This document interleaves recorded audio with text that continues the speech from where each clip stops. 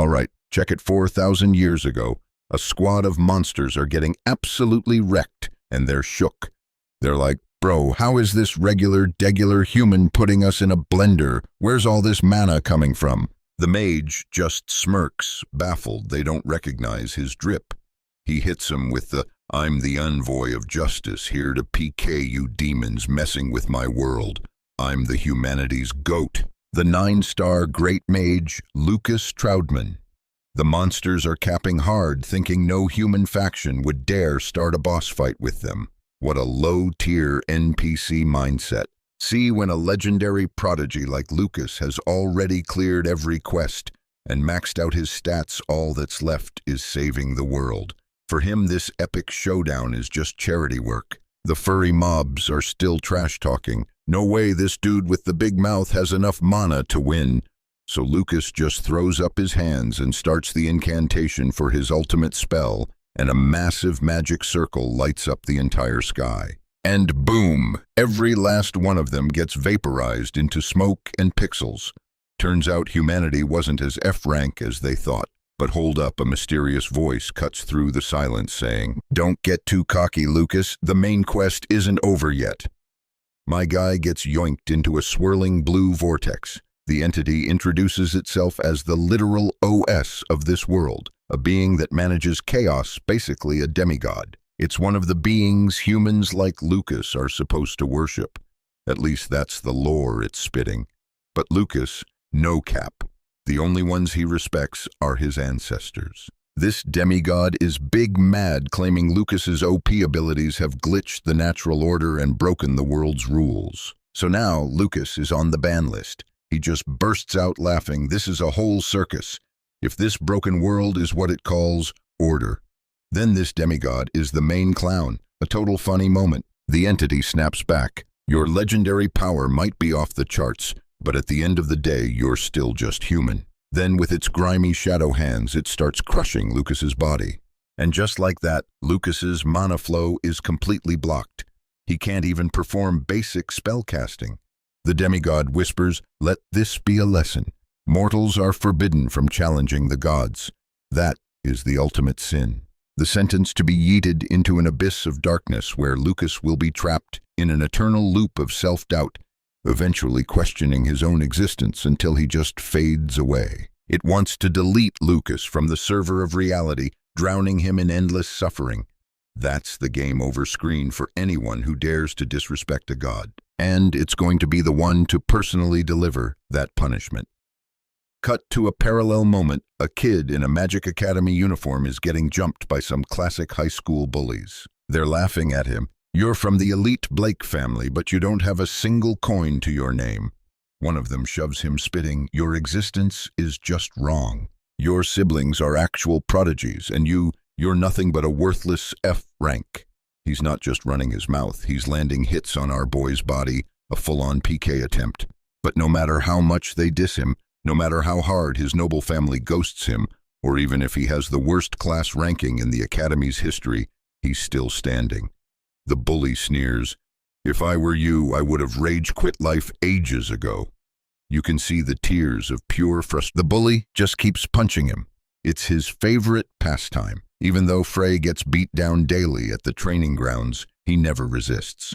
He's become their personal punching bag, a quest they grind every day. The whole squad joins in on the beatdown. Frey's in so much pain he can barely choke out, "Stop," but they completely ignore him. They just stomp on his head for good measure. "Tomorrow's the combat magic practical." The lead bully grins. "And guess what? We're partners." This is the moment he's been waiting for. It's his chance to legally turn Frey's life into a horror movie. His goal for their little tournament match, to beat him so bad he can't even stand up again. They finally leave, telling him not to wander off. "Go straight home and get some rest. You'll need the HP for tomorrow's beatdown." Left alone, Frey is consumed by rage and pain, his hands clenched tight. Right then, he desperately wishes for a breakthrough. He wants to be stronger. And at that exact same instant, back in the void, the Archmage Lucas hears that desperate cry. He glances around, sees nothing, and chalks it up to a hallucination. It seems Lucas is about to log off for good. This divine punishment is literally de-leveling his existence, cell by cell.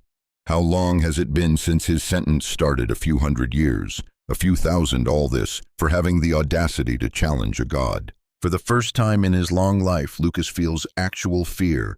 And that voice, "I want to be stronger," it won't stop echoing. He realizes it's not a hallucination.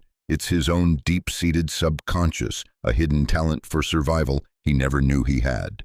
He never imagined he could be this weak. Meanwhile, back with our underdog, Frey is getting destroyed again, but this time it's a boss fight with his own father, who's kicking him out of the family. His dad is fuming, refusing to have a son who's tanking the family's reputation. Frey asks, "Is being weak a sin?" His father's aura flares with rage. "Don't you dare ask me such a foolish question. The noble Blake family doesn't accept anyone with zero potential for cultivation or awakening." And so Frey, even though he's his own flesh and blood, will from this day forward be treated as if he never existed in his father's life. And in turn, this father never existed in his. He just turns and walks away, leaving Frey alone with his tears, a true rock-bottom moment for his character development. Back at Frey's place, a rundown wooden shack, totally eclipsed by a grand, majestic castle.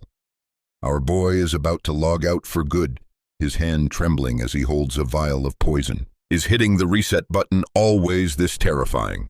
Meanwhile, in Lucas's dimension, my man is having a full-blown existential crisis, questioning his own reality. He's absolutely tilted. A god, what a joke. Order and rules in a world this unfair and meaningless. It's all cap.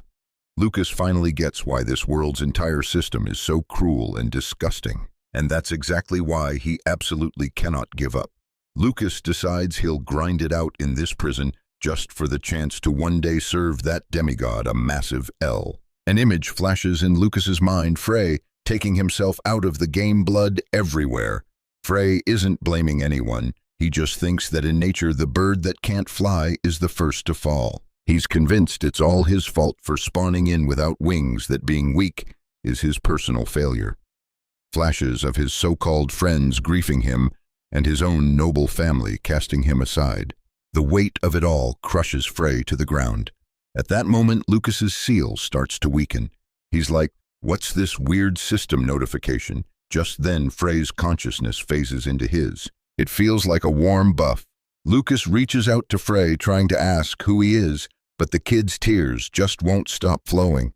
Frey wishes that if he gets a respawn, he'll launch himself off the ground and fly to the edge of the horizon, to a place where he can finally see the world from above. Frey's only wish was for strength, for a pair of mighty wings and some legendary power. The moment Frey's soul fades, Lucas's consciousness snaps into place. He has awakened inside Frey's body. Low-key, they look almost identical, just a different hair color stat. Lucas is back online, staring at his new hands. It takes a few minutes for the system reboot to complete before he stands up. Finally, he's back. 4,000 years of being AFK is a crazy long time. And this body, it belongs to Frey, humanity's weakest F-rank underdog. But the new player in control is Lucas, the greatest Archmage to ever exist. From now on, he is Frey, and Frey is him. Since the kid gave Lucas his freedom, Lucas will grant his final wish and give him those mighty wings. He opens the window and glares at the moon. In the dead of night, he points a finger at the sky. "You demigod they call God, just wait. It won't be long now. I'm coming to make you pay for everything. See you at the epic showdown." Bold words, but if God hears this trash talk, he might just get banned again. Besides, Frey's body can't handle the full mana pool of a great mage. First quest, replenish the missing energy. He has to start his cultivation and strengthen his core to start gathering mana. To get ready for the final boss fight with the demigod, he has to recover his power and level up ASAP. Lucas decides to play it slow and steady. This is the one chance he's gotten in 4,000 years. He has to stay calm, suppress his rage, and focus on grinding his current abilities. After a quick session on the training grounds, it feels like he's already reached the 5-star rank. Then suddenly he doubles over, vomiting something nasty. It's the impurities from Frey's body. They've been accumulating for years. He has to purge it all, every last drop. So yeah, he spends the entire night just power puking his guts out. The next day, at the Magic Academy, Fatty Jock asks David, "Yo, why are you here so early all of a sudden?" Turns out David's just super hyped for today's class, so he can totally wreck Frey. Jock tells his boy to take it easy. Don't injure the kid too badly. Oh right, Jock mentions he saw Frey near the infirmary yesterday, running off with a bottle of sleeping pills. They figured he was planning to self-delete. But they bet a weakling like him wouldn't have the guts. So Frey's potential to unalive himself became a betting pool for them. Meanwhile, by morning, Lucas has finally purged all the impurities from Frey's body. The amount of toxic gunk was insane, especially for such a small body. Lucas sighs, realizing this kid's life must have been a non-stop tragedy. At the Magic Academy's cafeteria, it's lunchtime. All the other students are just staring completely shook as Frey inhales his food like he's been starving for a week straight. He thinks the food is amazing, the soup is especially bussin'. The culinary arts have definitely leveled up in 4,000 years. Everyone's whispering, gossiping about his identity. Lucas can't believe it. He, a legendary mage, is stuck in high school with a bunch of NPCs, but he's out of options. He can't catch up on 4,000 years of world updates with just Frey's memories. He needs to learn the current world's meta to figure out how to take down that demigod. Rushing this would be a mistake. Lucas pushes the classroom door open. Jack and David have already settled their bet about whether he'd off himself. They're rambling about something he doesn't really get. Then David sticks a leg out to trip him. With a smug grin, he asks, "Well, look who finally decided to show up, buddy." They clearly think he's still the same weak underdog they can grief whenever they want. Oh, how the patch notes have changed. This Frey is now running with the legendary power of the great mage, Lucas. Giac grabs him by the head, demanding 10 lunch tickets because he lost their bet. "You not dying cost me, dude, pay up." Who the heck are these NPCs to be laying hands on you from the looks of it? Lucas could tell these weren't friends. Bruh, every generation has these wannabe elite student bullies. Frey's body started shaking in front of this smirking punk. Lucas was genuinely shook that he was trembling. It was the first time he'd ever felt that. It must be Frey's body hardwired with a fear debuff from these losers. Jack swung at him, but whoosh, total miss. The goons were lagging, completely confused, like wasn't Frey standing right there a second ago? Jack was right there, right. So how did he just teleport? Lucas finally got it. These were the clowns who pushed Frey to log out of life. Jack saw his new icy glare, raised his fist, and went for another swing. But it was like a force field yeeted him across the room a billion miles. Jack slammed into the wall and crumpled into a heap, bleeding all over. Lucas didn't even lift a finger, literally. Just keeping his hands in his pockets was enough to nearly PK the guy. The whole class erupted, clueless as to why Jack suddenly went unconscious. Lucas realized it was kinda cringe to go all out on a kid. Talk about giving Frey special treatment. I mean, the strongest Archmage in history throwing hands with a low-level student. That's actually hilarious. With that thought, Lucas covered his face and let out a little chuckle, leaving the entire class even more confused. David's brain was still buffering, trying to process Frey's sudden level up. There was no way an F-rank underdog could pull off a move like that, right? The commotion brought Professor Dai running. The students explained that Jack just randomly passed out and wasn't moving. The professor rushed over to examine the marks on him. This was a high-level, mana-based attack skill. Not even the professors at this magic academy had the control to do this. So who the heck was the caster? Professor Dai looked around the room, totally spooked. During class, Professor Dai had to take Jack to the nurse, so Professor Kevin came to substitute. He announced that Jack was just unconscious. His life wasn't in danger. The infirmary said he'd wake up tonight, so they should stop worrying and focus on the lesson. Now, Professor Kevin, he was a total creep. His eyes scanned the room, landing on the female students with a little too much enthusiasm. He thought the vibe in this class was great because it had way more girls than the others. And his attention got snagged by Isabel, a gorgeous girl with long orange hair. Then he noticed Frey sitting in the lecture hall and found it a bit strange. All the female students were already whispering about the thirsty new prof.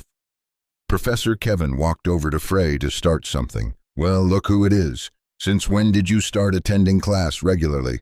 Lucas just sighed, face-palming internally. For real, he thought Frey was some diligent student grinding his stats, but turns out he was a professional skipper.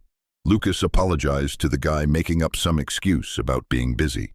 The female students kept whispering, "He's such a creep, always picking on students." Kevin got confrontational. "Are you saying there are things more important than my class?"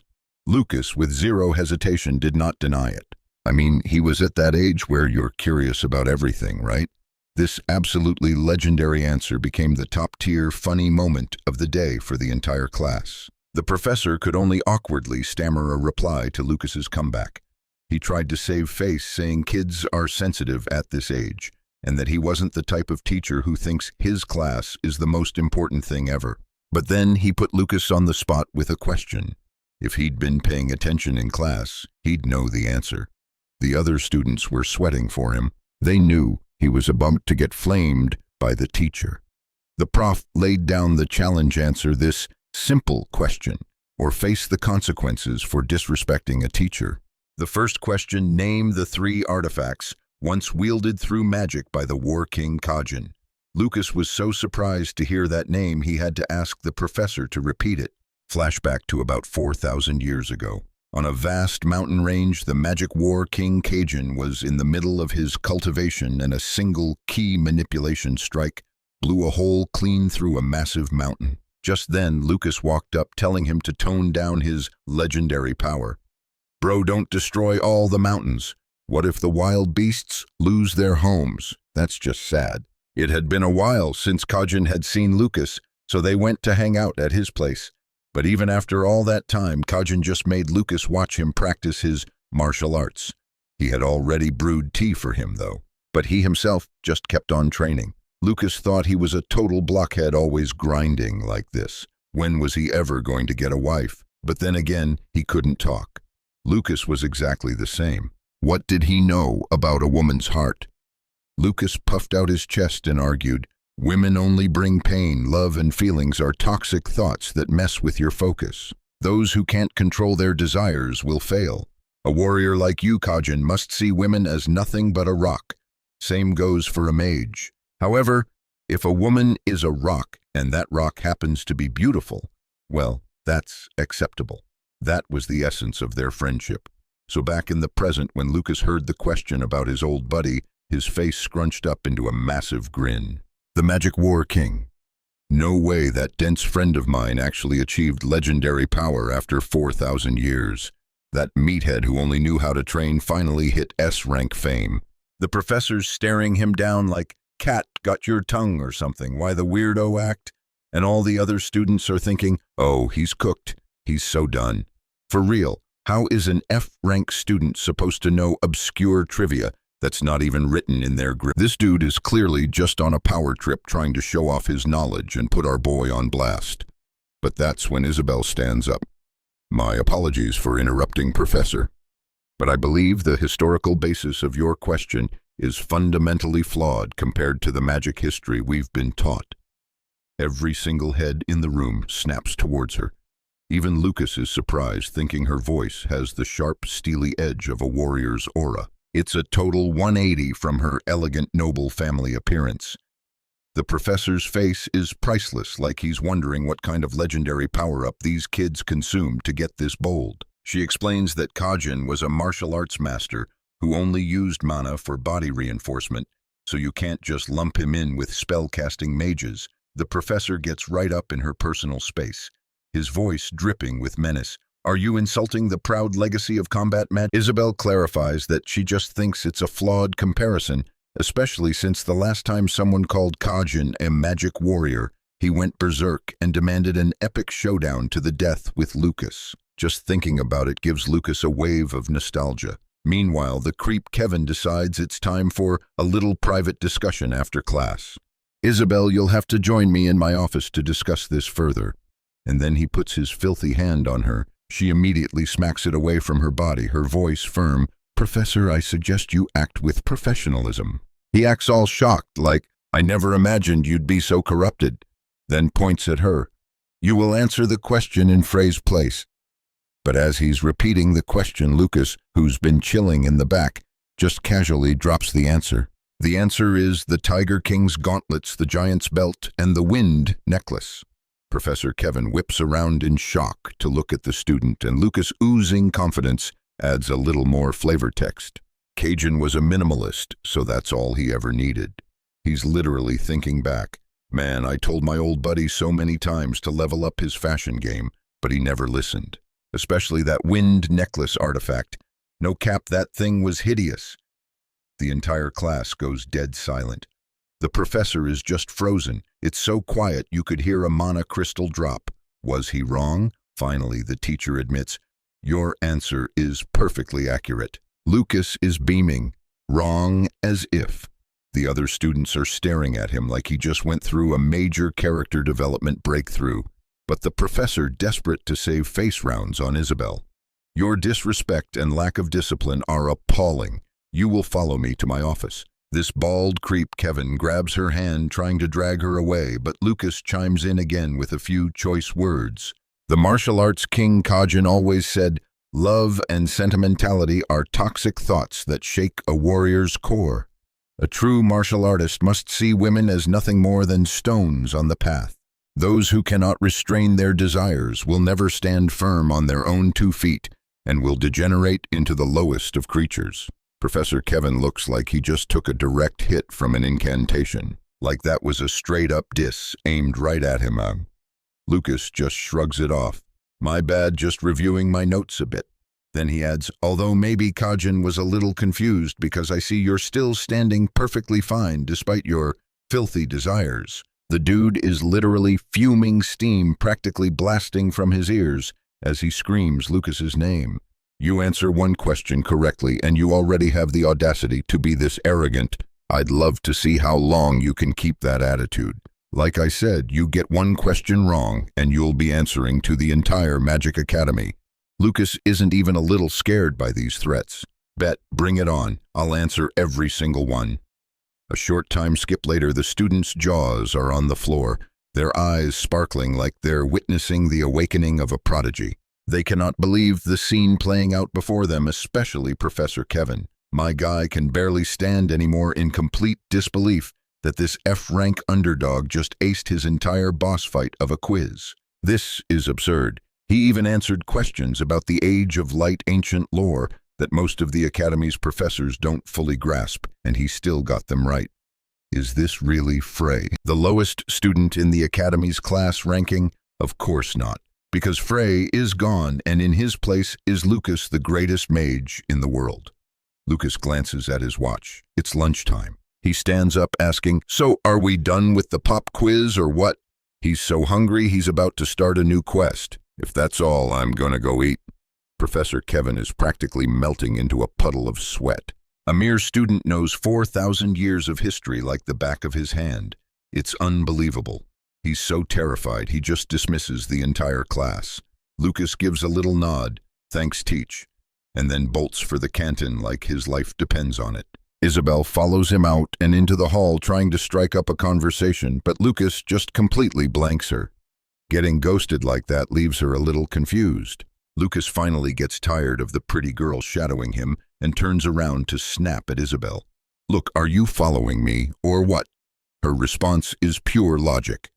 Not at all, this is also my path to the canton. He just scoffs. Then why are you talking all formal and weird? Isabel explains it's a tradition in her noble family. She's required to speak with formality. At the canton, Lucas's table is absolutely stacked with a mountain of food. Isabel can't believe her eyes. You're going to eat all of that by yourself. Lucas just laughs. Hey, you try going on a forced fast for 4,000 years and see if you don't turn into a hungry beast. The girl has absolutely no clue what he's talking about. He can't really explain it, so he just asks why she sat with him. Isabel, worried he's getting the wrong impression, quickly explains that it's only because there are no other empty seats around. She's like, yo, you seem to know the lore on the Age of Light. Let's talk. But my guy Lucas is clueless, literally has zero idea what she's on about, at least according to Isabel's read on him. 4,000 years back, 4 legendary mages basically kickstarted that whole era. It got its name because that was the absolute golden age for magic, when spellcasting and mana cultivation were at their peak. My dude, however, is just grinding through a mountain of food, not really vibing with her history lesson. All he can think is how magic hasn't had a single level up in 4,000 years. In fact, it got seriously nerfed. He's majorly disappointed, guessing some demigod probably meddled with the world's stats. The 4 greatest legends in magic history were the War Magic King Cajun, the Great Sage Sway, the Dark Witch Iris, and finally, the most OP mage of all time, Lucas Troudman, who just so happens to be Isabel's #1 idol. To her, that's a dude with legendary power. She straight up says if he were still alive, she'd gather her best artifacts as an offering and propose. Hearing the word propose, Lucas, with a mouthful of food, does a full-on spit take, choking on everything. He then bursts out laughing, which just confuses Isabel. Bruh, this kid hasn't even had her own character development arc yet, and she's already talking about marriage quests. That's a funny moment right there. He gets the fangirl vibe, but no cap. He's not into kids. Isabel's face goes tomato red as she calls him rude. She's like, "I wasn't talking about you, weirdo." Across the cafeteria, everyone's attention is now locked on Isabel having lunch with the F-rank underdog, Frey. The gossip is already spreading that Isabel, the Academy's #2 ranked elite student, was seen following him around. Talk about a plot twist. Even David from a top noble family got curved by her, yet Frey lands the side quest. Right on cue, David himself walks over with his lunch tray, and the chatter immediately dies as everyone scatters. David sees the cozy scene between Isabel and Frey, and you can practically feel his rage aura flaring. Isabel, totally oblivious, brings up the professor's pop quiz from earlier about Sway's 2 methods of cultivation. Lucas had answered assimilation, amplification, and struggle. But she's confused because every grimoire she's ever studied says his methods were only assimilation and amplification. So now she wants Lucas to spill the tea on the hidden struggle method. Lucas just keeps demolishing a loaf of bread, clearing nearly everything on the table before finally asking what her mana level is. She's a solid level 3, which is actually prodigy level for her age. Isabel then points out that the way Lucas talks, it's like he's lived for a long, long time. And for once, that's no cap. Lucas casually admits he's lived for ages. She's like, "Wait, so you're not the same age as me?" Lucas hits her back with a yes and no, leaving her totally confused. Just then, Lucas finishes off the food. Boss leans back super full, and as he grabs the stack of plates to dip, she stops him. He hasn't answered her question yet. What exactly is the struggle method? He tells the kid she needs to read more books, explaining that what's in his head isn't just knowledge.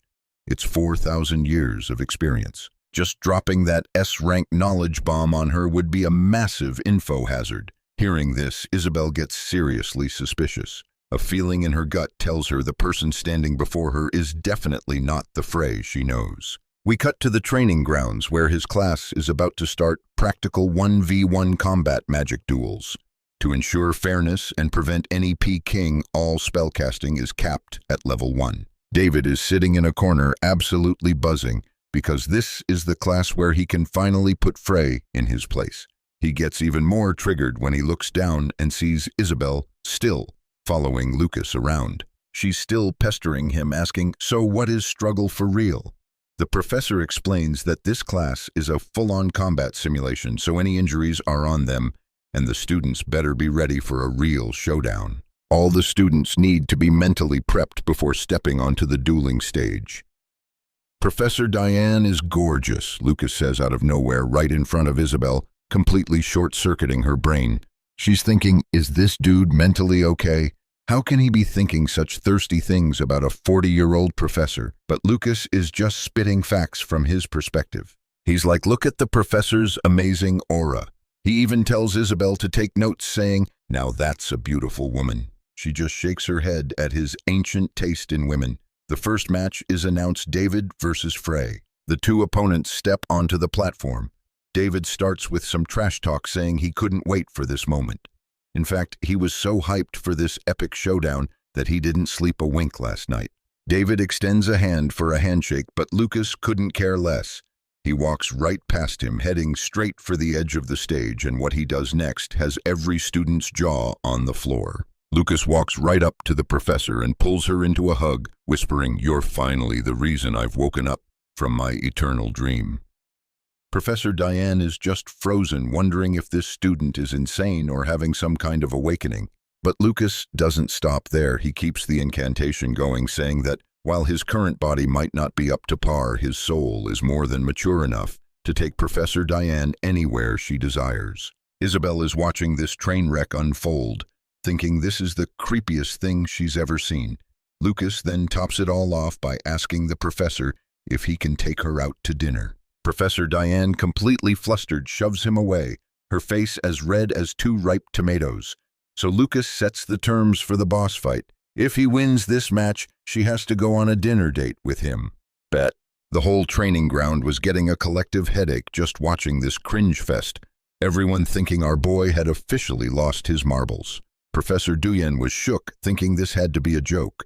With his basic 1-star mana level, how could he possibly win against a 3-star combat magic user? But she agrees to the bet if he pulls off this miracle dinners on her tonight. Duyen's face turned beet red. Her eyes were practically vibrating as she tried to calm herself down, telling herself not to do something this embarrassing, to get a grip and not get flustered over a young prodigy like Lucas. David straight up asks if he's mentally stable, saying he had no idea Lucas's tastes were so unique. Or wait, was this whole act just a 5D chess move to get the professor to call off the boss fight? Why would he even need to do that? David saw that underdog energy and just knew. Lucas must have had a great night's sleep. He found it hilarious that Lucas just didn't get the situation. Then he tells him to listen up. He's gonna start this PK session by nerfing his voice box. Then he'll slowly snap each leg and arm, so there's no way he can escape. Lucas, completely unbothered by the villain monologue, just stands there casually mining for nose gold. David points at Lucas, declaring that today is the last day he'll live as a normal person. Lucas just wonders out loud what kind of 1-star spell could even dish out that much damage. But David hits back with pure noble family arrogance. "I'm David. I can do whatever I want." The professor signals the start of the epic showdown, and David immediately casts Stone Fury. The entire stadium went silent, shocked he'd use that move. Even Isabel was worried, rushing to ask Professor Duyen, "Didn't you just say we could only use 1-star combat magic?" Duyen confirms that the elemental magic David's using doesn't break the rules. It's something only a direct heir of his family can use, a little something called signature magic. It's a seriously powerful incantation. If all the conditions are met, even a 1-star magic user can cast it. A signature spell is meant to represent a family's legendary power, and this clown is using it to bully another student. David got a smug look on his face, thinking he'd finally scared Lucas. But nope, Lucas was just charging up. A magic bullet of pure light starts glowing in his hand, enveloping the whole arena in its aura. And now everyone was curious. David just laughed when he saw the magic bullet. A sewer trying to make waves in the ocean for real. How could a basic magic bullet possibly go toe-to-toe with his Stone Fury? He let out a huge laugh, thinking that F-rank spell was the only thing in Lucas's grimoire. But with just a single point of Lucas's finger, his Stone Fury was completely shattered by the magic bullet, and the massive pressure wave sent him flying. David was coughing up a lung, sprawled out on the wrecked training grounds as the entire stadium absolutely erupted once again. The media was going nuts over this insane solo performance. No one could hide their shock, not even Professor Duyen. David just lay there, a mess of tears and snot streaming down his face, groaning without making a sound, realizing his voice was completely gone. 2 upperclassmen watched from the stands, thinking this whole situation was a hot mess. They heard this was just supposed to be a C-rank magic practice. So why did it have the destructive power of a full-blown tournament final? Lucas asks him if he feels embarrassed using his signature magic in a simple training session. Or did you put on your anti-cringe cream this morning so you can't feel the shame? He roasts him for disgracing his own noble family's name. David was seething with rage but couldn't say a word. His vocal cords were officially offline. Lucas then mocked him, "So after you were done with my voice, what was next?" "Oh right, slowly breaking my arms and legs. And he casually materializes another magic bullet, his eyes colder than ice as he stared David down. His opponent's eyes were screaming, "I was wrong, my bad, I'm sorry." But not a single sound came out. Lucas flicked the bullet into his body and David screamed in agony. "Hey, he came up with this whole twisted plan, right? If you dish it out, you gotta be able to take it." Isabel decided this was way too much and told Professor Duyen to stop the match. The winner was obvious. But according to the rules, since David hadn't officially surrendered, the fight couldn't end. Isabel wanted to plead, but the professor shut her down, reminding her she was crystal clear from the start. This class was going to be exactly like a real-life battle. On the long path of cultivation to becoming a mage, she also warned Isabel to never show weakness in situations like this. She would have to learn to be ruthless in every fight. Meanwhile, Lucas was still schooling David. If you're gonna bully someone when the tables are turned, you better be ready to accept the consequences. He tells him it's because of trash mobs like him running around calling themselves mages that the magic world is in such a slump. For the sake of a cleaner society, you should probably never use magic again. David was practically peeing blood listening to every word. Lucas then walks over and says, "Just kidding, my guy. You think I'd actually break your arms and legs?"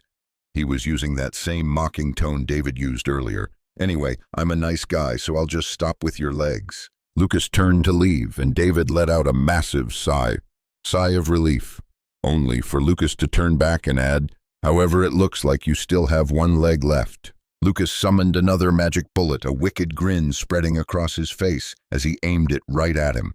The sheer terror in David's eyes said it all. He was truly deeply screwed. The two upperclassmen on the walkway eyed on closer inspection. The freshman's combat magic skills were actually pretty clean. After the class wrapped the tea about that epic showdown spread through the entire Magic Academy like a virus. The so-called F-rank nobody Frey that everyone dissed. He absolutely demolished David. Word is, David got sent home with his legs and vocal cords permanently nerfed. His entire future as a mage totally bricked. But low-key, nobody felt bad for him. David was a major tool, so everyone agreed it was just karma logging in.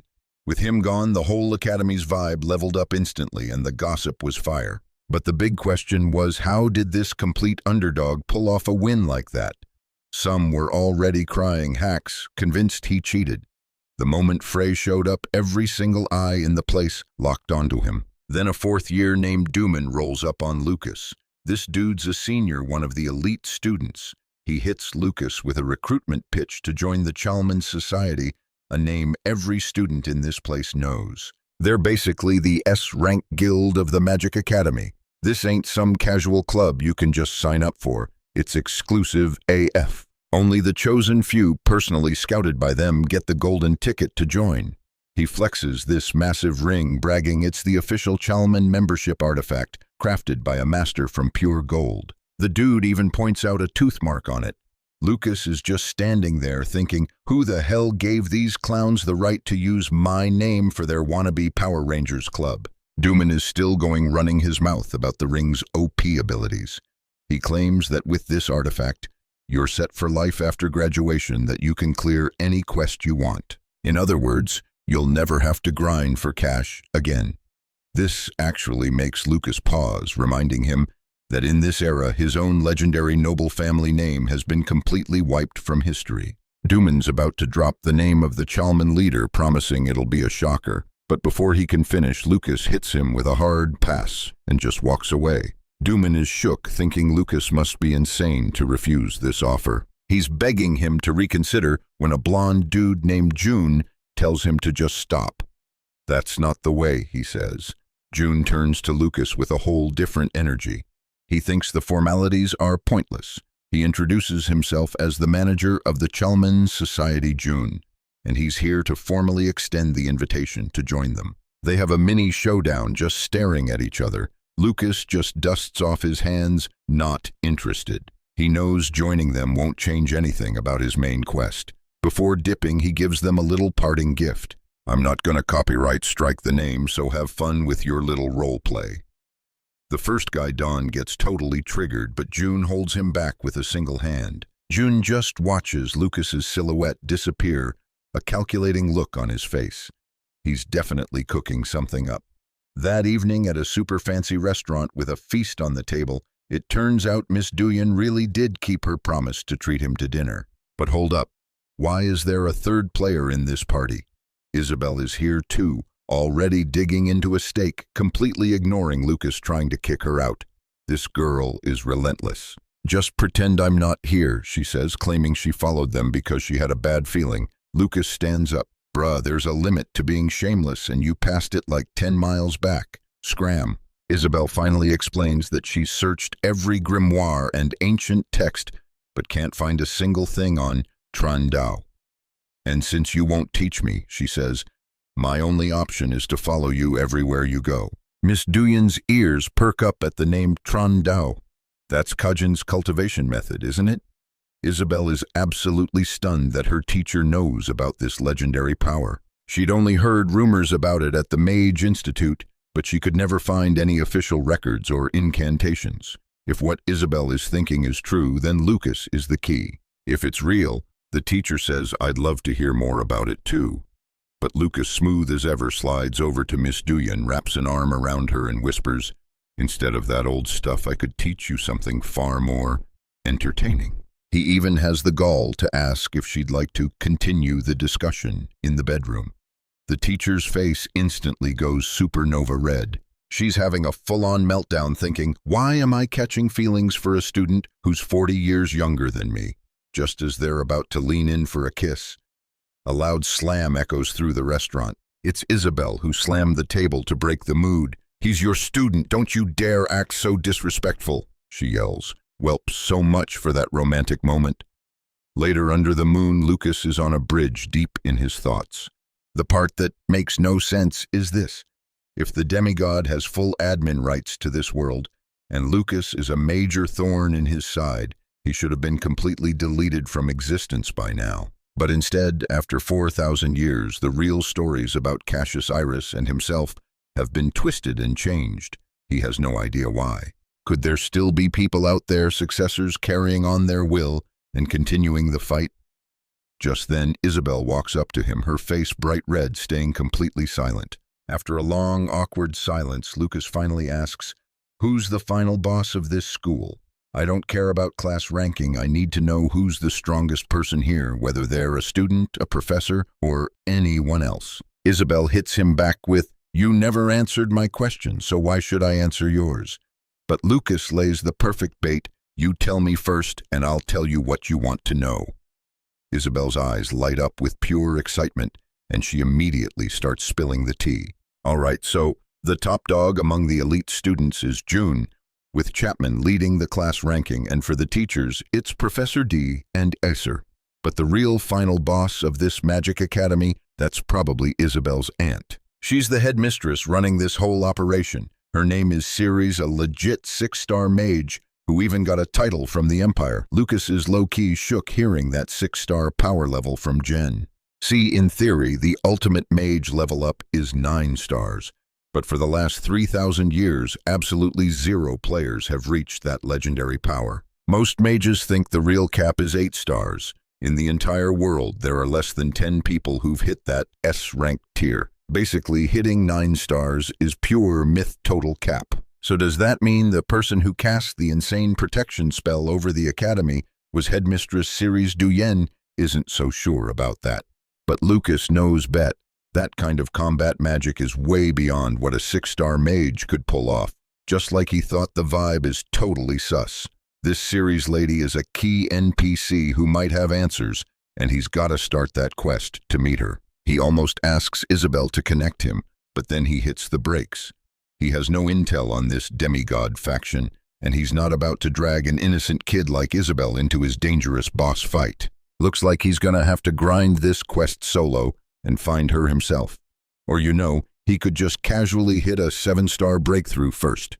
Easy. Hearing 7-star, Teacher Duyen just laughs.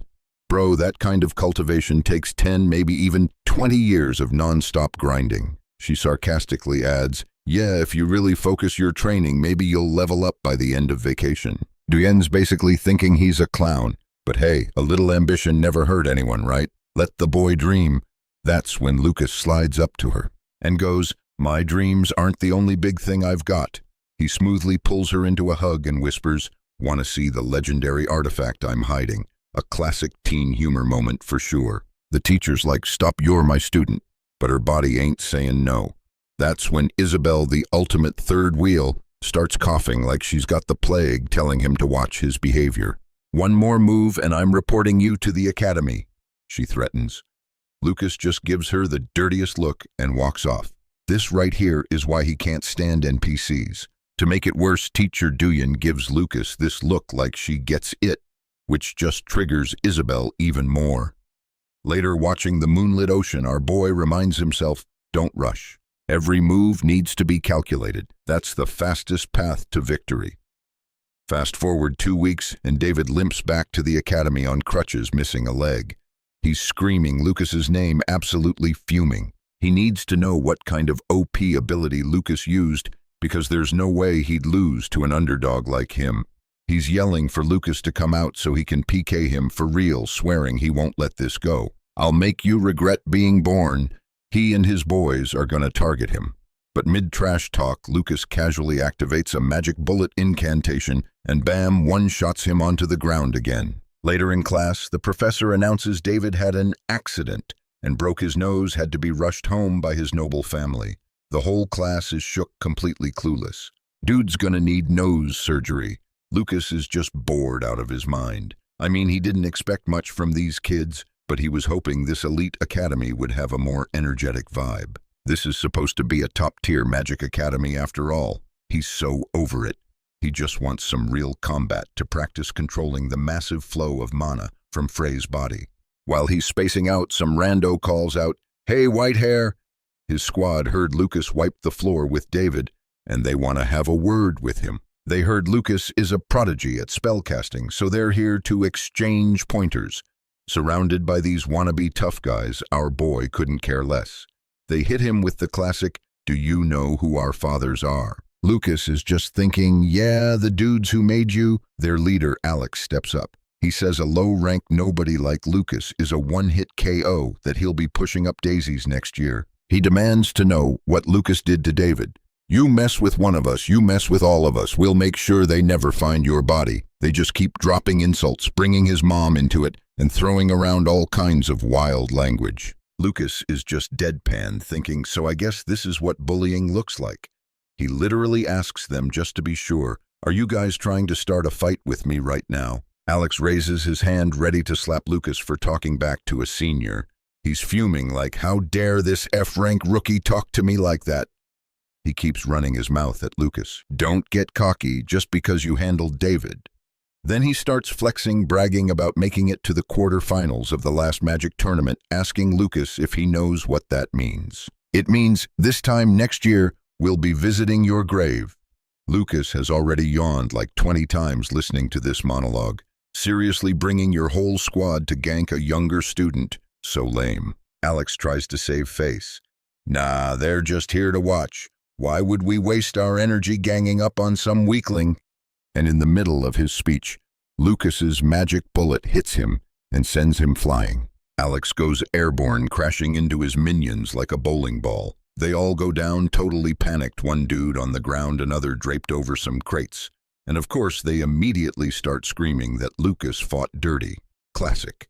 Bro straight up attacks Alex mid-monologue, totally interrupting his villain speech. Not cool to PK someone while they're talking, Lucas. My bad guess, it's your fault for taking too long. Deal with it. My guy just doesn't get why he's wasting time watching these NPCs do their little side quests. Being called kids, they get even more heated. The big dude boasts he's the eldest son of the noble Jewel family, while Hatboy flexes about being Frey, the second child of the Pinot family. But Lucas could care less what their family name is. To him, they're just mana bolt practice. The moment he says it, his spellcasting takes out the two loudmouths instantly. The whole squad charges, trying to dogpile him. But by just spamming his basic mana bolt, Lucas wipes the floor with the entire crew. He's getting kinda bored low-key. These nameless mobs do nothing but introduce their clan and then get one shot. At this rate, their F-rank energy is going to debuff his S-rank potential. You know what they say, hang with prodigies and you level up. Hang with noobs and you'll get paper cuts. Meanwhile, back at the Magic Academy, the bell for break rings out and our boy is just passed out on his desk, completely ignoring the world. A voice cuts through the haze asking what Lucas has been up to lately.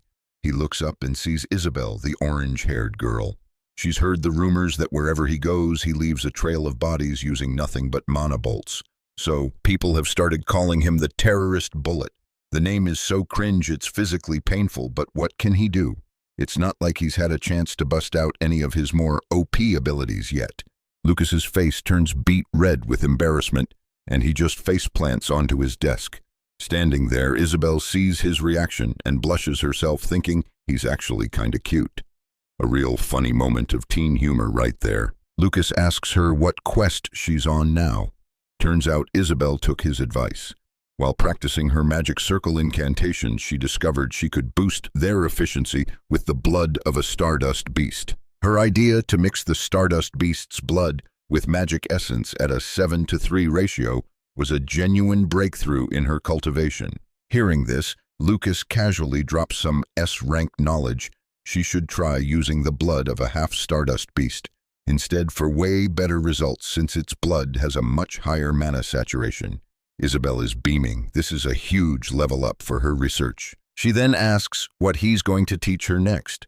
Lucas is hit with a massive question mark debuff, sitting up to look at her like, wait, what? When did I ever agree to be your master? But Lucas thinks for a sec and figures why not. After all, the girl's got some serious hidden talent. With his personal coaching, this prodigy could probably hit 7 stars in no time, or maybe even break through to 8 stars. He softly says her name, telling her he'll teach her about real combat. Isabel's eyes light up. She can't believe this side quest is actually happening. He's going on a hardcore grinding trip to a remote location this vacation. If she comes along, she'll get to witness an epic showdown or two. However, it's a high-risk zone where one wrong move could mean getting deleted. If she doesn't have the confidence, she can just stay home. But before Lucas can even finish, Isabel agrees to go without a single hesitation. The girl looks him dead in the eye with pure determination, practically begging him to let her join his party. And just as they planned, Isabella shows up lugging an insane amount of luggage, like she packed her entire inventory. Lucas just stares, his face a perfect 3 dots emoji. What's with all the gear? We're going to the training grounds, not on a 5-star camping trip. Isabel huffs. A lady needs her artifacts you wouldn't understand. Blushing, Isabel asks where their quest is taking them next. Lucas scratches his head, admitting he hasn't fully planned it out. First stop, the Hispin mountain range, a region basically known as a boss-level paradise for monsters. Lucas then asks if she knows the way there. She drops her mountain of suitcases with a thud and a heavy sigh. Lucas and his zero-planning-all-action vibe never cease to amaze her. Isabel pulls a map out of her ridiculously oversized baggage.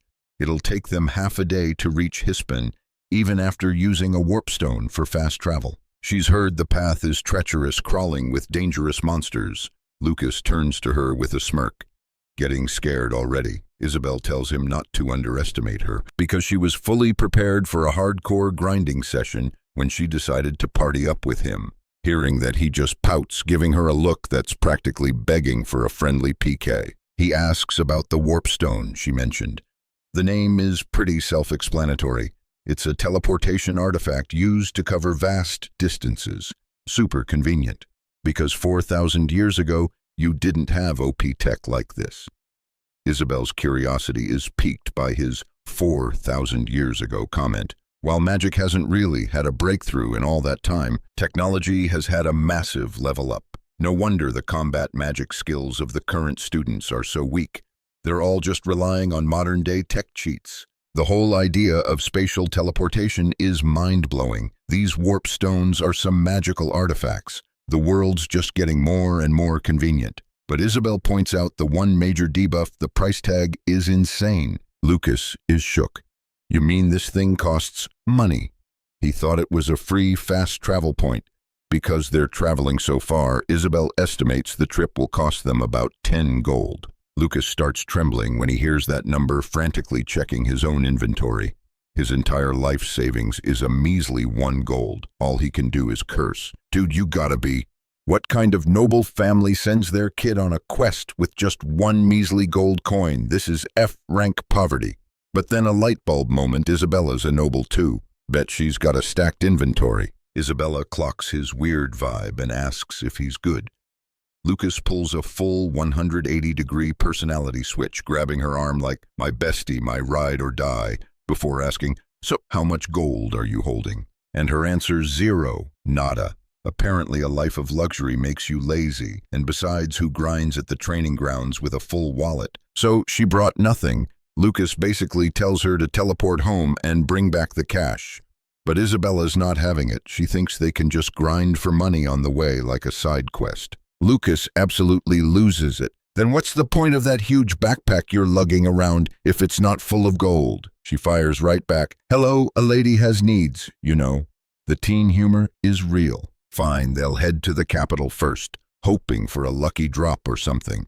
He asks her, have you ever actually worked a day in your life?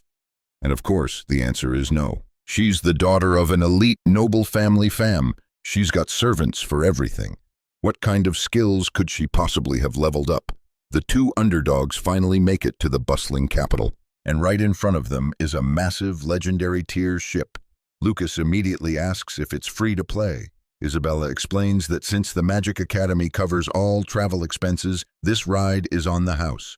She also points out the area is packed with other students. Lucas's next quest objective is food. Hearing there's a pro chef on board has him practically drooling. Man, I love my Magic Academy. But just as his hype levels are maxing out, some NPC hits him with a debuff, sorry, the ship's full. The next one isn't for another 4 days. Lucas literally has a blue screen moment and crashes on the spot.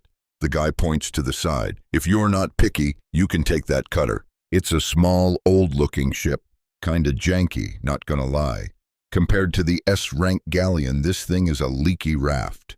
A real river versus the ocean situation. But hey, sometimes you gotta accept the F-rank starter gear. The guide explains the route. The ship stops at Gan, and from there it's a 5-day journey to Kovi. And naturally, it's free for all Academy students. Lucas just scratches his head and mumbles thanks. Meanwhile, a crew of pirates is feasting, planning their next big score. Everything's prepped, just like the captain ordered. The pirate captain gives the order. They make their move tonight. This is gonna be a day to remember. Then he starts flaming some dude with an eye patch. The guy defends himself, saying the eye patch is a pirate icon. Bruh, what a total noob. You're supposed to just cover your eye, not actually gouge out a perfectly good one. But then again, what pirate crew is full of well-adjusted people? They point to a map revealing tonight's target. The ship docking at Gan. The plan is to launch a surprise PK the moment it passes the Osco archipelago. Tonight's gonna be a fun server event. The eye patch guy asks for the ship's name. The captain blows a gasket, screaming that he's already told him 1,000,000 times. If he forgets again, he's gonna PK his other eye himself. The target is a ship loaded with rich players, the Cocktail. Back on the dock, Lucas and Isabella have boarded and are setting off. A crewmate welcomes everyone aboard. The captain introduces himself as Mark. Isabella, ever the proper noble, goes up to him hoping for his guidance during the trip. She's super grateful for this ship, otherwise they would have been stuck in that town for 4 more days, stalling their main quest. She notes that while the ship looks decent, it's surprisingly empty.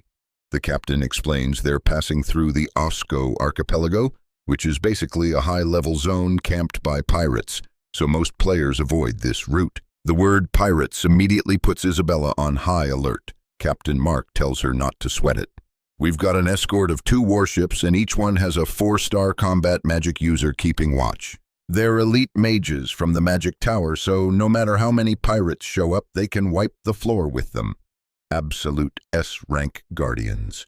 The 2 mages on the warships are even rocking opposing elemental auras, 1 blue and 1 red. Classic.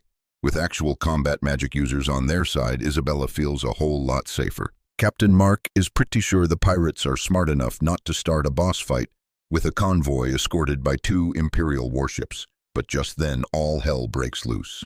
People are scrambling, yelling that pirates have appeared. A massive ship slowly emerges from the mist. The captain is in total disbelief, unable to process that it's a real pirate vessel. A crewman reports the worst possible news: their escort is gone. Both Imperial warships have been sunk. No, that's impossible. How could a random pirate ship have enough legendary power to sink two fully staffed warships?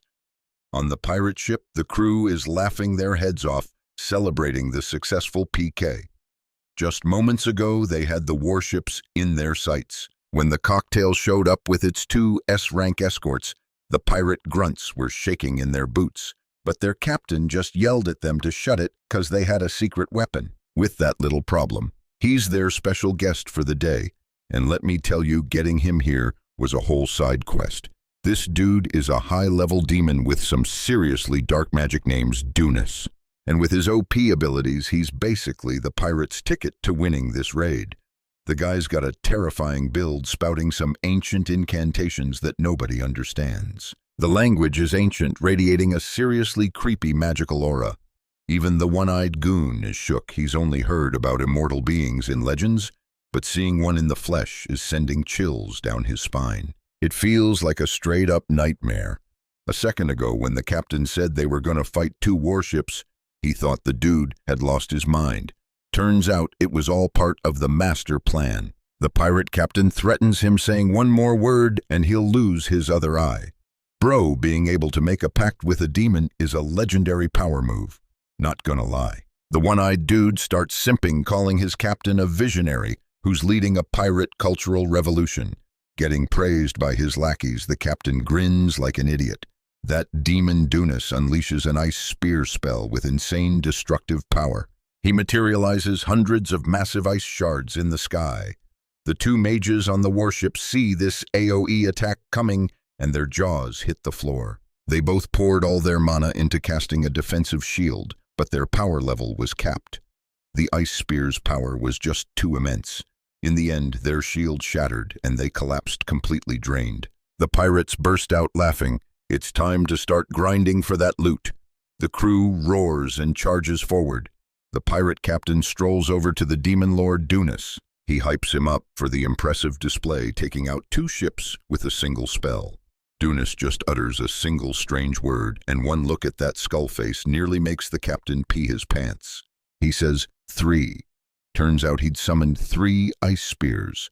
So why is the main ship totally fine? The pirate captain, not wanting to sound disrespectful, still voices his wish not to attack that ship, since he needs to take the people on board as hostages.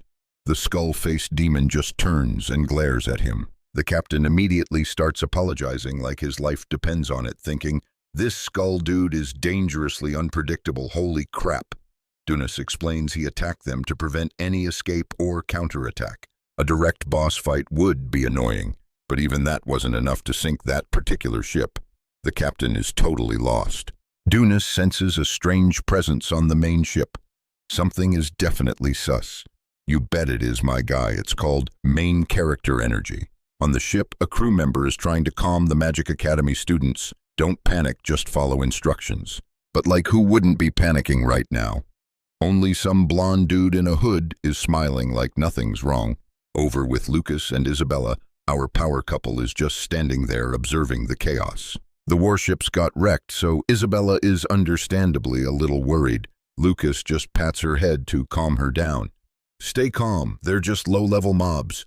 The thing he's actually worried about is that 3 ice spears were fired from the sky, but only the one aimed at their ship straight up vanished. And here Isabella was thinking Lucas pulled off the epic save. He denies it wasn't him. He admits he sensed the hostile mana, but he couldn't stop it. Right now, he feels as useless as his F-rank persona Frey. Suddenly, his mind goes completely blank, just like when he faced the demigod.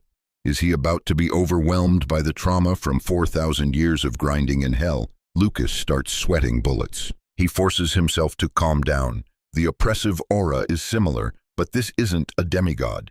This is Andrus's mana signature, a whole different kind of boss. Isabella is thinking, if it wasn't Lucas, then who the heck was it? He doesn't know either, but whoever it was, they have his thanks for protecting the ship. Just then, the pirate ship rams straight into theirs, sending the passengers into a fresh wave of panic. The pirates throw rope ladders across every single one of them, holding a sword and looking ready to PK anyone in sight. The ship is filled with desperate screams for help. The pirates have begun their assault and things are getting messy real fast. The one-eyed goon notes that for a small ship, it's packed with passengers.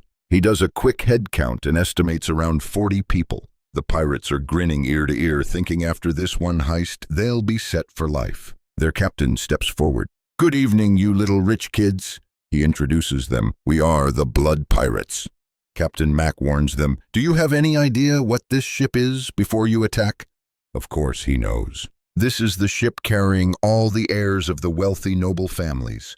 After saying that the pirates just hug each other and laugh their heads off, a young man in a Magic Academy uniform stands up and starts trash-talking them.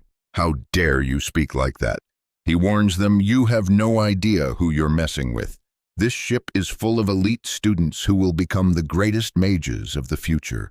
You guys are about to learn you robbed the wrong ship." The kid starts his incantation preparing to attack when a flash of light zooms straight at him. It's a knife. It slams right into him. The pirate captain looks proud of his perfect skill shot. "Now I wonder who should really be scared here." And he lets that question just hang in the air. If he'd used a full-blown incantation, they'd all be toast. The dude is shaking in his boots, ghost white, and peeks over to see the knife is literally 1 millimeter from his throat. But hold up, Lucas just clocked something. That dagger was on a beeline for the dude's neck, but its trajectory got nerfed mid-flight. He knows exactly who messed with the spell casting. It was the hooded figure, the same one who shielded the whole ship from that first attack. This mysterious prodigy walks over to the scaredy cat and is like, "Yo, pirates aren't some F-rank mobs you can just aggro." He warns the guy to stay quiet and not start a side quest he can't finish. Meanwhile, One Eye's crewmate roasts him like, "Bro, you have 2 eyes. How'd you miss a stationary target?" The captain's excuse, "Nah, I missed on purpose for the loot chill." But then he whips out some throwing knives, saying playtime's over. It's time to get serious and grind for real. He orders his minions to grab a 4-eyed student. This kid is so terrified he trips, falls, and straight up wets himself in front of everyone. The captain plugs his nose, clowning on him. LMAO, a future mage just leaked his mana. He tells his goons to wash him up, and they literally just yeet the poor struggling guy into the ocean. The student Orca from Class 2 screams for help before getting dragged under. He just got PK'd for real, sending the other students into a rage. They start drawing their wands and artifacts, ready to throw down some combat magic for Orca. But the pirate Captain Bro could not care less about their tragic backstory. He lets the elite students get all emotional, then, with a literal snap of his fingers, he wipes the floor with them. That's the legendary power granted by his pact with the demon Donal, an OP ability for clearing out trash mobs. Everyone stares in horror, then a freaking skull materializes out of thin air. The big reveal, this dude's a lich. Isabella's eyes go wide. She's shook. A legit lich. She can't believe these pirates made a pact with an immortal entity. Their brains must be smoother than a polished orb. Immortal beings don't just sign contracts with humans. She knows what's up. The pirates are being manipulated, totally clueless. They're just pawns in a bigger game. But they're still yelling about how they only care about the money. Everyone's thinking, these guys are certified insane. Greed has its limits, my dudes. Isabella is so scared she's got a death grip on Lucas's arm and he's got to peel her off because he's overheating. He thinks the air is just super humid, but then he looks down and oh, nope. That's just Isabella's sweat soaking his entire sleeve. A truly funny moment amidst the chaos. Isabella explains why this is a "we're boned" situation. This isn't just a pirate boss fight. A lich is at least a 5-star threat, basically S-rank territory. Now it makes sense why those 2 4-star mages got absolutely clapped earlier. The lich's voice booms, demanding the one who blocked his magic to show themselves. He knows they're hiding in the crowd, a hidden talent he's trying to smoke out. "If you don't step up, I'll wipe everyone out." And to prove he's not bluffing, he casts some insane elemental magic, summoning hundreds of ice lances in the sky, all aimed down. The vibe is pure terror. The pirate captain tries to be like, hey, remember the no killing the merchandise rule? But the lich hits him with a glare that just screams, shut up, and he does. That skull face is pure nightmare fuel. Suddenly footsteps echo. The mysterious figure finally steps out to face the boss. The lich asks, was it you who dispelled my spell? And homeboy just nods, bet. The lich demands his name. The figure pulls back his hood, revealing a mane of golden hair. The whole crowd gasps. They know him. Even Lucas recognizes this dude. It's June, the top dog from the Magic Academy's biggest guild. This is the same prodigy who tried to recruit Lucas the other day, and our boy turned him down flat. Isabella is just as shocked to see June step up. Looks like she knows him too. I mean, who at the Magic Academy doesn't know June? He's the leader of the Chongmen Circle, the most elite magic group on campus, and he's the heir to one of the most powerful noble families in the entire empire, the Jun family. Lucas plays dumb acting, all surprised, as Isabella starts listing off the Golden Boy's stats and achievements. She keeps going on about June's insane test scores. Apparently, she and June are always neck and neck, competing for the #1 spot in the class ranking. Lucas just side-eyes her. Are you trying to flex right now? She immediately denies it, like, what, no, while simultaneously flexing that she's also at the top of the academy. The art of the humble brag is strong with this one. She does admit, though, that while their scores are tied, June's raw talent for spellcasting is on another level. All the female students are blushing, looking at him like he's their celebrity crush. They're all whispering about how amazing it is to be on the same ship as a living legend. Seeing their senpai June, the whole ship erupts in cheers, thanking the heavens they've been saved. Isabella's theory is that if June could block the lich's magic, once he can probably win this epic showdown. But Lucas, our observant underdog, tells her not to get her hopes up. Isabella's confused, but Lucas already spotted it. June is struggling just to stand up straight. Looks like this prodigy might have a hidden debuff. That lich is a 5-star raid boss, minimum. And yeah, June just had a breakthrough and cleansed his mana channels, but he's barely a fresh-faced 5-star noob. The only reason my guy survived that attack was pure RNG luck, no cap. Isabella looks over at Lucas with those big, hopeful eyes, thinking he can solo this whole quest. But Lucas just hits her with a hard, nah, and shoves her aside, basically calling her a liability for trembling in her boots. You're just a walking debuff right now, get back. Total regret mode activated for June. He's still wiping blood from his mouth, thinking taking this low-key ship to avoid the elite student drama was the biggest L of his life. He managed to parry that combat magic spell by some miracle, but now his body feels like it's about to shatter into 1,000,000 pieces. The recoil damage is insane. June knows he's way under-leveled for this boss fight. Meanwhile, the lich is absolutely vibing, thinking he just found a legendary tier ingredient for some messed-up artifact. The lich has this super creepy self-satisfied grin plastered on his face. June, ever the prodigy, turns to the pirate captain and demands to know his endgame. The captain just blanks for a sec before answering. He spouts some noble-sounding nonsense about protecting the future sprouts of the nation as they pass through the dangerous Osco Islands, saying he couldn't just stand by and watch. What a hero complex. All the other pirate mobs start cheering, hyping up their captain like he just announced a double EXP weekend. The delusion is absolutely off the charts. The captain finally gets to the point after he escorts everyone to Consim. He'll just need a small fee. Bruh, we all saw it coming. This whole quest was just a gold farm from the start. June steps forward, playing the noble family card. I have a counteroffer. Take me as your only hostage. My family, the Jun clan, can pay double whatever you're asking.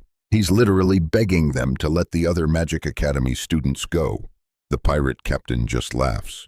Are you dumb? We've got Lord Dunla, an immortal entity, on our side. You think we're scared? Then he says he'll accept June's offer. But why wouldn't we just grab the rest of these kids for some extra loot? And he's got a point. June's key manipulation and martial arts are useless against the lich's legendary power. However, our boy June channels his inner shonen protagonist, declaring he'll drag every last one of them down to hell with him. And Lucas, he's low-key impressed, thinking, this kid's got main character energy. Lucas is thinking this kid's future is bright, maybe even S-rank potential. But the Lich ain't having any of it and rejects the deal flat out.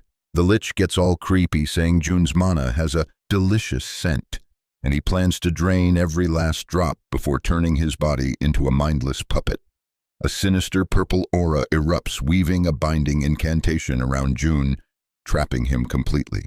"You belong to me now," the Lich hisses. The pirate captain, seeing his advantage, stops all negotiations. "Boys, grab every last one of these academy brats and get them on the ship." The mob swarm in for the PK. It's a total wipe. Every student gets restrained and tied up. The one-eyed pirate is shouting, "Good work, squad!" He starts scanning the loot, and his single eye lands right on Isabella, who's cowering at the edge of the ship. I mean, she's cute, so she's drawing all the aggro. Terrified, she ducks behind Lucas, shaking like a leaf. The one-eyed goon swaggers over, trying to spit some game. "Hey girl, wanna hang?" Then he turns to Lucas, sneering, "Oi, mop-head scram so I can play with Isabella." Lucas does a whole look left, look right routine before pointing at himself like, "Me, you calling me mop-head?" The pirate just doubles down on the insult. Lucas just scoffs, hitting him with the ultimate comeback. "You're just jealous 'cause you're bald and I've got this glorious hair bet." The pirate goes nuclear. "You little punk, you asking to get wrecked, aren't you? Your face looks real punchable right now." He growls, cracking his knuckles like he's about to start a boss fight. But Lucas is completely unbothered. He just gestures, "Nah, you come here." The pirate's like, "Who the heck are you to order me around?" Just then, one of the captured students pipes up, "Frey, are you crazy? Stop adding fuel to the fire. Don't think you can do whatever you want just because you're suddenly famous." Lucas glances over and realizes it's the chubby kid from that noble family he put to sleep with a single finger flick. "Oh hey, long time no see. Hope you're doing okay." The absolute ice-cold disrespect is hilarious. Patchy has had enough. He draws his sword and charges at Lucas. "You know who dies first in situations like this," he screams. The other students and June are freaking out watching this epic showdown about to go down. The pirate leaps, bringing his blade down for a critical hit. It's the ones who don't know their own strength. Bro really just described himself. The irony is thick. Isabella squeezes her eyes shut, too scared to look. 1 second passes, and Patchy is on the deck, a bloody mess, totally one-shotted. Lucas just stands there, chin up, with the smuggest look of victory on his face. The one-eyed pirate gets yeeted straight into the deep sea. The crowd goes silent, then erupts in chaos, completely shocked. Everyone's whispering, "Is this for real? Is this the same Frey, the F-rank failure of the academy, the ultimate underdog?" Yep, it's still Frey's body. But the soul inside is Lucas, the world's strongest grand mage, reincarnated with all his OP ability. June peeped Lucas's last move. The dude literally used mana to reinforce his body and yeet the pirate with a kick right before the blade dropped. And the speed. It was so fast, June's eyes couldn't even track it. June knew Lucas had some hidden talent, but he didn't realize the kid's mana manipulation was this god tier. Lucas gently pushes Isabella behind him, patting her head. "Don't sweat it, you should watch closely." He tells her that besides the Lich, none of these low-level mobs are stronger than she is. So Isabella can totally handle her own self-defense quest. With that little character development boost, her confidence skyrockets. Meanwhile, everyone else is still buffering, trying to figure out what just happened to the one-eyed goon. One of the pirates just chalks it up to the dude getting way too hyped and tripping. But the second he finishes that sentence, Lucas is already in his face. No cap, this is insane. Even the Lich is shook. That speed is just broken. And just like that, Lucas has already PK'd the loudmouth pirate. For real, they should have just taken June's deal, cause unlike him, Lucas doesn't have a mercy button. Bro might look like a regular student, but his hands have sent countless people to the Shadow Realm. In his eyes, these clowns don't even qualify as human. The pirates are fuming, thinking Lucas has some kind of death wish to be this bold. The whole crew, Zerg rushes him ready for a boss fight. Lucas's eyes just go dead cold, and then begins the epic showdown where the enemy gets absolutely farmed. My guy literally just stands still, using his aura to wipe out a whole wave of them. The next group charges in trying to throw hands, but they get deleted by Lucas's insane legendary power before they can even land a hit. The pirate captain can't believe what he's seeing. This one prodigy is single-handedly styling on his entire crew, putting on a martial arts clinic. Even the tied-up students are whispering, knowing these pirates have zero chance in this matchup. The captain gets desperate, grabbing a female student as a hostage and demanding to know who this OP character Lucas is. But before he can even finish his sentence, Lucas flash steps right to him. With his insane agility and massive mana flow, he effortlessly kicks the captain into next week. Now he's completely surrounded, but anyone who gets close just gets a face full of fist or foot. The pirates start blaming each other for their L, when suddenly a massive light starts gathering above Lucas's head. He's charging up a huge magic bullet, a combat magic spell so intense it lights up the entire sky.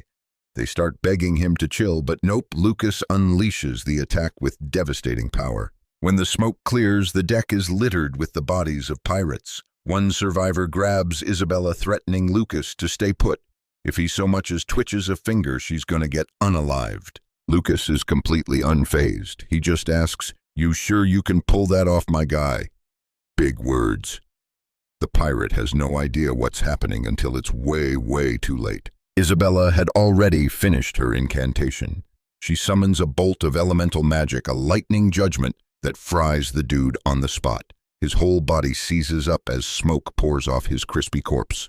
Isabella just casually defeated him, leaving everyone on the ship absolutely stunned. She walks over to Lucas confidently asking, "So what did you think of that little performance?" Lucas just smirks. This kid is trying to act all innocent when her skills are clearly S rank. Suddenly a slow clap echoes across the deck. It's the pirate captain. He sarcastically compliments Lucas's fine martial arts display. He claims Lucas is actually a high-level guard, disguised as a student, accusing him of tricking them. The captain then offers a deal, admitting he knows Lucas isn't just some random academy kid, but he argues even an OP player can't fight his entire crew alone. Lucas gives him the go-ahead to state his terms. The captain's offer he'll take exactly half of the students here and leave. All the elite students start bawling, terrified of dying.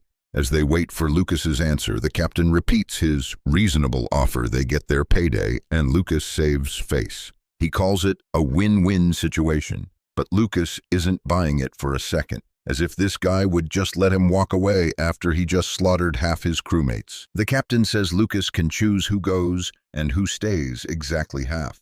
All the noble family kids immediately want him to pick them. One girl runs up begging to be chosen, promising him 100 gold. Then she says if that's not enough, she'll do anything. The other students catch on quick. One offers 150 gold, another offers 200 gold. This is getting awkward. Lucas turns to Isabella and deadpans, "Hey, are we allowed to accept bribes? Might as well cover our travel expenses, you know." The girl is absolutely fuming, yelling at him not to do it. But who's listening? Lucas leans into the chaos, announcing, "All right, the current high bid is 200. Do I hear 250 gold? Anyone?" Isabella can't believe this epic showdown has devolved into a pay-to-win auction. Every student who wants to be saved starts pleading their case. One claims his life is more valuable than the others. Another says he's the heir to an ancient noble family. A third kid claims he's going to be the future Minister of National Affairs. Someone even promises that when they make it big, they'll remember Lucas first telling him to think about who can offer him the most. Lucas finally snaps, screaming at them to shut their traps because his ears are bleeding. They're all so selfish, only caring about their own skins. All the while, that blonde girl is still clinging to his arm for dear life. It was so cringe, Lucas had to shove them away. These rich kids from noble families learned how to use money early, but was it even their money? Nah, that was their parents' blood, sweat, and tears grinding day and night to pay for their Magic Academy tuition, only for these kids to panic and beg for their lives. Is this seriously the VIP section of the next generation of mages? Lucas told the students to listen up. Mages are supposed to be heroes who protect the weak, but no matter how dire the quest gets, a mage's #1 priority is self-preservation. Isabella was totally moved by his words, feeling that character development moment, only for the vibe to get completely cut off a second later when he went right back to his auctioneer bit. She's thinking, bro has to have multiple personalities, no cap. Over at the ship's edge, the Lich and the captain were just watching. The captain noticed this demon hadn't made a single move. Was he shook? Did he realize he was outmatched in this boss fight? The Lich just scoffed, absolutely certain there was no way he'd lose to a mere human. The captain freaked out, realizing the Lich could read his thoughts. Bet. From now on, no more trash-talking in his head. It's not Skullface anymore. It's my lord. The Lich wanted to observe a little longer. Lucas's mana was radiating a unique aura he'd never seen before. He pegged him as some kind of combat magic user, a magic warrior type. But at the end of the day, he was just a 5-star scrub. Totally F-rank compared to the Lich's S-rank legendary power. He dramatically threw off his cloak, revealing his terrifying skeletal form. The captain was literally shaking. He knew he had to trust this bony overlord. The Lich boasted to Lucas that he'd killed countless combat mages just like him, telling our boy to just give up and bow down. Just as Lucas predicted, this guy's monologue script was exactly the same as that demigod's. The Lich then began his incantation for exile bullets, a horrifying spell that struck fear into everyone. The sharp projectiles rocketed toward Lucas, sending the students scattering like noobs. Isabella screamed a warning, telling him to be careful because it was a homing spell that locks onto its target. Our boy already knew that. June realized how dangerous this was. The tracking magic wasn't even being controlled by the Lich. It was a fire and forget system automatically homing in on its target, which meant the Lich was free to cast another spell. He summoned corpse hands. Zombified limbs erupted from the deck, trying to grab Lucas. These disgusting hands clawed their way out from every direction. The captain was a useless NPC, only good for cheering on the villain. Isabella's eyes went wide with worry. Smoke billowed up as a massive explosion rocked the ship, with every attack converging on Lucas's position. The smoke slowly cleared, everyone coughing their lungs out. A huge chunk of the ship had been blown off in the blast. Isabella frantically called out for Lucas, praying for a reply. June could only curse, completely suppressed by the enemy's aura and unable to make a move. Suddenly, the Lich's exile bullets glitched, turned around, and shot back at him. The Lich had to throw up a last-second mana shield to block his own spell. This was trippy. The exile bullets were supposed to target Lucas, period. Even if the target was eliminated, the spell should have just fizzled out. Why was it turning on its own caster? And then Lucas materialized right behind him. Isabella screamed, asking if he was okay. The Lich was absolutely bugging out, unable to believe Lucas was still alive, and whipped around to see him. Not gonna lie, he almost looks kinda handsome from the back. That ugly mug of his just makes you wanna hurl. Lucas had perfectly dodged attacks from every direction and teleported behind him in the blink of an eye. The Lich leaped high into the air to get a better view. For Lucas to pull that off on this rickety ship, he would have had to dodge at least 5 different attack vectors simultaneously. Not even the Lich could do that. This dude's abilities weren't human anymore. This was a true awakening. Lucas's eyes, sharp as blades, locked onto the Lich. Isabella ran over, asking if he was hurt. The moment he turned to her, she saw the image of the legendary great mage, Lucas Troudman. The sky above turned a menacing purple as the Lich, now going all out, summoned 1 billion ice spears. This was it. The ultimate elemental magic that had sunk 2 entire warships. The Lich had a bad feeling, a gut instinct telling him to just destroy the ship immediately, to be safe. He kinda regretted not draining all of June's mana, but there was no other choice. His eyes glowed, and the 1 billion ice spears rained down on the ship, only to be stopped dead by a massive shield. The Lich couldn't comprehend it. Where did that colossal shield even come from? It was radiating from Lucas's hand. Our boy was casually holding back that S-rank onslaught with one arm. And it wasn't just the Lich who was shook. June's jaw was on the floor. A moment ago he had coughed up blood just trying to block a single spear, and here was Lucas tanking the whole barrage. Isabella was beyond speechless. The Lich summoned an even bigger ice spear, a mega-sized one literally as big as a mountain. This wasn't a spell, it was a freaking meteor. He hurled it down, aiming to end everything in one epic showdown. Lucas just leaped up, cleaved the mountain of ice in 2, and appeared right in the Lich's face.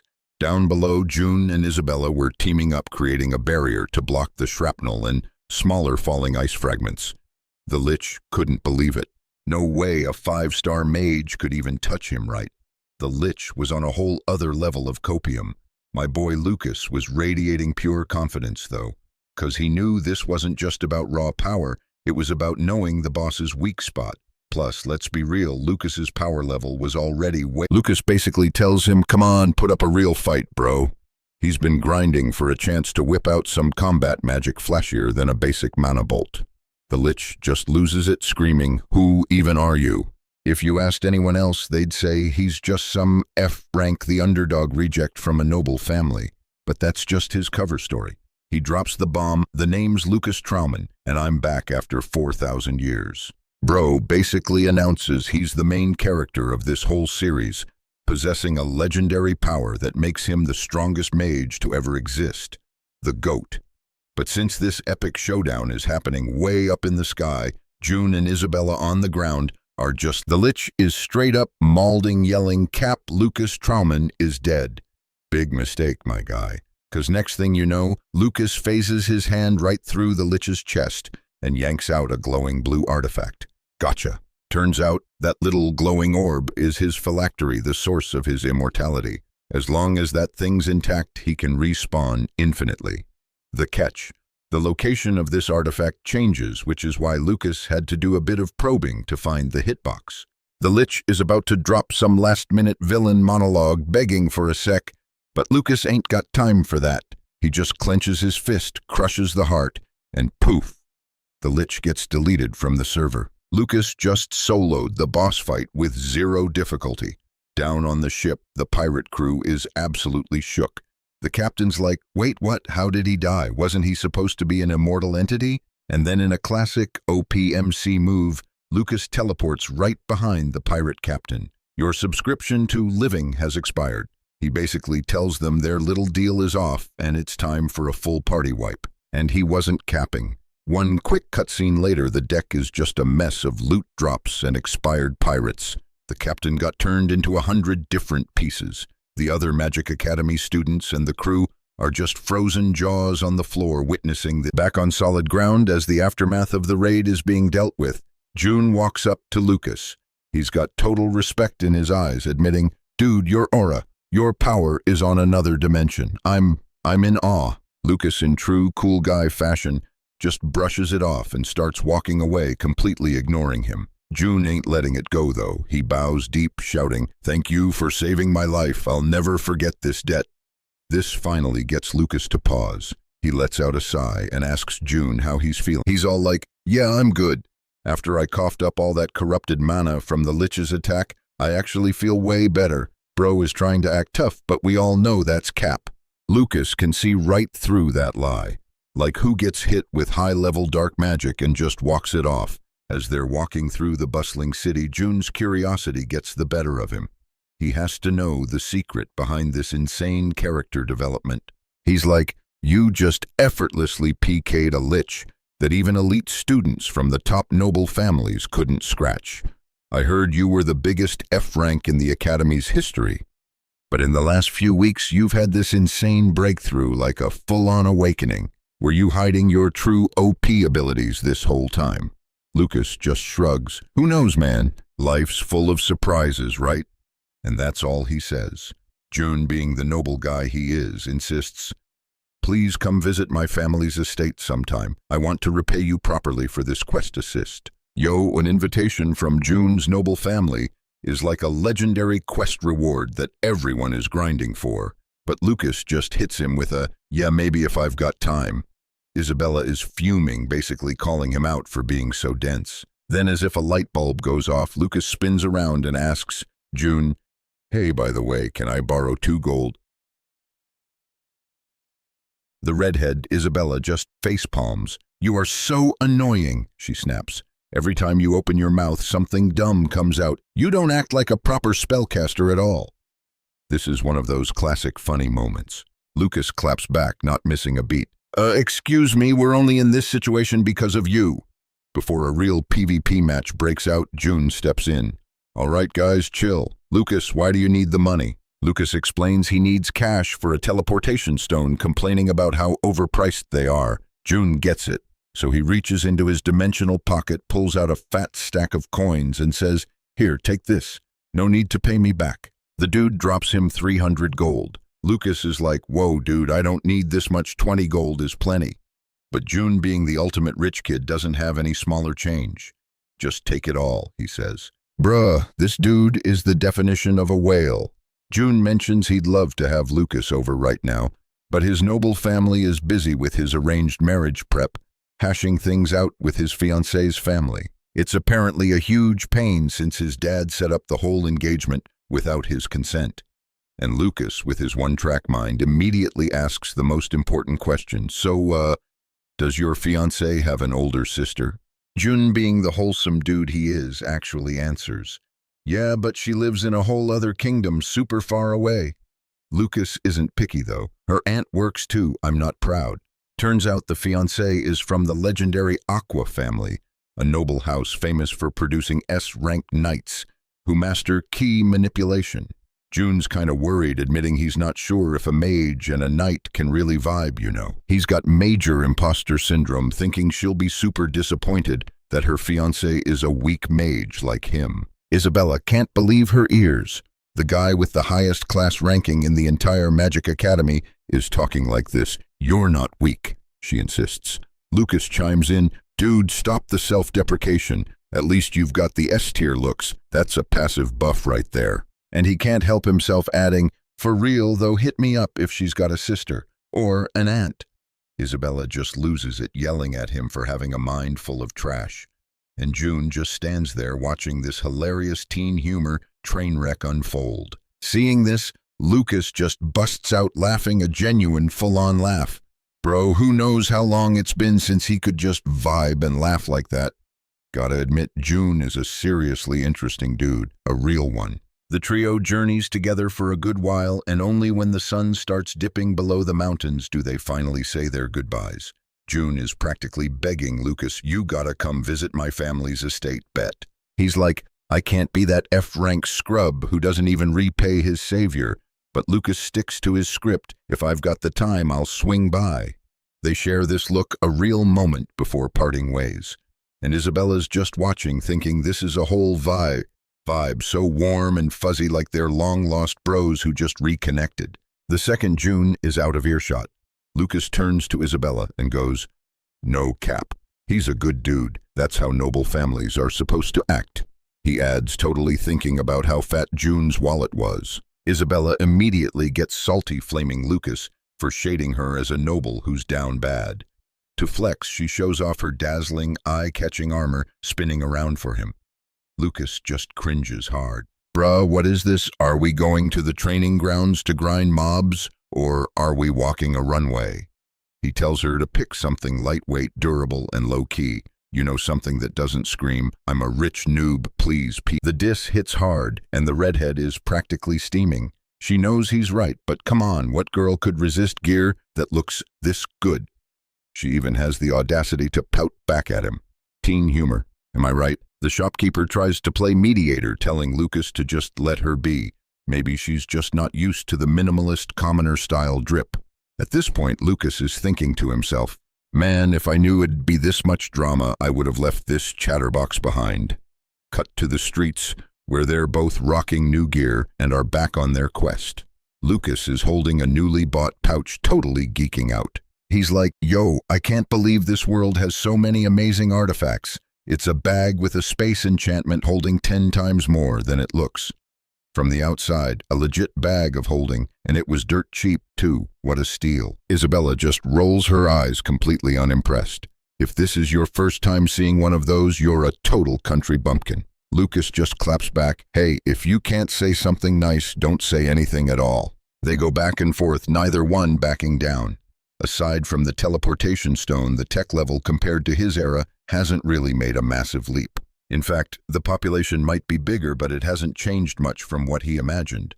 It wouldn't be a lie to say there hasn't been a huge breakthrough in development over the last 4,000 years.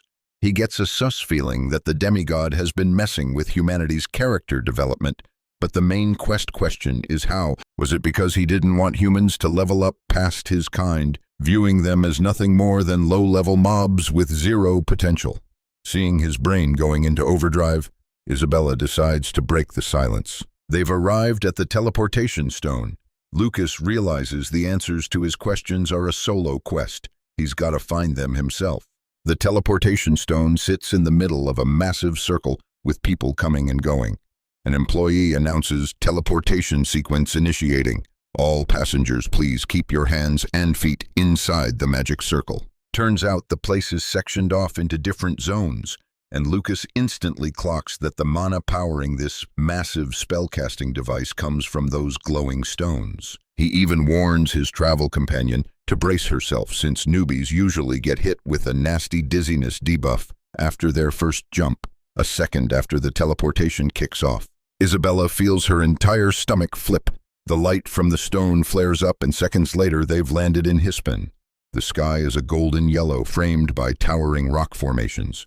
Lucas scans the area and realizes this zone hasn't had a single patch update in 4,000 years. He turns to ask Isabella what the next objective is, only to find her hugging a wall and looking like she's about to spew. He literally just warned her, if your mental stats are low, getting motion sickness is a guaranteed outcome. Isabella tries to argue, it's just 'cause I skipped breakfast, but then immediately gags again. Lucas's regret meter for bringing her along just maxed out. Inside a tavern down the street, they order 5 servings of meat-filled bread and some ale to wash it down. Isabella immediately starts screeching at him for drinking while he's technically a Magic Academy student. Bruh, so loud. It's been ages since he's had a good drink. He's just thinking, why don't they sell this at the academy? And Isabella's like, because the rules say students can't drink, duh. How ridiculous. In his time, anyone over 13 years old was already drinking ale like it was water. The tavern keeper, a bald old man, brings over their food. He squints at them and asks, you two mercenaries, the way you're geared up to head into the mountains, it's painfully obvious you're total noobs. Shiny armor sword just chilling on the hip, they look more like knights playing dress-up than actual adventurers who know what they're doing. Lucas couldn't care less about the old man's F-rank assessment and just keeps chugging his ale. The keeper just sighs. Well, it's not a crime for the youth to dream big, before warning them to just eat up and head back. Mount Hispan is no place for people like you. Isabella chimes in, saying they heard it was a paradise for monsters, and that they'd already anticipated but seeing the danger, the old man just roasts them, yelling, they don't know jack squat. His voice booms so loud that even the seasoned knights at the other tables hear it, and fam, the looks of disdain they throw are absolutely savage. For real talk about noobs who haven't left the starting zone. Lucas is just busy grinding his food stats, not paying any mind, while the old man apologizes for the outburst, explaining that he once had a son about their age who was just as reckless, a real hothead who was always charging into quests, claiming he'd become a legendary mercenary. So seeing them triggered something, making him feel like he had to intervene. Isabella asks where his son is now, and the old man's vibe completely shifts. With a heavy heart, he says, he's gone. He died on that very mountain. Right after he mentioned Hispan too. Isabella feels like she just critically failed a dialogue check, but the tavern owner waves it off, saying it's fine. He kinda tells the story to get a sympathy buff anyway. His son took on an escort quest guarding a mother-daughter duo while they gathered some rare herbs, but only the daughter made it back, reporting that his boy had been PK'd. The owner doesn't want to be harsh, but he begs them to drop the quest for Mount Hispan. He says even the most geared-up S-rank warriors barely escape with their lives. That place isn't a dungeon, it's a straight-up hellscape on Earth. Isabella is officially spooked. Her face is pale. But Lucas, my guy, just finished his meal, burped, and is now leaning in to data mine the old man for intel on the mobs, asking about all the different types of monsters that spawn on the mountain. The old dude realizes Lucas has that main character plot armor and won't be stopped no matter what. He lets out a curse, muttering that he's definitely not gonna sleep tonight. He pulls out a weathered map and starts dropping lore about the monsters, and even though Isabella braced herself, the reality is 1,000,000 times worse than she imagined. This ain't your F-rank slime hunt. She thanks the owner and tries to pay, but he refuses. He wants to put it on a tab, telling them to pay him back when they return. Lucas deadpans that with a business model like that. This place is gonna go bankrupt like tomorrow. With the moon high in the sky, they say their goodbyes and head out. Isabella makes sure to thank him again for the meal and the amazing specialty sausages. The old man promises he'll remember them. If they make it back, he swears he'll whip up a sausage platter that's even more legendary. Lucas just grins and goes, "You better keep your word, Baldy." The mountain at night is thick with mist and bad vibes. As they start their climb, the mobs immediately start spawning creepy crawlies with way too many eyes and limbs looking like something out of a horror game. Lucas is already in his element, his sword a blur as he slices through them, while Isabella unleashes some wide area combat magic. After clearing the first wave, Lucas sighs. Yep, the rumors about Mount Hispan were no cap. They literally just stepped through the entrance and they're already getting swarmed. Now Isabella gets it. This is why he brought her. This 1-month trip is going to be a hardcore training arc to force a breakthrough. Lucas scoffs. Nah, that's not it. You think I'd drag a liability all the way out here just for that? The real quest objective, they're headed for the S-rank dungeon, the one created by the great Archmage S himself. The legends say whoever finds it will be granted legendary power enough to rule the world.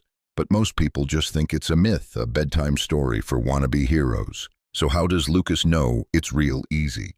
He's got insider info. He knows the Archmage's personality. The dungeon wouldn't be some obvious cave. It's hidden on a mountain that pierces the clouds.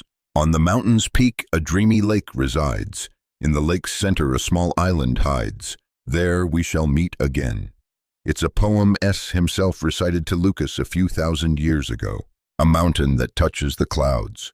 That's gotta be Mount Drake, a lake on its peak. Definitely a volcanic caldera lake. That was S's favorite chill spot. All they have to do is find that island. Simple, right, wrong. There's a reason it's a legend. The place is an absolute nightmare zone, a true endgame dungeon. To even stand a chance, you need to be at least a 6-star mage. Lucas casually declares he'll hit 6 stars in 1 month. Isabella just stares at him, her brain short-circuiting. Bruh, are you insane? Even a prodigy would need decades of cultivation for that kind of level up. But Lucas just brushes off her doubt like it's a low-level debuff. Right now, they need to find a suitable spot for their training ground, somewhere safe where they can focus on their cultivation and gathering mana. By the time the sun starts to rise, they're still grinding, clearing a path through endless waves of monsters. Isabella's actually getting the hang of it. Her character development is already kicking in.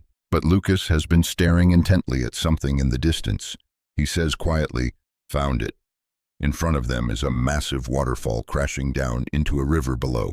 She has to admit the scenery is absolutely breathtaking. They walk straight through the curtain of water and into a hidden cave. With a simple spell, Lucas lights up the cavern. This is it, the perfect hidden base for their month-long training arc. He turns to Isabella and says the words she's been dying to hear. "Starting today, I'm going to teach you the Kajin martial arts style." Her eyes immediately light up like she just found a legendary artifact, but Lucas hits her with a warning. The reason he held off on teaching her this technique is insanely dangerous. One misstep, one moment of just mimicking the moves without understanding the flow of ki manipulation, and it could literally cost her life. He tells her, "First, just watch. Pay close attention." Lucas raises his hands, and as he begins the incantation, his mana flares to life. A brilliant light erupts around him, an aura so powerful, it makes the very air in the cave vibrate and the whole vibe shifted. My dude was literally siphoning mana from the entire Hispan mountain range, grinding 24/7, channeling that raw energy to fill every last nook of his mana core from sunrise to sunset and back again. He snaps his eyes open. The prep phase for this training quest is officially complete. Glancing over, he sees Isabella has already picked up the technique and is doing the same thing. I mean, he kinda expected it, but still. No cap, this prodigy's hidden talent was way beyond his initial stats check. Isabella's got this unquenchable thirst for knowledge and power, a passion for cultivation he could totally respect. Major props. She slowly flutters her eyes open, and the first thing she sees is his sus troll-faced grin, which makes her jump out of her skin. Lucas has to admit she's an impressive student. Time for a food break. That little bit of praise makes Isabella blush hardcore. He opens his spatial pouch, basically his inventory, to pull out some food for her, but she refuses, saying she's not hungry, and he should just eat it. He figures her brain is glitching, mistaking a full tank of mana for a full stomach. He tosses her the food anyway, telling her, "You gotta eat to keep your stats up, even if you don't feel like it." With that, they each found a corner of the cave to chill and eat. Isabella eats the food he gave her, the two of them just wrapped in a heavy silence. And in that quiet moment, it really hits her. She never in a million years thought she'd be sharing a moment like this with him. She'd always watched Lucas from the sidelines, completely mesmerized by the frankly OP abilities he possessed. Even back when he was the Academy's resident underdog, always getting picked on, she was drawn to him. Maybe it was his powerful aura or some kind of main character energy she couldn't quite define. But lately he feels like a completely different person, and his glow-up is a total mystery. It's like he has his own personal quest log, knowing exactly what to do and where to go without a single moment of hesitation. He flips the script on her, asking, "So which one do you think is the real me?" A question that completely blindsides her. His point, "No matter how much my stats change, I'm still me. People don't really change, they just go through character development and level up." Deep bro. Speaking of which, Isabella wanted to thank him for letting her join this intense training session, but then it dawns on her, oh no. This means for the next month it's just her and Lucas, alone in this tiny cave. The teen humor is off the charts. Seeing her face go 50 shades of red, Lucas just stands up and drops this truth bomb. "Stop stressing over pointless stuff. I already told you I'm not into kids." Oof, the damage. Hearing that Isabella feels personally attacked. Like, excuse me, she's got perfectly good stats, and this guy calls her a kid savage. Unfazed, Lucas walks over to a magic circle to activate a barrier, just in case someone sleepwalks into the wrong area, he explains, because that would not be a funny moment. With the barrier up, he crashes onto his sleeping mat. "It's only day one, I'm logging off for the night." And within minutes, my guy is snoring like a mini-boss. Isabella knows she shouldn't, but the intrusive thoughts are telling her to just give him a little PK tap. The next morning, the sun is high, and Isabella slowly wakes up. Lucas is already up, of course, deep in his cultivation grind, like a true pro. She got about 5 hours of sleep, but he lets her know that's a luxury she won't have anymore. From today on, the real training montage begins. They're about to practice the Kajin combat method. He repeats the warning, this is an extremely high-risk combat magic technique. Don't just rush in and copy me. Observe carefully, he instructs. Lucas then begins the spell casting, and a multicolored aura of raw power starts to flare around him. It's showtime. He splits the mana flowing inside him into two opposing types of elemental magic, fire and water. The two streams of energy instantly start a violent tug-of-war, tearing at each other like an epic showdown between two legendary monsters. One entire side of Lucas's body is literally freezing over, while the other side is scorching hot. He's performing a high-wire act, balancing the two elements so neither can overpower the other. It's like he's forcing two polar opposites to get along. Isabella is completely floored. This method is an insane display of power, a truly incredible cultivation technique. So this was the legendary power she'd always dreamed of mastering. Fired up with determination, she closes her eyes and tries to replicate his incantation. But her balance is off by a hair, and she immediately coughs up blood. Big yikes. Just a tiny slip-up, and the recoil is insane. She glances over at Lucas, who's pulling off this monstrous technique, like he's just chilling in a Zen garden. The power gap between them is just massive. Cut to the cool stream outside the waterfall, where Isabella is taking a much-needed recovery bath. After soaking for a bit, she hops onto the bank to get changed. She then arranges a few stones to mark the time. 2 whole weeks have passed. Lucas has been in that same state the entire time, basically, AFK grinding his combat magic. She's seriously wondering when he's going to stop this terrifying training. Bringing supplies back into the cave, she's hit by a massive wave of power radiating from Lucas. His mana is so dense it's literally starting to materialize in the air around him. That's the unmistakable sign of a major breakthrough, a mage about to awaken as a 6-star powerhouse. In just 2 weeks, no way, she can't believe it. She's never seen anyone level up this fast. This is beyond prodigy level. But that's just what she thinks. Lucas's inner monologue is completely different.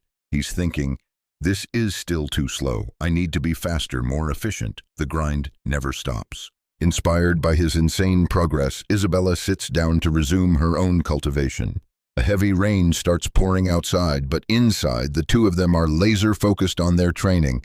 But then Isabella gets distracted. She's literally hacking up blood from internal damage. The balance of her mana is so fragile that losing focus for a split second would cause a total system crash. But even with her HP in the red, she realizes her own character development is off the charts. Her growth rate is straight. This is the result of their intense combat-style cultivation. Her human ancestors used to grind this hard all the time, which is probably why modern mages are so nerfed compared to the OGs of spellcasting. Mid-thought, she sniffs herself. Bruh, it's been days since she showered. She's gotta be funky. Suddenly, a massive crack echoes as their barrier starts to shatter like a dropped phone screen. It looks like they've got a gate crasher. The moment the barrier explodes, they're face-to-face with a literal phoenix made of pure elemental fire. Lucas's eyes snap open at the same time. Isabella can't believe what she's seeing. This is a legendary power, a mythical beast straight out of a grimoire. Who knew they were real? She knew Mount Hispin was a high-level zone with weird mobs, but a legit legendary boss fight spawning right at their training ground. No cap, this is wild. Lucas just explains it casually. The fire attribute mana from our cultivation method attracted it. He holds out a hand, speaking to the beast. Come to me. Isabella's danger sense is screaming. She's thinking, no way, humans can't just tame mythical beasts like that. The phoenix stares at Lucas, its eyes like molten gold. He raises an eyebrow. You just gonna stand there and stare? Weren't you here to start a quest for help? Isabella is absolutely floored by what happens next. The fire phoenix lowers its majestic head and gently nuzzles against Lucas's palm, and Lucas just pets its fiery feathers like it's a house cat. This is insane. Lucas is petting a literal fire god with his bare hands and not getting turned to ash. It's because the phoenix has zero hostile intent. Its aura is totally calm around him. Putting aside the whole mythical beast thing for a sec, he spots a massive gash on its side. The wound is so deep it nearly pierced its heart. It's a miracle this thing is even alive. Isabella's mind is blown. Wait, phoenixes can die. She thought they had infinite respawns. Turns out they're just less nerfed by death than other species. But that doesn't mean they're immortal. And whatever S-rank monster could inflict a wound like that on a legendary beast is still lurking somewhere in these mountains. Looks like the phoenix picked a boss fight way above its level. It's all right now, Lucas says calmly. I can help you. The phoenix slowly closes its eyes, lying down at his feet in a show of absolute trust. It's completely obedient to him. Lucas smirks. Looks like you came here to steal the EXP from my training, huh? The phoenix lets out a little cry, totally offended. Lucas just laughs. I'm just kidding. Just hang on a little longer. I'll patch you up. Isabella watches him, realizing she's never seen this expression on his face before. It's not just his look either. Even his voice has changed. He's a completely different person from the guy she knows. The whole vibe around them suddenly becomes peaceful, like a safe zone in a chaotic game. Thousands of years ago, on a day with heavy rain, he'd met another phoenix just like this one. He'd told it, a great phoenix isn't going to be defeated by a little rain, right? That one had a fiery personality too. He'd challenged it to a race to the next mountain peak. Loser skips lunch. If you don't want to go hungry, he'd said, you better flap those wings with everything you've got. Man, what a throwback. His old friend acted exactly like this one. With a soft glow of mana, the massive gash on the phoenix's side seals itself shut. Turns out, by absorbing his fire attribute mana, the phoenix can get a massive healing buff. It stands up and lets out a powerful, triumphant cry. Consider the heal a thank you for jogging my memory, Lucas says. And hey, he adds, be more careful who you try to PK next time, okay? The phoenix looks at him with pure gratitude in its eyes, then launches into the sky. A flaming bird soaring across the night. What an epic cutscene. Before it left, it dropped a single phoenix feather, a legendary artifact that can be used for healing potions or crafting magic items. This thing would sell for a fortune on the black market. See, that phoenix has a sense of fairness, Lucas says, throwing some major shade. Not like someone I know who hasn't helped me with a single thing, even though I've given them a place to live for a whole month. Yep, he was 100% dissing Isabella. She fumes. Is it physically impossible for you to have a normal conversation with a human being? He doesn't even bother to reply. He just gets right back to his cultivation grind. Day after day, night after night, a whole month passes inside that cave. The two of them are still in their training montage 4 full weeks later. Isabella's getting worried. She feels like Lucas could pass out from exhaustion at any moment. The dude hasn't eaten or had a drop of water this entire time, just non-stop meditation. And yeah, that's a little concerning, but for some reason in her eyes, his mysterious aura makes him look like some kind of ancient sage or immortal. He's seriously an S-rank prodigy, even if he acts like a troll most of the time. His whole vibe is so complex. A cold and sharp aura, but then he shows this incredibly gentle side to the phoenix. And don't even get her started on his encyclopedic knowledge of history. He talks with the wisdom of someone who's lived 1,000 lives, like the depth inside him is the same as some legendary all-powerful Archmage. And once again, in these quiet moments, she feels the way she's staring at Lucas is giving major fangirl vibes, like she's looking at the legendary great mage, Lucas Troudman himself. She's desperately trying to play it cool, but you can tell she's simping with maximum respect. Our boy slowly opens his eyes after a month-long cultivation session, looking like he just finished a gamer binge. Full-on beard, looking like he aged a decade. But yo, the grind paid off. He's achieved a massive breakthrough and officially become a 6-star mage. Isabella is absolutely shook, no cap. The youngest prodigy to hit 6 stars before this was a 35-year-old. If word gets out that a Magic Academy student just hit this S-rank tier, the whole world is gonna lose its mind. Now Lucas can literally just breathe and passively collect mana. Talk about an OP ability. But then my dude just straight up faints. Isabella goes into full panic mode, rushing over to catch him. Turns out grinding for weeks with no food gives you a massive stamina debuff. Who knew? Isabella suggests a quest for steak, but Lucas wants to go hunting. Real food's gotta be greasy to be good, he says. A man of culture. Isabella's looking at his skinny frame like, bruh, are you sure you can even walk? But this is Lucas we're talking about. This is just a minor inconvenience.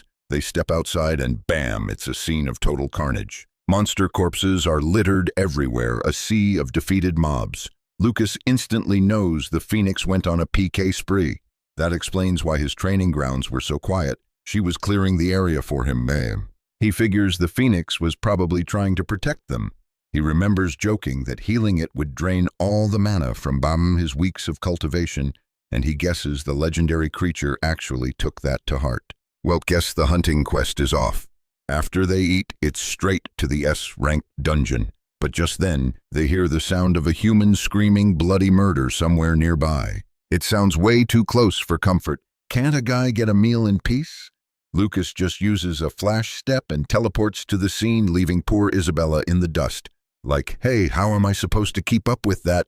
A blonde dude seriously injured is tied to a tree by some wacko tribe. They're using him as a live target for a knife-throwing game. These are some funny moments, if you're a psycho. One guy is roasting another, your aim is trash, and you dare call yourself leader of Squad 3 of the Lufu Bandits. You were talking about going to the international tournament with skills like that. Some dude named Victor grabs a dagger ready to land the final blow for the gram, but the vice captain yells for them to stop goofing off and get back to the main quest. The bandit vice captain is stressing, wondering when that woman will finally pass by. It's been a whole month of camping this spot, and his patience is running thin. Meanwhile, the other goon grabs a dagger ready to show off his skills. He's going for a trick shot. The target on the tree is shaking in terror, staring down, a horrifying death. As the dagger is yeeted through the air, he lets out a final desperate scream. But right as the tip is about to claim his life, it just stops midair and drops to the ground. Everyone is blinking, totally confused, thinking their eyes are bugging out. Victor just scoffs, "Chill, it was probably just the wind." They start to pack up before the vice captain starts nagging again, but when they turn around, they nearly jump out of their skin. Lucas is just standing there, hands in his pockets, staring them down. Without a word, they pull out their knives. "You looking to die, pal? These guys are your classic hot-headed bandits, all action and no thought." But our boy remains completely unbothered. He doesn't even blink at their pathetic attempt at intimidation. He's either got no fear or is already dead inside. It's clear these guys get their kicks by treating human life like a game. Lucas calls them out. "Must be fun being such scumbags." The bandit leader snaps back, "You got a problem with that." As the last word leaves his mouth, so does his head from his shoulders. It was a blink and you'll miss it attack. Our underdog protagonist didn't even bother taking his hands out of his pockets to deal with this filth. Blood sprays everywhere, and the other bandits are finally feeling a little something called fear. A glowing scythe made of pure light materializes in the air. That's the combat magic that just delivered that instant takedown. This is about to be an epic showdown. The bandit vice captain sitting nearby immediately recognizes the 5-star spell, the incantation for the Scythe of Light. Lucas basically tells them, "All right, class, take a seat. Your life or death pop quiz is about to begin." Just then, a panting Isabella finally catches up. She's totally out of breath from her marathon, only to find Lucas standing over a pile of bandit corpses. But he didn't wipe the whole squad. He let one get through the net. The one who escaped was the vice captain, which means there's still a main boss to deal with. If you don't destroy the root, they'll just cause more problems later. Lucas can't just ignore these guys killing innocent people. He wonders if the demigod is watching all this, enjoying the sight of humans hating and destroying each other. Lucas swears he won't give him that entertainment anymore. Talk about some serious character development. He feels physically disgusted every time he imagines the demigod being pleased with something. The man tied to the tree is overcome with emotion, realizing he's been saved. Unfortunately, he's lost too much blood, and Lucas has no intention of starting an escort mission. The man begs, "Please, I don't want to die like this," tears streaming down his face. He bites back the pain. His only dying wish is to apologize to his father before he fades away. That just hits different. Back at the bandit camp, the survivor reports that Squad 3 was wiped out by a ghost. The boss scoffs, "Bruh, you've been hitting the pipe too hard. There's no such thing as ghosts." But the guy insists, "I'm not capping. I saw its hair flowing with my own 2 eyes." Floating with the wind, his pale, skinny body reeking something awful. Definitely not human, because the ghost's combat power was just completely overwhelming. This dude could even summon a scythe straight from the underworld, and just started harvesting heads, leaving him as the only one who managed to escape. The gang leaders leaned on their chins, deep in thought, plotting their next move. The ghost they were talking about had to be a mage, a spellcaster. Based on the report, they figured this guy could dual cast, meaning a legit combat magic user had just entered the server. Orders went out to beef up patrols. If anyone spotted Lucas, they were to report it immediately, and then they'd strategize on how to take him down. Specs over there theorized Lucas was a mage hired by House Aqua. But would a proud, noble family of knights ever stoop to kissing a mage's boots? Seriously, the boss calls him out. "Y'all were playing that human dartboard game again, weren't you?" "We were just bored, so we made a little fun." The guy they offed was just some low-level mercenary, the same dude who was guiding that mother and daughter duo on their herb-gathering quest. The boss knows a guy like that doesn't have the cash to hire a high-tier mage for a rescue mission. So who the heck is this Lucas, and why is he crashing their party? Meanwhile, on another battlefield, the knights had fallen. A smug-faced goon with a chin aimed at the sky looked at his opponent, taunting that he'd been looking for her for a long, long time. This was Sonia, the eldest daughter of the proud knightly house of Aqua. The rest of the bandits swarmed, ganging up on her like a bunch of low-level mobs. She fought back fiercely, her blade a blur of expert martial arts. Then she made a break for it, trying to land a finishing blow on the boss, but it was a no-go. She just didn't have enough mana left to push past the guy with the glasses, who was practically his shadow. Sonya was gasping for breath, completely spent. The boss was actually starting to get into it. Damn, I'm starting to like her. Fought that hard and still won't drop her sword. Looks like the rumors about the flame sword artifact from the Luobo kingdom were true after all. Her knightly handmaidens were all down for the count, some crying, others critically injured, all just looking at her and whispering, "My lady." Sonya looked at her people, her expression grim. Contrasting this was the bandit leader's disgusting grin. He licked his lips with a predatory hunger, saying she was totally worth the 1-month wait he endured grinding in that mountain cave. She was even more beautiful than he'd imagined. Word on the street was that the eldest daughter of the Aqua Knight family possessed a hidden talent for combat that no man could match. She was a true prodigy, a genius knight who earned the title Tempest from the king right after she turned 16. He had already PK'd her entire escort. Only Sir Lair and 2 handmaidens were left alive. Sir Lair was long retired, so she was the only one left with any real combat ability. On the other hand, there were more than 20 of these bandits, and every single one of them was a high-level threat. This time, she'd made a bad choice with no option to reload the save file. The leader then asks, "So where's your guardian mage, huh? Don't speak such nonsense. You think a prestigious noble family of knights like mine needs protection from those lowly mages?" She spits back that today's mages are nothing but trash. "Just as I thought," he mused. The guy who clashed with his subordinates had nothing to do with the Knight family. Suddenly he was curious, wondering what kind of player this Lucas guy really was. He tells Sonya they won't just end her right away. She pretended not to get it, but the way he was licking his chops and gulping was absolutely vile, a clear signal of the disgusting things he had planned. "I was trying to be subtle," he sneered. "It's not every day we get a visit from a pretty noble lady. How could we possibly pass up on such a feast?" She seethed with rage. "You filthy animals!" She'd rather bite her own tongue and die right there than become their plaything. The bandits didn't care. "Even if you check out, we still have your 2 cute maids right behind you." They'd been grinding for a whole month just waiting for Sonya, so all the boys were starved and thirsty. They'd probably keep them around for the long haul, not just for a day or two. Sonya's rage hit its limit hearing their filthy words. How sick can you be? So that's why they kept the 2 maids alive.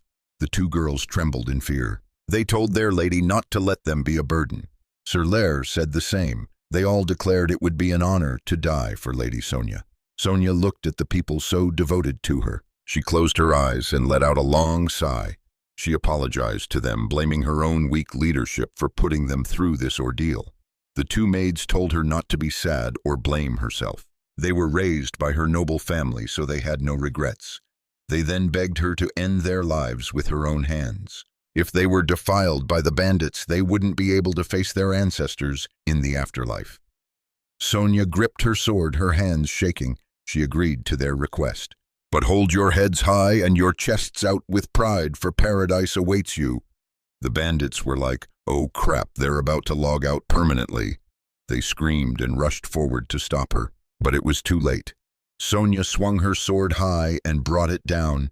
The 2 maids suddenly opened their eyes, realizing they were still alive. The sword in her hand had vanished.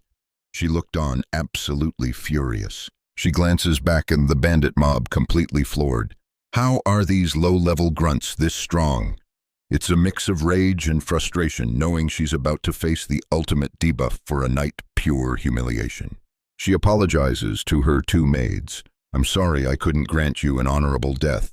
Then, using her authority as the eldest daughter of her noble family, she gives them a final grim order: end it now with honor. But before she can even finish the incantation, the entire battlefield shifts.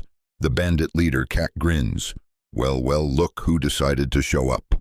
It's Lucas, holding Sonya's sword, standing right beside her as everyone just stares, completely shook. The shockwave of his appearance hits everyone differently. Jaws on the floor, expressions of pure disbelief. Meanwhile, Isabella is busy playing support, helping the person they rescued on their side, Quest. Cack sneers. "My boys told me all about you. Seems you really took care of my crew." Lucas, cool as ever, tosses Sonya's sword back to her. "So you're the main boss of this little dungeon?" Then it clicks. Cack realizes Lucas came from the direction of their camp. His face darkens with pure rage. He points a trembling finger, demanding, "What did you do to my men back at our base?" The answer was ice cold and short.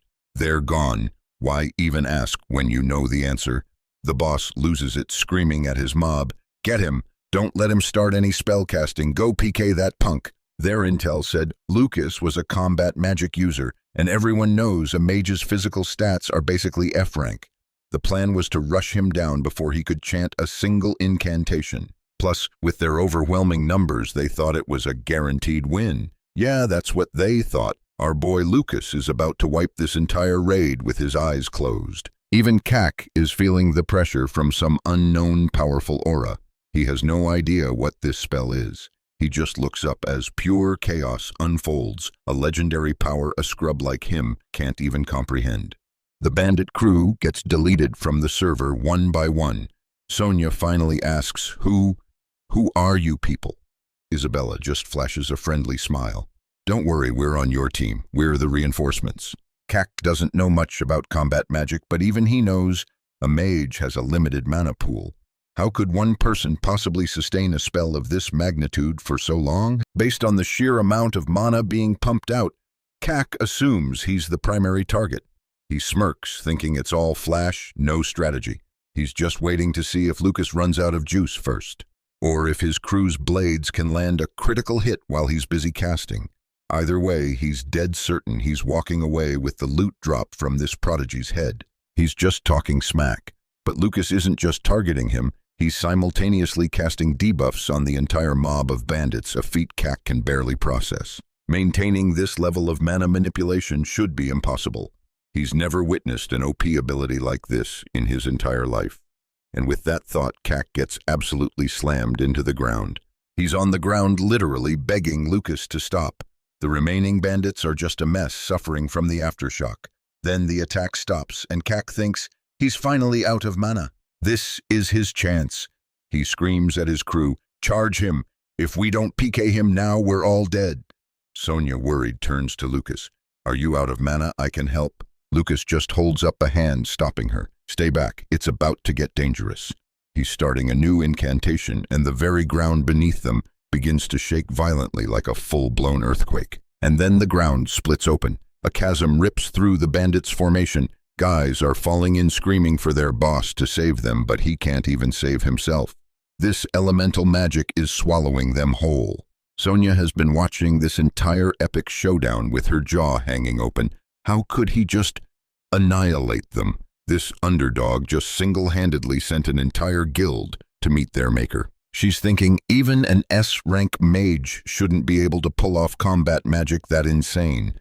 That's when Isabella drops some serious lore. The first attack was just to buy time for the second more powerful spell.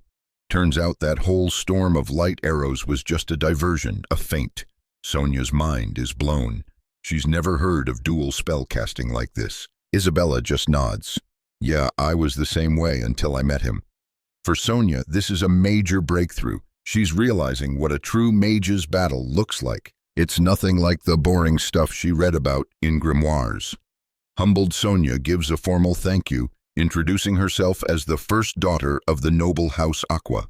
Lucas just gives his name back. The family name sounds a little familiar to him. Sonia, meanwhile, is shocked by his complete lack of ceremony.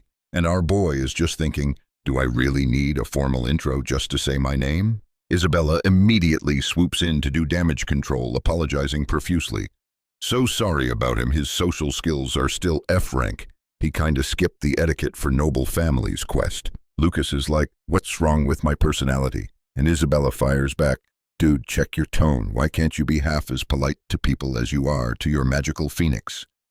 And so begins one of their classic funny moments. But the bickering is interrupted because Sonia has to physically plug her nose. My guy reeks from not showering for a month of intense grinding. She thinks, okay, he's probably not a beggar, just a prodigy who got lost in the forest. That's when the old knight's eyes go wide with realization. Beck. He recognizes that name. He knows that family is one of the most elite, a legendary house that serves as a pillar for the entire empire. Now the current head of that noble family is Isabel Laka, one of the 8 7-star mages in the entire empire. And the master of the 6th magic tower. Yeah, she's a big deal. Lucas, despite being from a noble family, has this total street-smart underdog vibe. He casually asks where their quest is taking them. Turns out they're all heading to the same city, a place called Hispan. What a coincidence. Since he's going there too, he offers to be their guide. Lure appreciates the offer, but they've got a somber side quest. They need to stay behind and collect the bodies of their fallen comrades. That's a long grind, so they tell him to just go on ahead. They plan to bury the bodies right here. There's no way they can transport them all back to the city. But Lucas is like, hold up, I can help with that. He offers to transport all of them to the city. Lure looks totally confused, so Lucas just decides to show, not tell. With a single flick of his wrist, an incantation-free spell lifts the bodies, leaving them floating in midair. And his OP abilities don't stop there. The shattered wagons magically reassemble themselves good as new. He carefully places the fallen soldiers inside for easy transport. Problem solved. Right. Sonya is just getting hit with one shock after another, her mind totally blown by his hidden talent. Everyone else is just standing there with their jaws on the floor. And so the whole party journeys together, escorting the wagon of fallen soldiers. When Sonya finds out Lucas is 20, she calls Cap. No way. She totally thought he was 32, maybe even pushing 40. But hey, what does age even matter in the grand scheme of things? He just thinks it feels good to be young again. A perk he's definitely not complaining about. Sonya has no clue what he's talking about. You'd need some serious insight to get it. Talk circles back to the bandits. It seems they were camping out in the mountains waiting for them for a long time. Lucas asks for the deets. That jogs Sonya's memory right. They mentioned they'd been waiting for a whole month. And a month ago was exactly when their party set out from Luinob. They have no idea who the real mastermind is, but while House Aqua has a ton of allies, they've also made a boatload of enemies. Plus those bandits were total pros, not your average F-rank mobs. Whoever's pulling the strings behind the scenes has to be someone with some serious S-rank power and influence. And yet Lucas handled that boss fight without breaking a sweat, a complete stomp. Sonya is getting insanely curious about the legendary power and skills he's packing. She always thought mages were just squishy, low-stamina casters. But today, that entire stereotype got completely deleted from her brain. The answer to his power couldn't be more obvious, could it? His strength comes from non-stop grinding, pure hard work and cultivation. That answer really stuck with Sonya, a huge moment for her character development. As evening fell and the sunset painted the sky, they finally arrived at the bustling port. The wagon carrying the bodies is loaded onto a ship to return home, accompanied by a maid. Lure gives Lucas the deepest, most sincere bow of respect. Thanks to him, their comrades can finally have a proper return to their families. Lucas is just happy he could help everyone out. Mission accomplished. He waves goodbye and starts to walk away, but before he can get more than a few steps, Sonya dashes over and grabs his arm. Lucas is confused, wondering what she wants now. Blushing like crazy, Sonya says she wants to repay him. He tries to wave it off, saying it's not necessary. They're all human, after all. Looking out for each other is just the natural thing to do, but they insist on repaying the favor. If they just let Lucas walk away, the noble Aqua family would lose all face. Out of options, Lucas glances over at Isabella. When she flashes him a smile, he knows what to do. All right, if you insist on repaying me, then a good dinner will do. He tells them he wants to go to a place that sells some ridiculously delicious sausages. They all step into the restaurant. It's definitely not a place for elite students or nobles, and Sonya looks a little uncomfortable. But Lucas knows that sometimes these kinds of rundown spots have the absolute best food. The owner hears his voice and pops out. Rundown? Who are you calling rundown? This place is 5-star, kid. He's thrilled to see Lucas again, saying he's lucky to have survived and made it back. Lucas says he brought someone the owner has been wanting to see. The moment the owner lays eyes on this person, he's so stunned he drops the plate in his hands. He's trembling all over, his voice cracking as he asks if it's really him. Is that my son returned home? What follows is a super emotional reunion between the two. The father immediately starts bandaging his son's wounds. Lucas explains he already performed some basic first aid, so all the guy needs is a few days of rest to get his HP back to full. Lucas fills him in on the story of how his son was captured as a prisoner of war while heroically protecting a mother and her child. The little kid, overwhelmed with emotion, starts bawling his eyes out, calling for his dad. Lucas admits he doesn't know the full details of how the fight went down, but he confirms what the father said was true. His son is one seriously strong dude.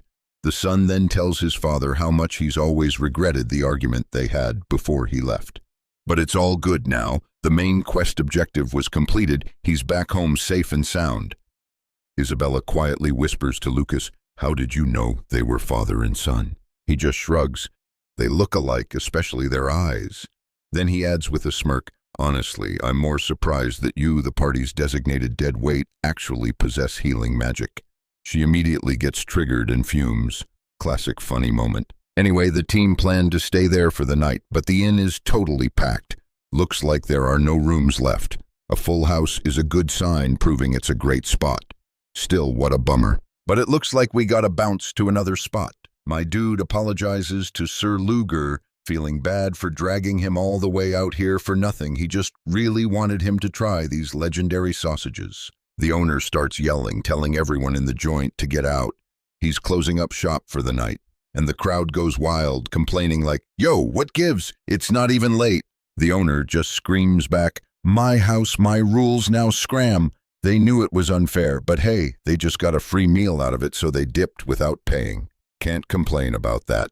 After kicking everyone out, the dude immediately slaps a closed sign on the door. "No room," he said. "Bro, the place is a ghost town now." Turns out the old man hasn't had a chance to flex his cooking skills in a while, so he tells our crew to go wash up in the bathhouse while he preps the main course. Later, the moonlight streams in on Sonia, and she's staring at her hands, lost in some deep character-developing thought.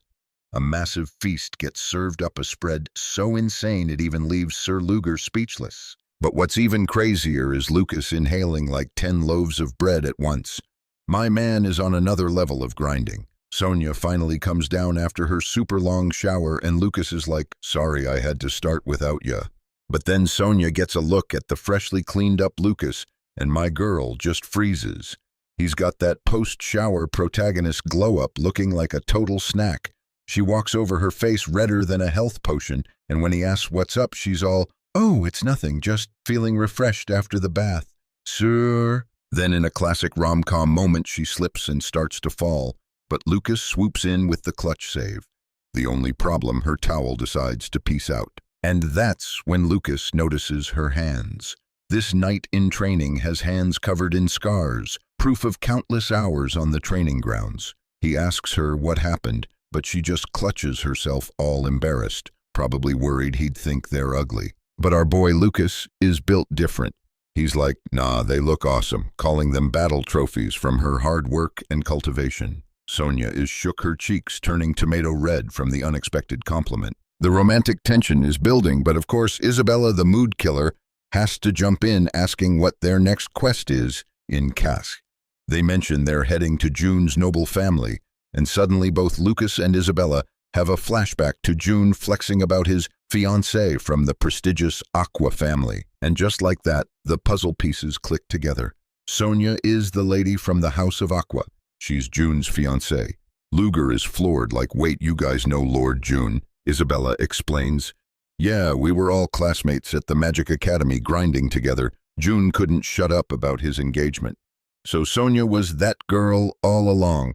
Lucas is just thinking, "Damn, my boy June really rolled a natural 20 on his luck stat." Good thing he found out now, or he might have accidentally tried to PK his own party member's girl. Awkward. Anyway, the next morning it's time to say their goodbyes outside the inn. Isabella's all like, "Good luck on your quest, guys. Stay safe." Sonia turns to Lucas and asks him to visit June's estate when he's free. He gives her the classic non-committal answer, "If I've got time, I'll swing by." Sonia just smiles and says she'll be waiting.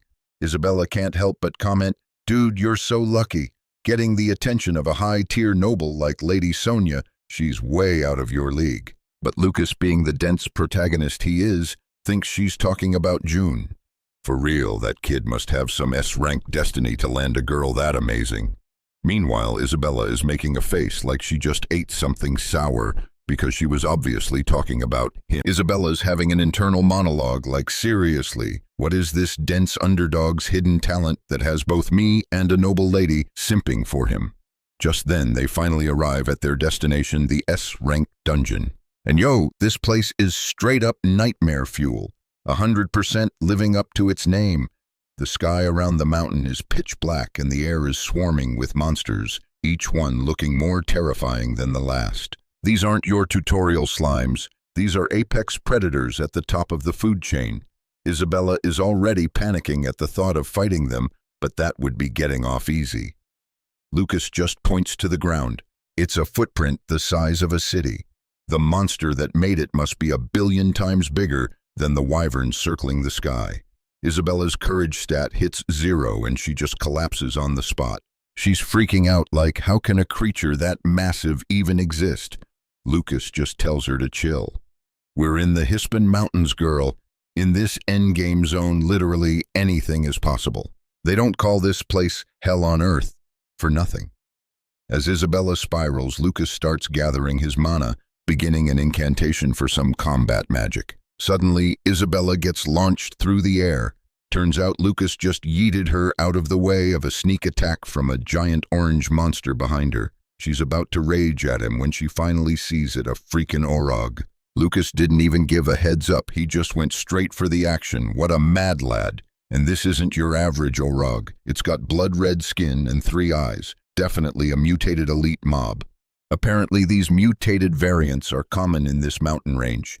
The beast roars and charges them. Isabella immediately starts her own spellcasting, launching a fireball to counter its attack. A massive explosion erupts and Lucas is actually surprised. Damn, she's packing more mana than I thought. But when the smoke clears, the monster is standing there completely unfazed. Her elemental magic had 0 effect. It didn't even leave a scratch.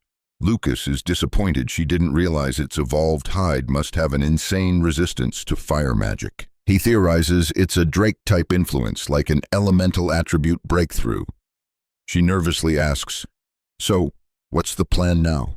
Lucas just gives her a look and says, you tell me, time to use your brain. If fire's a no-go, then we hit him with the ice, duh. Isabella was shivering, hugging herself as the temperature plummeted. Bro Lucas just summoned 2 ice lances, and the whole area felt like a freezer. Every time she glanced at him, she wasn't seeing Frey anymore, but the ghost of the great Archmage Lucas himself. Yeah, that's the real him, just vibing in Frey's body. The lances of pure elemental ice slammed into the monster's thick red armor, but they just bounced off. No damage. The beast just got more pissed. It launched into a berserker rage, attacking them like a player who just got PK'd. Isabella was losing it like, how is it taking 0 damage from ice combat magic? And Lucas, he was low-key impressed, admitting this mob was a real tank. My guy was so calm, it was making Isabella even more anxious. She blasted a fire spell right at its eyes, a classic flashbang maneuver to cover their escape. This thing didn't just level up its fire attribute. Its bones and hide were now tough as steel. Isabella snapped at him. Yo, this is not the time to be admiring the boss's stats. With that insane HP pool, burning it down was the best strat. But its skin literally had a fire resistance passive. They were hard stuck. Isabella suggested burying it alive with an earthquake spell like last time. Lucas just shook his head, totally exasperated. Your mouth is running faster than your brain again. That's a massive AoE spell. You want to pull aggro from every Drake in the zone. Isn't it quiet enough down here for you? Why are you trying to invite more mobs to the party? In situations like this, you gotta use the special well-digging method. He started taunting the monster, trying to grab its attention. Yo, chill out, my guy. Isabella was baffled, like, why are you still using ice magic? We already know it's a wasted spell, because if you can't dig a bunch of shallow wells, you focus on digging one deep one. It's simple, how are you not getting this? The monster was charging them now, its speed stat clearly buffed. It was roaring and screaming the whole way. So for the crime of being obnoxiously loud, Lucas shot an ice spell right at its leg. I said play quietly. Why, you gotta burst everyone's eardrums. What do you gain from that?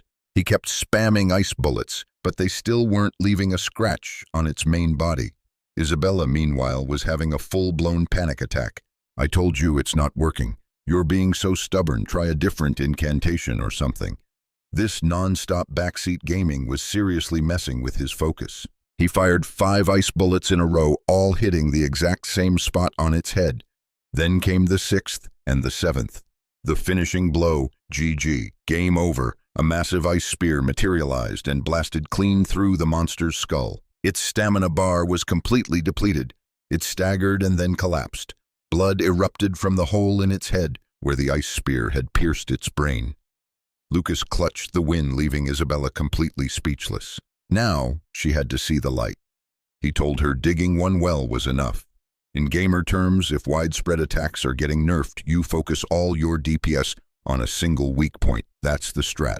But up in the sky there was a huge commotion. A whole flock of drakes was swarming toward their location. Looks like there's no rest for the wicked on this quest. The grinding never stops. The bird-like monsters started spitting massive fireballs, trying to barbecue them. Lucas instantly popped a mana shield to block the volley. He was dodging and weaving while firing back ice arrows, landing crit after crit. Each one that hit pierced a drake's body, killing it instantly. The entire mob of flying monsters was wiped out by his OP abilities. But the real entertainment was just starting. A colossal drake, the area's final boss, appeared from the clouds. Isabella was terrified, but Lucas slapped a hand over her mouth before she could scream. "Don't you dare pull the boss." That was the Drake Lord. Right now their only option was stealth. They were way too underleveled to win this boss fight. This thing had way too many eyes. It was checking every corner of the map, forcing them to hold their breath and pray it didn't have detection skills. After a tense moment, it flew away, leaving behind a footprint 1,000 times bigger than a normal drake's. Isabella and Lucas found a high cliff to rest and heal up. She patched up all his injuries from the earlier fights. They'd been grinding against monsters in this training ground for 2 straight weeks. His mind had finally completely synced with this body, a major breakthrough in his character development. This whole journey to the mountain was definitely the right call, but the main quest wasn't over yet. The most important objective was still Sway's dungeon. He stood up. "All right, Isabella, let's move out." Destination, the dungeon right in front of them. They flew straight down into the dungeon's lake. He warned her, "Don't lower your guard. That creep Sway would definitely stock this lake with a ton of monsters." Isabella was surprised, asking, "How are you so sure Sway's dungeon is even here?" "Easy."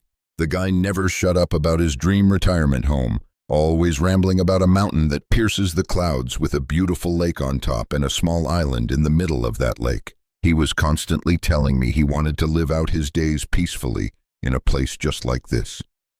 Before Isabella could ask any more questions, they had arrived. The view of the island was breathtaking. You couldn't help but be amazed. It was a truly majestic island. Lucas, however, just thought the layout was ridiculous. That coward Sway had the worst base design. Right beneath this island is But this dungeon is on a whole other level of terrifying. This island, bro, this is just the lobby for the real quest. It looks chill on the outside, but low-key, it's packing way more danger. Just like Sway, the final boss of this whole dungeon raid. The duo pushes deeper into the island, reaching a ridiculously huge tree with a freaking doorway carved into its trunk leading deep inside this abnormal world tree. They even built stairs inside for real. On both sides, glowing mana stones light the way down into the dungeon's depths.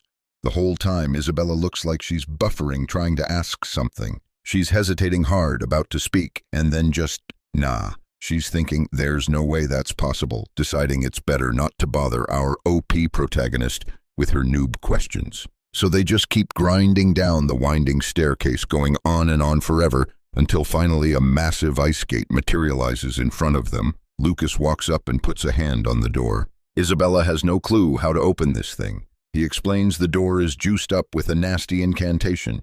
If she tries to brute force it, she'll get instantly PK'd and sent to meet the Reaper. Lucas scopes it out for a sec, then places his hand on a glowing sphere next to the gate.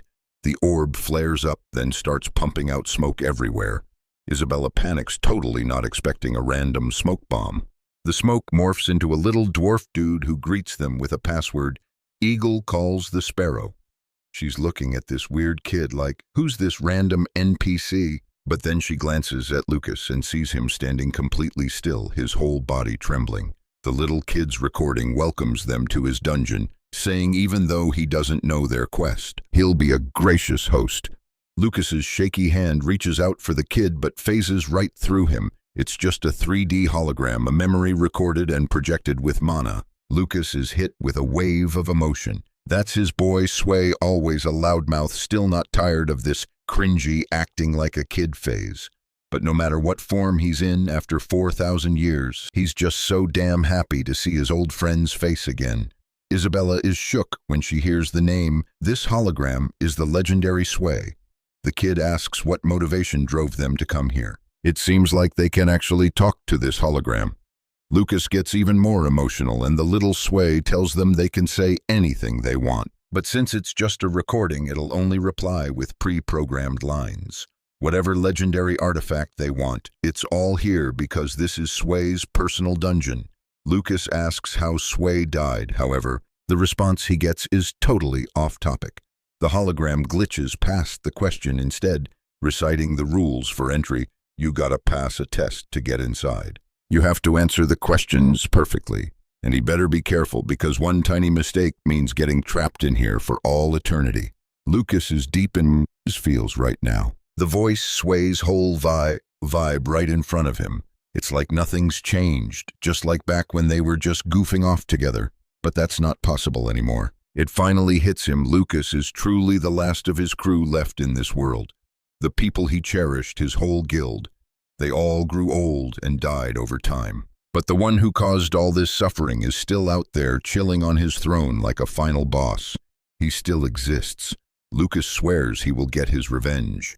The Sway hologram apologizes for cutting into the tragic backstory to start the test. First question, what does Sway hate the most? Without a second of hesitation, Lucas instantly one-shots the answer. The thing he hates most is a demigod. That's a bingo. The hologram vanishes and the massive gate slowly swings open. Isabella is just staring, wanting to ask, who are you for real and how do you know all these cheat codes? She wants to ask, but she just can't get the words out. Lucas turns back to her, snapping her out of it. Stop wasting time, we're in the dungeon now. Knowing the dungeon master's personality, the treasure room is going to be no walk in the park. It'll be rigged with traps, so be careful. Or if you're trying to commit suicide, just stand still. If you want to level up, you need to delete all those useless thoughts and focus. Isabella looks down and mutters, yes. Lucas takes a step forward, genuinely wondering what's waiting for them. Is this the beginning of his comeback arc or the end of the line? They arrive at a new door with a layout almost identical to the first one, right down to the glowing orb on the side. Lucas puts his hand on the orb and smoke billows out again. But this time it's not Kid Sway that appears. It's a teenager now, but it's still undeniably Sway. His appearance is set to get older with each trial they pass. Honestly, Lucas has no idea what the point of this whole dramatic, cringe-worthy gimmick is.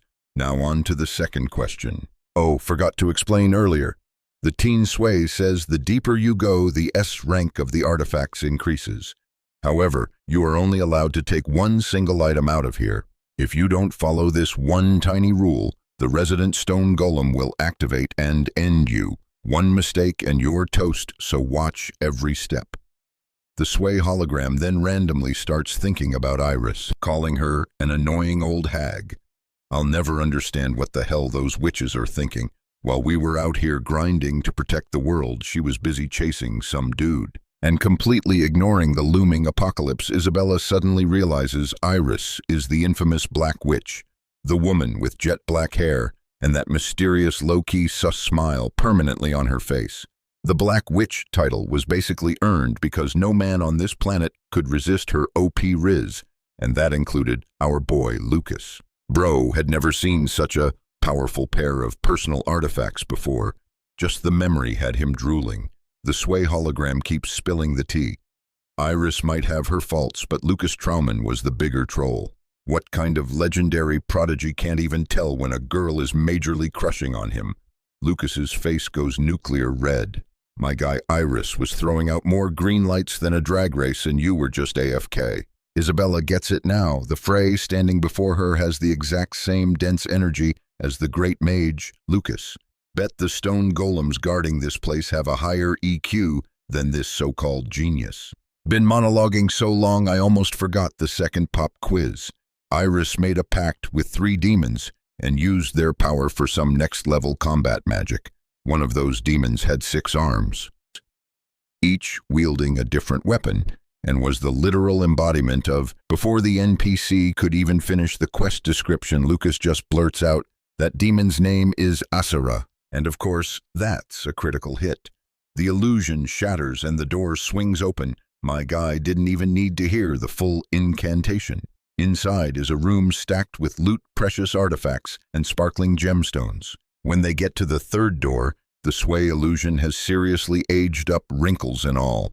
It finally clicks for Lucas. The deeper they venture into the training grounds, the older Sway's projection becomes. You can basically think of this entire dungeon as his personal grimoire, a playable log of his life.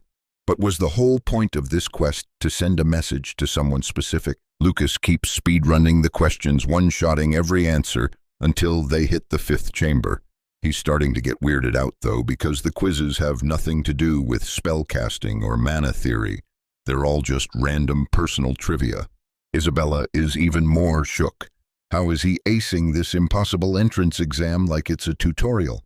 They've finally reached the end of their journey, the final stage. There they find a Sway with snow-white hair and a scruffy beard. He talks about the young prodigy Lucas Troudman, who by age 40 was already considered the strongest in the world, an S-rank powerhouse who achieved a breakthrough beyond all of humanity. He says it was the greatest pride and happiness of his life to be that mage's best friend. Lucas feels it too. Being friends with Sway was the ultimate W for him. He was his irreplaceable party member. Isabella is just getting hit with one plot twist after another, looking at Lucas's reaction like her entire worldview just got nerfed. And now for the final boss question, what is Sway's real name? Hearing this, the whole picture snaps into focus for Lucas. All those seemingly random side quests finally made sense. Sway designed this dungeon so that only Lucas could clear it. The answer to this question was the final key. His friend's real name was Sway Troudman, not the noble family name Sway that everyone knows from the history books. The final door unlocks and the illusion disappears. But before it fades, it wishes Lucas good luck, saying everything here was prepared for him. The illusion dissolves into smoke. Lucas reaches out to grab it, but it's gone. And Isabella definitely heard it. The great mage Sway called Frey Lucas.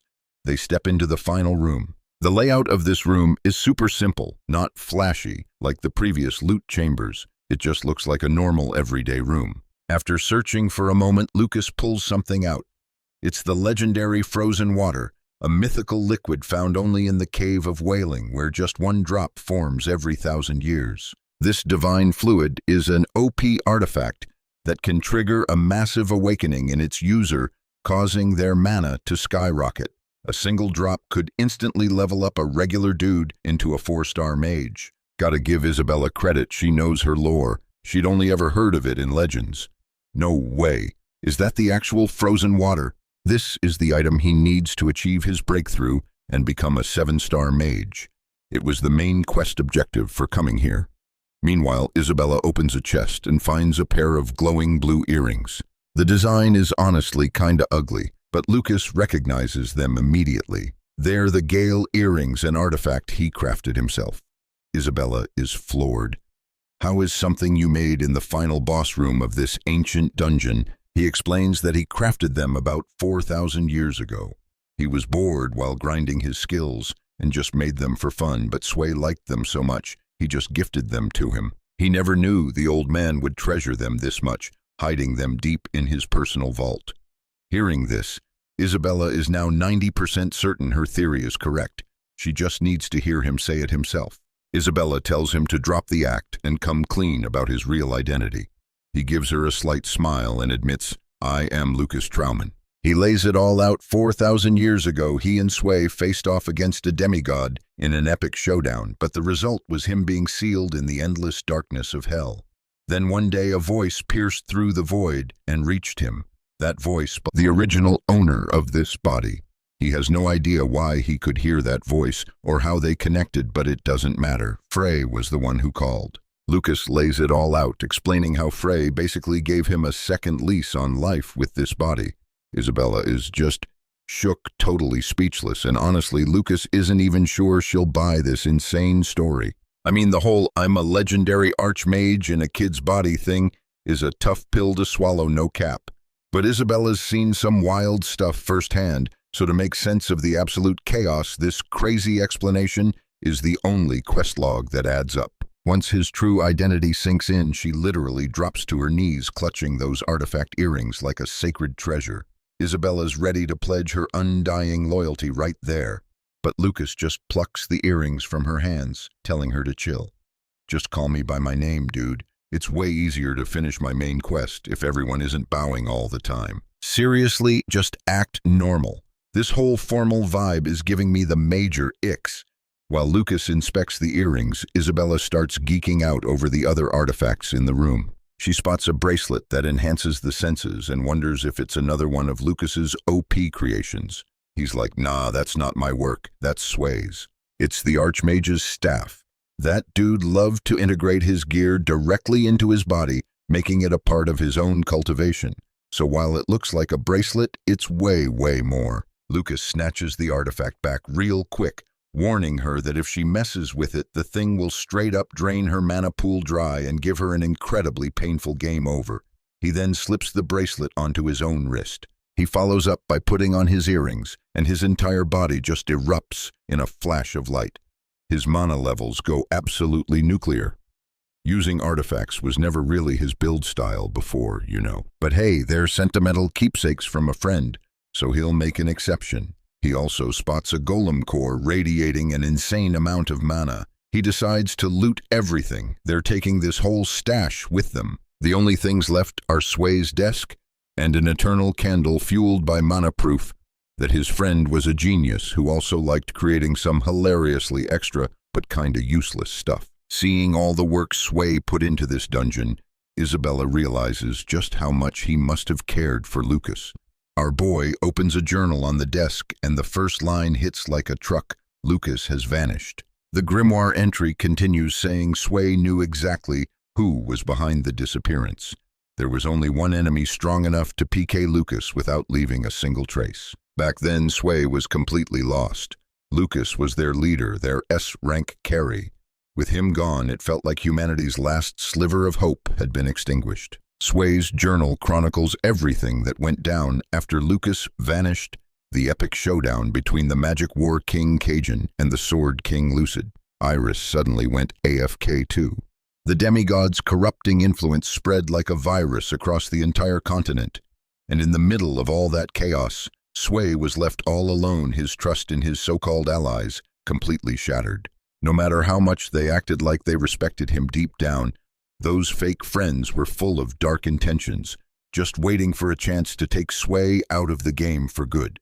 This journal was his final testament. Reading this, Lucas finally understands the brutal, lonely fight his best friend endured.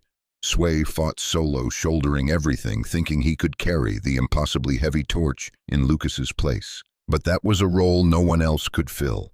With every passing second, Sway felt the crushing weight of his own powerlessness, knowing he could never truly be Lucas. His final words were a heart-wrenching apology to Lucas, admitting he couldn't bear the burden any longer.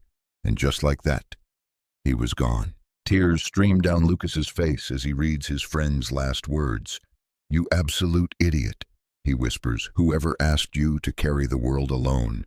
It's a feeling Lucas understands better than anyone. After being locked in a hellish solitary confinement for over 1,000 years, it's time for Sway to finally rest. He suffered enough. Now it's Lucas's turn to take over. Lucas swears on his very name that he'll make that demigod pay for everything. Just as he's about to leave, Isabella points out there's one last page torn from the journal. It's another message: "Lucas, you must complete Anastasia. I poured my entire soul into it." Isabella has no clue what Anastasia even is. Lucas reaches into his inventory and pulls out the marble-like sphere he nabbed earlier. He realizes this is his friend's entire life's work, his ultimate creation. That stone has to be a golem core. His friend was the undisputed master of puppet magic, a prodigy in every sense. So why would he call this golem core Anastasia, his true masterpiece? Can Lucas even finish what his friend started? He's hit with a flashback to the old days, when he proudly showed Sway his very first super janky golem. Sway had laughed his ass off roasting him for having zero talent and making something so ugly. He even offered to build Lucas a proper one, a big boy that could totally dominate in a wrestling match.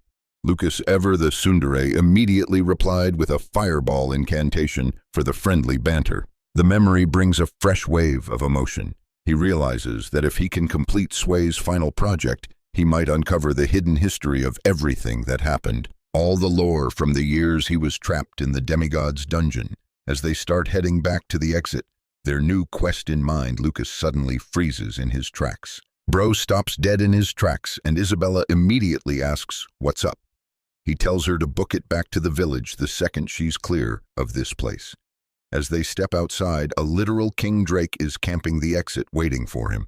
Lucas, with zero chill, calls it out directly, demanding an answer, because he knows for a fact this S-rank beast is intelligent. It stays silent for a sec, then lets out a booming laugh, calling Lucas an interesting human. It admits it was waiting for him, curious to see the face of the fool who dared waltz into its domain, especially after it had already pinged him with a warning in the forest. This makes Lucas wonder, why didn't it just PK him on the spot? Lucas's whole aura shifts, his voice dropping to absolute zero, aside Isabella has never seen before. The monster replies it wanted to wait for him at the dungeon's exit. Apparently all the previous fools who came here dropped some seriously sweet loot. The Drake is basically farming players for their gear and is hyped to see what our boy drops. Then it all clicks. Lucas finally understands why this monster is so massive and OP. It's been using the dungeon, his friend's entire life's work, as a giant trap to hunt humans for EXP. This beast turned a sacred place into its personal feeding ground. Nah, this thing definitely needs a major lesson in respect. The look in Lucas's eyes gives the King Drake some serious déjà vu. It's the same look a mysterious woman in black gave him right before she absolutely bodied him in a past boss fight. She told it to stay down while she was still feeling merciful, warning it that if it fought back, its next respawn would be its last. So yeah, that glare. The Drake is not a fan. Seeing it distracted, Lucas yells at Isabella to run for it, 'cause they're fresh out of time. She hesitates, worried sick about him. The monster gets triggered by all the chit-chat and decides it's time to flame broil them both. With a roar, it unleashes a massive fire blast. But Lucas is faster, instantly equipping Sway's scepter to tank the hit, then firing back with a quick earth wall incantation. He spins around and yells at Isabella, "Stop being so stubborn. Right now, you're just nerfing me."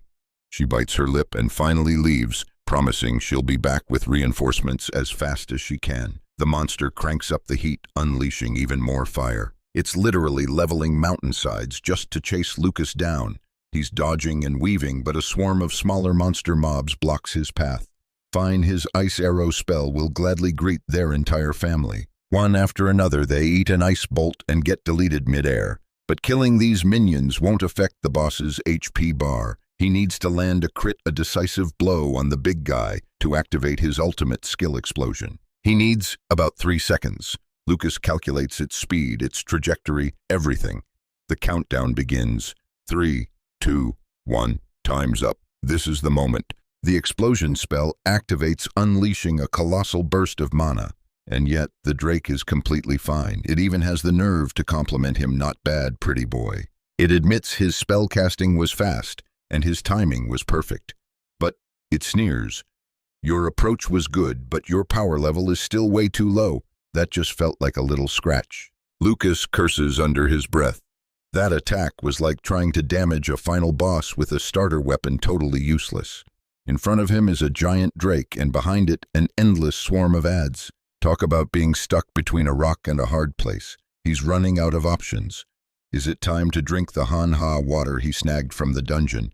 When he first got that artifact, Isabella had asked why he didn't just chug it down. He explained it's not some simple healing potion. Its energy has to be balanced first through cultivation. Even for a prodigy like him, that would take a full week. Drinking it straight up would be a one-way ticket to meeting his ancestors.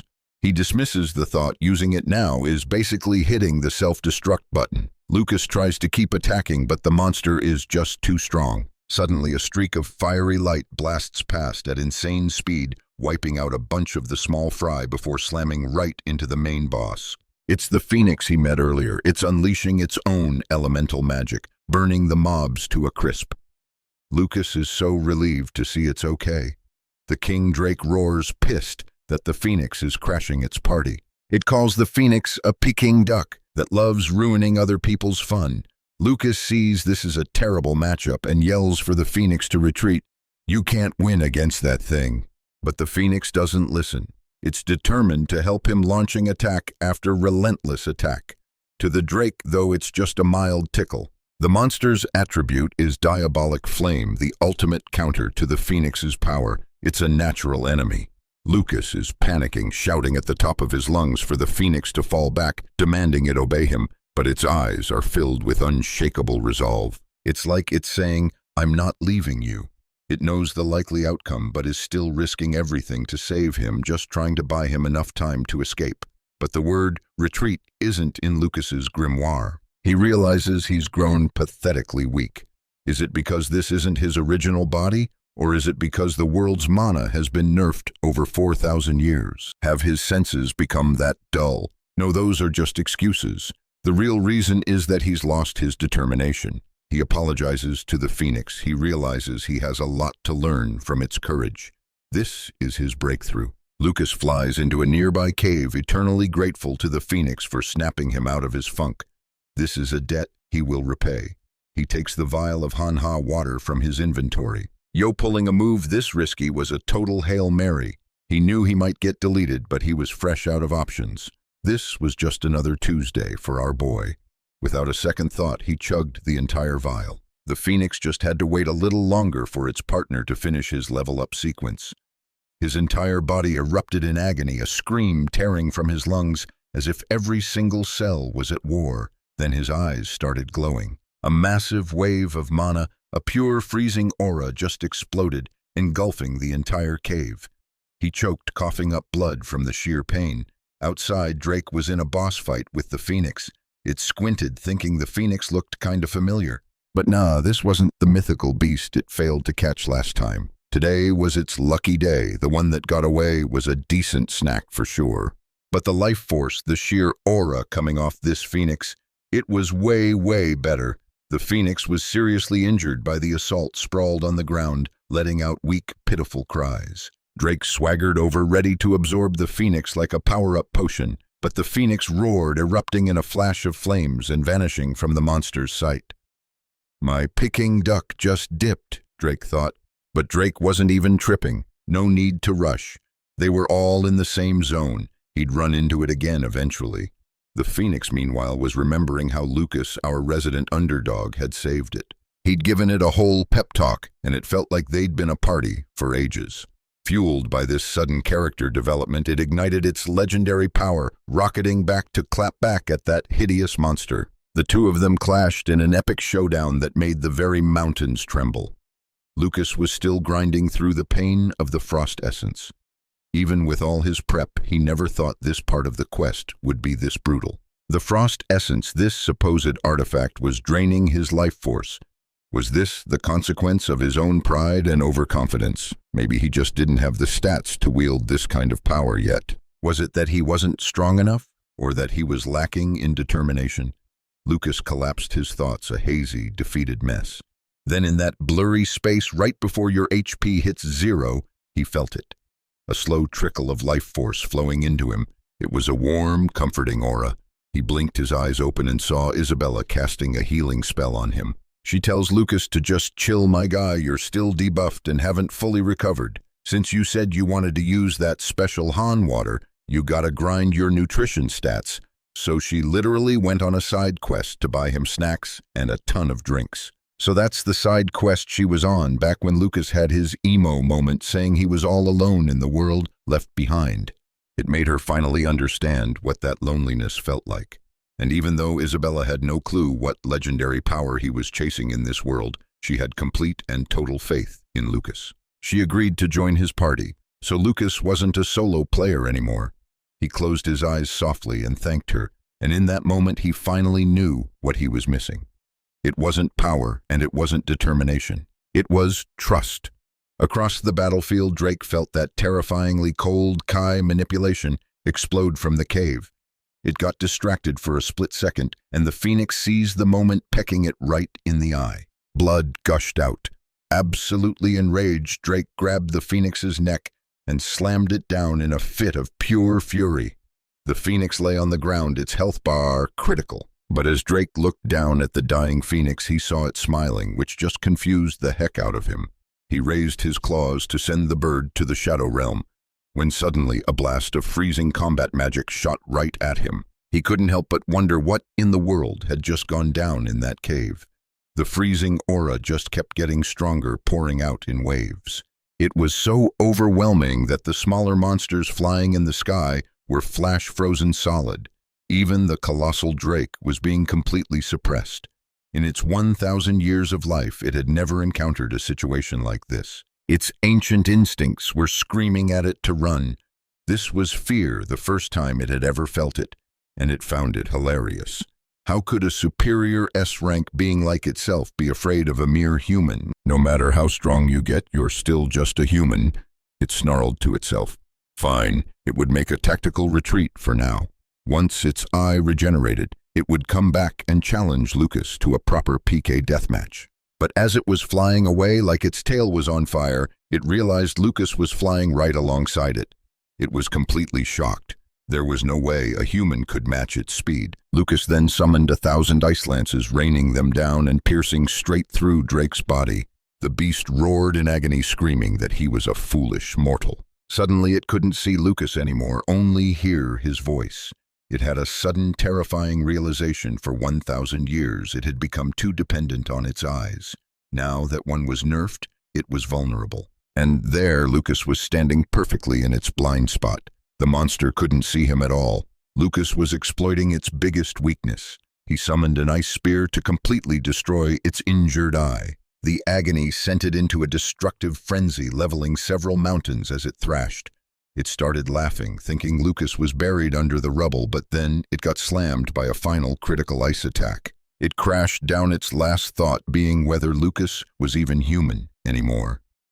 Isabella watched his silhouette, wanting to shout at him not to push himself too hard, because Lucas himself was on the verge of collapse. Going all out in a boss fight like this was dangerously taxing, but he just raised his hand to the sky, creating one final massive weapon. Yo, check out the size of that ice spear. The sheer aura on that thing is insane. Is he really about to dump his entire mana pool into this one attack? The monster ain't backing down, though. It's ready for this boss fight, not even caring what our boy's power level is. It's basically taunting him. Let's see you block the same flames that torched that fire chicken. From its perspective, some human ice-type mage like Lucas is a total noob, way too low level for its S-rank elemental magic. In its eyes, Lucas is still just F-rank fodder, but then Lucas unleashes the ice spear, and boom! A shockwave of pure power shakes the very heavens, a true display of legendary power. Even Isabella, standing nearby, can't take the pressure and screams. It's an absolutely unreal scene, a true epic showdown. Fire and ice collide, vaporizing and destroying each other. But hold on, Lucas is getting pushed back. Wait, did he lose control of his OP abilities? Isabella is just frozen, totally panicking, having a complete crisis moment. What is she even supposed to do right now? I mean, she's not a prodigy like Lucas. She can't just jump in and then poof, he's gone. The monster smirks, thinking our boy's about to become Monster Chow. It's probably thinking, how can a gnat even compare to me? It was in the middle of some villainous monologue when suddenly it's lights out. Its head gets completely disconnected by Lucas's ice scythe, sending a crimson shower into the air. The massive corpse hits the ground with a thud that shakes the entire forest. Talk about getting peak. The fact that Lucas somehow teleported behind the monster is just mind-blowing. He actually soloed a 1,000-year-old monster, a real underdog victory. And don't forget, this isn't even his final form. If he's this cracked while nerfed, can you imagine the S-rank power of the original Archmage, Lucas? He floats in the air for a moment, then starts to freefall. Isabella rushes in for a clutch save, catching him just in time. His entire body is ice cold, which seriously worries her. He motions for her to get him to the Phoenix's location. They help each other through the forest, searching for the Phoenix. Isabella can't stop gassing him up like, "That was so sick, you just took down a world boss," like it was nothing. But Lucas just explains that the monster lacked actual combat experience. Isabella is totally confused, like, how can a 1,000-year-old beast lack experience? Lucas then drops some wisdom combat magic, and just mindless slaughter are two completely different. Just because you've been grinding kills for centuries doesn't mean you have battle IQ. My girl Isabella is still a bit naive. You need both raw power and big brain tactics to take on an entity that strong. A crucial part of her character development. Lucas had tricked it into thinking he was using his ultimate move, going all out. But in reality, that epic ice spear incantation only cost him about 80% of his power. And the remaining 20%, that was for the teleport and the stealth takedown from behind. Using 80% of his mana as a diversion, who could even predict a 500 Ike play like that total galaxy brain strategy? They finally reach the Phoenix, which is lying on the ground looking totally wrecked. It used everything it had and died protecting him, so Lucas says he's gonna pay it back and bring it back to life. Lucas puts his hand on the Phoenix's feathers, and get this, the fire mana from the monster they just defeated is being absorbed by the Phoenix itself. It can use the boss monster's energy to heal itself and achieve a massive breakthrough. With the old king of the mountain gone, all the other monsters are about to start a massive tournament for the top spot. After that, 1,000s of others will try to take its place. Therefore, the Phoenix has a new main quest. It must become the new guardian of this mountain to protect his friend's resting place from those savage beasts. He decides to leave it here to rest and continue its cultivation, then departs with Isabella, promising they'll meet again someday. Cut to a super crowded town market, buzzing with people laughing and talking. Lucas is just chilling on a bench, sporting a fresh new outfit with his white hair tied back. The glow-up is real. Isabella comes back with the news she checked with all the ship captains, and as they figured no boats are leaving today, she brought him some juice and asks if he's feeling all right. Lucas says he feels fine now, he just needs to recharge and restore his stats. All those rare artifacts they looted from the monster's den are definitely going to be useful later. For example, the fire cloak made by Sway actually helps stabilize his ice-type mana. Isabella is like, did we really have to clean out the entire loot room in that nest? Her inventory is completely maxed out. And yeah, maybe some of the gear is low tier, but Lucas says he couldn't just leave his best friend's personal mementos behind in a place like that. It feels like this part of their journey has finally come to an end. What a long trip, Isabella says, feeling like a whole year has gone by. Lucas just gives her a look, thinking she's being a total drama queen. We've only been on this adventure for like a month. Since they're stuck for the day with no ride, Isabella suggests they go pay a visit to Lord Run. The two of them pull up to a huge mansion with guards posted outside. A soldier asks them to state their business, and Lucas just casually says, "I'm a friend." But the guard's not having it and demands a name. In his head, he's thinking, great, another annoying brat. Then Lucas flashes a smile and tells him his name, which makes the guards absolutely freak out. Because as it turns out, their Lord Jun had told them his friend would be visiting. That friend being the youngest son of the prestigious Bake family, one of the most powerful noble families around. If he ever showed up, they were ordered to treat him with the exact same respect they show Jun. Talk Bro was shook. The guard couldn't believe this random dude was Lord Jun's one and only bestie. And talk about perfect timing, a carriage pulls up. The young lady has just logged back in. As they approach, an ultra-luxe carriage appears, and a beautiful, elegant blonde girl steps out. The guard immediately bows to Lady Lilia and reports that someone claiming to be a friend of Jun has arrived. She glances over at our boy and instantly guesses, "You must be from the noble Blake family." Apparently Jun had been dropping a ton of lore about him. She even knew about Isabella. And for the plot twist, she's Jun's actual older sister. Lilia invites them into the carriage to chat on the way to the mansion. Isabella is just staring completely in awe. This girl's got that S-rank noble family aura that just screams main character energy. The guard panics trying to stop them since their identities haven't been verified yet.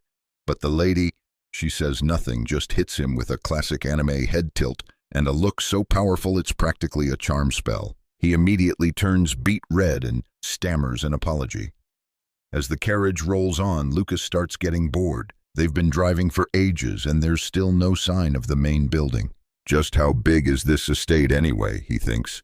Noticing Lady Lilia staring at him, he just calls her out on it directly. Our boy has 0 points in subtlety. He's not one to beat around the bush. He asks if she has something to say, and she honestly replies that he looks way different from how her brother described him. According to June, Lucas was supposed to have ash-gray hair, not this slick silver style. Our boy doesn't really know how to explain his recent character development, vaguely saying some stuff went down during his journey. Picking up on his awkwardness, the lady tells him to just be casual.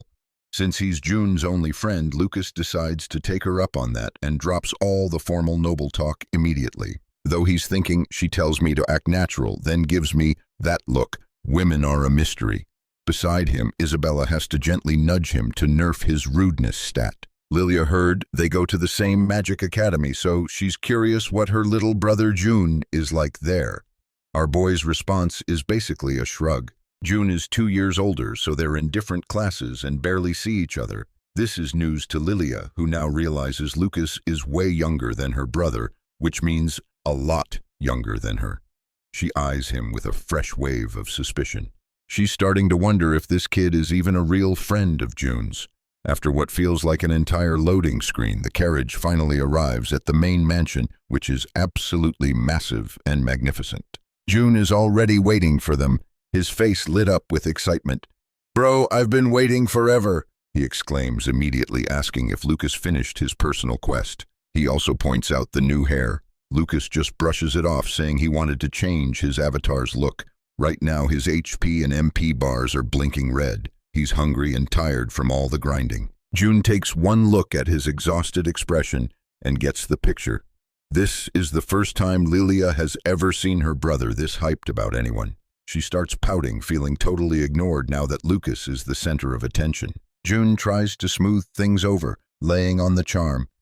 "How could I ever not notice my favorite princess?" He asks about a party, but she just huffs and storms inside. Classic teen humor. June knows that was a bit of a faux pas. His sister gets angry a lot, but getting this salty for no reason is weird even for her. Lucas, on the other hand, thinks it's weirder that June can say princess with a straight face. June then casually mentions Lucas's destination, the Hellfire Mountains. Lucas is stunned. "How did you know that?" Turns out June knows because Lucas saved his fiancée. It seems the fiancée, Lady Sonia, made it to the estate safely. June sighs when he talks about her complaining that all she ever thinks about is her martial arts training. Still, you have to respect the hustle. She was such a prodigy, she earned the epic title Storm Sword at a young age. Lucas thinks it's a total waste to pair such an S-rank beauty with June. He then wonders where they're headed next. June explains that as guests of the Jun clan, they first have to greet the family head. It's protocol. He leads them towards a massive door that screams "Boss, fight ahead." He's about to introduce Lucas to his father. Inside, June's brothers are all seated around a large tea table. The family patriarch, June's father, greets them. He says he's honored to receive them and asks about the health of Count Blake, Lucas's father. Lucas gives a polite by-the-book answer, maintaining a respectful front. Isabella is practically suffocating under the sheer pressure of the clan head's powerful aura. Meanwhile, Lucas is thinking, "Count Blake, my father, bro, I'm just borrowing Frey's body. I've never even met the guy." Get this, the head of the June family is one of only 5 mages in the entire empire with a legendary 7 unique elemental magic attributes. He's also the master of the 4th magic tower. The dude's stats are completely broken. Lucas starts to suspect the old man might even be connected to the demigod. The clan leader explains that because the 6th magic tower is so far, he only sees Lucas's father once a year at the annual tower meeting. He reminisces about his pleasant and useful meetings with the count, but Lucas isn't listening. He's focused on the man's face. He recognizes a tattoo. It's the magic crest of the Cold River Nation. The clan head continues politely noting that it seems not only June, but also his fiancée Sonia owe Lucas a great debt. He can only express his deepest gratitude for the assist. Then he quizzes Lucas about his little trip to the Hell Mountains. Our boy just brushes it off, saying it was a personal side quest and not worth mentioning. The Duke then switches gears, asking his son how the prep for the big banquet is going. June's like, "We're grinding hard on it, Dad. I mean, this banquet is a huge deal, packed with elite students and VIPs from other noble families. The Duke tells his kids to personally oversee everything. June's about to invite Lucas to help out, but his dad straight up cuts him off. Turns out the Duke's been deep in his grimoire cooking up some new combat magic and wants a fresh take from our prodigy. He figures Lucas's OP abilities might offer a breakthrough. The old man's like, I need a new perspective, a different spell-casting technique. So he wants to pick the brain of a young, powerful mage. Taking the hint, June and his siblings peace out, yelling, "Catch you at the banquet, bro."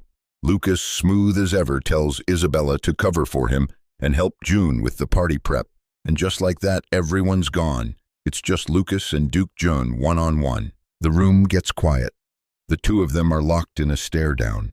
The Duke's aura flares up, his eyes literally glowing as he looks at Lucas and says, "All right, spill the tea. Tell me the truth about the scheme you're cooking up." Lucas is just blinking like, "Bro, what the heck are you on about?" So he asks him to clarify. The Duke brings up the circle coming to his house, and ding, ding, ding. We've got a major misunderstanding here. The Duke is dead-ass accusing Lucas of using his son just to get an audience with him, but he's also like, "Still, you've got guts, kid." He then points out Lucas just casually walking around wearing that thing. And aha, he's talking about the Gale earrings, the legendary artifacts dangling from Lucas's ears.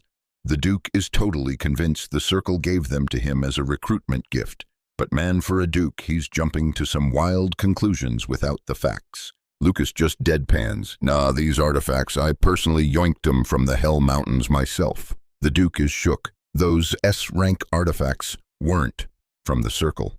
Lucas explains that yeah, June begged him to join their little club, but he gave him a hard pass. Why? Because he's not about to waste time on pointless quests. The Duke stands up, slams his hand on the table and goes, "I'm not talking about June's club." Then it clicks. Lucas was off doing some intense cultivation in the mountains. Realizing he totally misread the room, he sits back down, looking kinda embarrassed. He even tells Lucas to lower his guard, and since the Duke said so, Lucas is like, "Bet." He drops all the formalities. Duke June admits the kid is brave, but internally he's thinking, who does this F-rank looking punk think he is talking to me like that? Lucas immediately claps back, "This is my friend's house. I was just here to see June." It might sound wild, but it's the truth. He wasn't even planning on meeting the big boss man himself. Duke Jun goes quiet, deep in thought. He's still a little sus, but no cap, this underdog has completely changed his perspective. Still, he needs Lucas to understand one thing very clearly. With artifacts like those earrings, I can't just treat you as some random unaffiliated mage. Then Duke Jun drops the million-dollar question, who do you think is the true master of this continent? Among the human nations, the Kask Empire is #1 sure, but even they only control a measly 1/10 of the continent. And yeah, he's spitting facts. A quick glance at the map shows you can't rule the whole continent with just 10 fingers. Out of all the power players, humanity's strength barely makes up 3/10 of the total pie. Based on that stat alone, you can't say humans are the masters here. There's another owner, the ultimate being pulling the strings from behind the curtain. The continent has a different ruler. The demigods. The Duke lays it all out. They are beings that transcend humanity, the true rulers who secretly control human society from the shadows. He knows it probably sounds like some crazy old wives' tale to a young gun like Lucas, who hasn't seen the world yet, but he insists that this hidden power is 100% real. The Duke sees Lucas with this faint, knowing smile and gets super confused. Meanwhile, our boy is having a flashback thinking about the 5 absolute legends who risked it all to throw down with the demigods. He's thinking, It's been 4,000 years, and this world is still stuck in despair, completely under the demigod's thumb. The natural order of things is totally flipped upside down. But he realizes people who share his mindset are starting to pop up, even if they haven't fully grasped the existence of the demigods yet. Fighters like Duke Jun will never back down. They're scattered across the continent, just waiting for the right moment to start the boss fight and PK those guys. The Duke, however, is just getting creeped out by Lucas's silent, smiley vibe check. Lucas is thinking, why shouldn't I smile? For the first time since I got to this era, I've finally found a sliver of hope. The Duke snaps him out of it, asking if he knows anything about the demigods. Lucas just goes a little. This just makes the Duke even more curious. Lucas has to tell himself to chill. Even if this guy's an ally, he can't just leak his true identity. So he explains he learned about them when he found these artifacts. I read Sway's journal. Hearing that name, Duke Jun loses all his composure and shoots up from his chair. Looks like it's time for him to share his own intel. The Duke admits that their knowledge on the demigods is extremely limited, like how many of them there are or what their ultimate endgame is. We don't know why they don't just show up, choosing to operate in the shadows instead. And he adds there's still one critical piece of the puzzle he hasn't solved yet. However, bro, one thing's for sure, these demigods are so OP, they could literally Thanos snap every species out of existence. No cap the history books. The real ones say this has happened multiple times before. After this massive lore drop, it finally clicked for Lucas. Okay, so there are very few demigods, maybe 100 tops. But 100, bruh, even one of these guys is a world-ending boss fight waiting to happen. Clan Head Jun lays it all out.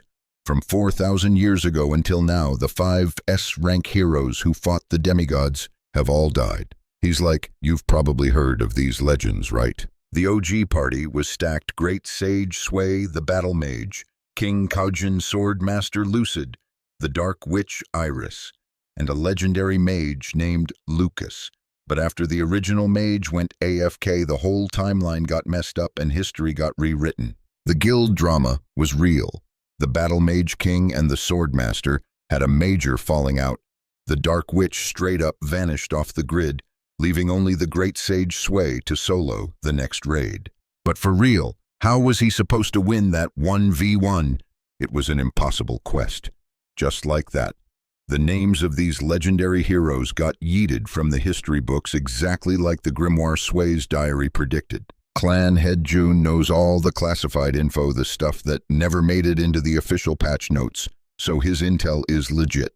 He says his guild, they're the ones carrying the torch, the successors inheriting the will of the original S-rankers. But this guild is scattered all over the server, and as the years pass, those who shared the same dream got divided to the point where the factions are now in a full-on guild war trying to PK each other. Lucas is thinking, yep, that's humanity for you. Put more than 2 people in a room and they start forming cliques. Jun keeps going, explaining that even with all the drama, the Sway Amet and Lucid factions are the 3 strongest forces now. Lucas is processing this. Those are their names. So what about the guilds for him and Cajun clan head? Jun admits he's clueless about the other smaller factions. But he does have some tea on Chaman's crew. Their situation is not looking good. Word is their Grandmaster was killed in action, and over half of their core members bailed and transferred to other guilds.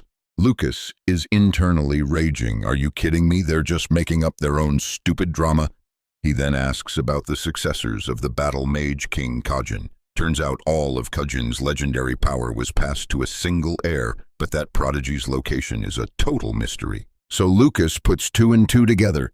These secret societies are on a whole different level than the clubs founded by the students at the Magic Academy. Yeah, the Academy clubs are basically just kids playing around. Sure, they sometimes scout a real prodigy with some hidden talent, but none of those elite students know these major league guilds even exist. From Jun's standpoint, having more guilds with the same name makes it easier to hide, so it's not a bad thing. It's a 4D chess move, because what if the demigod has spies everywhere? Jun pours him a glass of golden wine, and Lucas has to admit he's right. The demigod could literally be bugging this conversation right now, so Jun's initial cautious vibe check on him was totally justified. especially when June saw Lucas rocking the Gale earrings, a famous artifact of the original Lucas. He just assumed it was some dude from the Shaman Guild rolling up to declare war. Clan head June says that's all the info he can drop for now, then hits him with the, "All right, I spilled, your turn." He wants to know how in the world Sway's legendary grimoire ended up in Lucas's hands. Lucas already told him he got it from the Hell Mountains range. June had heard heroes left powerful artifacts there, but while many go to that zone for some high-level grinding, the number of people who return can be counted on one hand. And the few who do make it back always come back with zero loot. Of course, Lucas thinks to himself, besides me, who else even has the map marker for that specific dungeon? Even if they found it, a high-level monster is just waiting to gank them. So Lucas feeds him the classic underdog line, "I just got lucky, I swear. I was in deep trouble and accidentally fell in there. And lucky me, it just happened to be Sway's dungeon." Clanhead June literally jumps when he hears the name of the dungeon, a place that's supposed to be pure myth. So that's where the diary Lucas has came from. The contents of the diary perfectly match the secret history he just revealed. He's super curious now, asking how to get there, even though Lucas is sticking to his "it was just a lucky accident" story. But June clearly isn't satisfied with that answer. My man is still sus, so he suggests a little skill check. He wants Lucas to try using the Gale earrings for him. Putting his glass down, Lucas takes off the earrings and begins to channel his mana into the artifact for him to see. Needless to say, the light show was about to begin. The clan head is stunned solid. Then he closes his eyes and sighs, sounding almost disappointed. He mutters that this isn't the worst-case scenario. His suspicion wasn't just about a guild war with Shaman. There was another, much bigger reason. The scene cuts. The sky outside is pitch black, surrounding a massive mansion glowing with lights. Inside, a party is popping off, full of life. Everyone is laughing and talking. Lucas, fresh off a glow-up into a handsome suit, grabs a glass of wine and enters the party. He finally found someone who knows about the demigods. But the reality is the situation is way more complicated. Having guilds that claim to inherit the hero's will is one thing, but this is a whole new level of character development for his quest. But they just turned around and started beefing with each other. My dude's gotta figure out what's up with these guilds, stabilize the frigid mana in his system, and then finish crafting his masterpiece, his personal golem. His best bro Lucas smacks him on the head, dropping a whole new questline in his lap. What if Lucas taking over Frey's body wasn't some random event, but a part of a bigger plot? As he's deep in his cultivation of thought, a voice snaps him out of it. It's Isabella, all glammed up in a sparkling dress, totally flexing her fit for him. Apparently it was a special gift from the young lady of the house.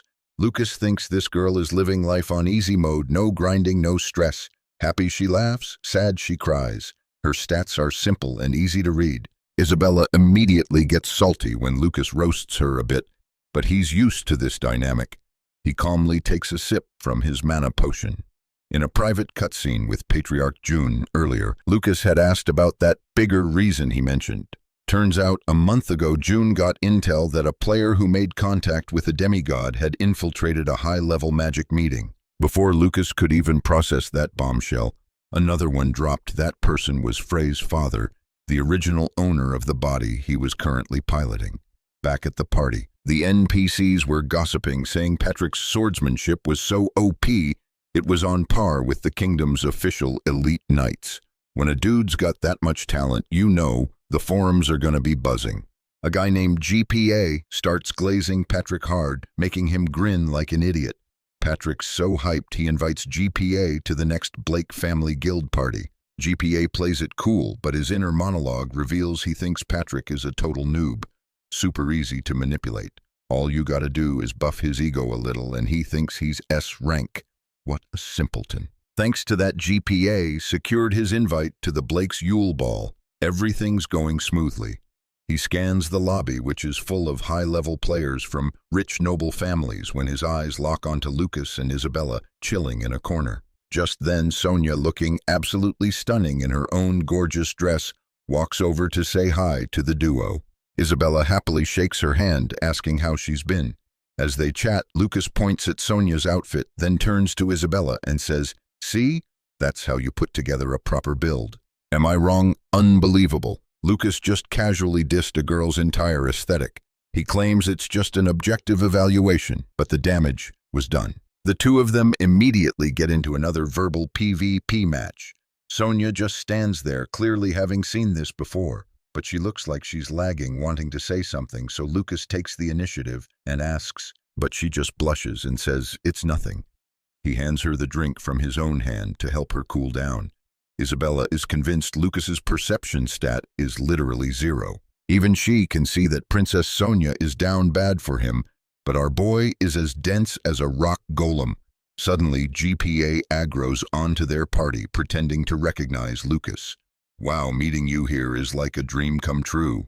Isabella thinks this must be one of his friends, but Lucas is like, "Who is this random NPC?" He starts digging through Frey's memory logs, trying to figure out if he knows this clown. Before the search can finish, the guy drops the act and starts trash-talking him, calling Lucas the outcast of the family, the F-rank reject who somehow snuck into this prestigious S-tier party. Well, that saves Lucas the trouble of remembering.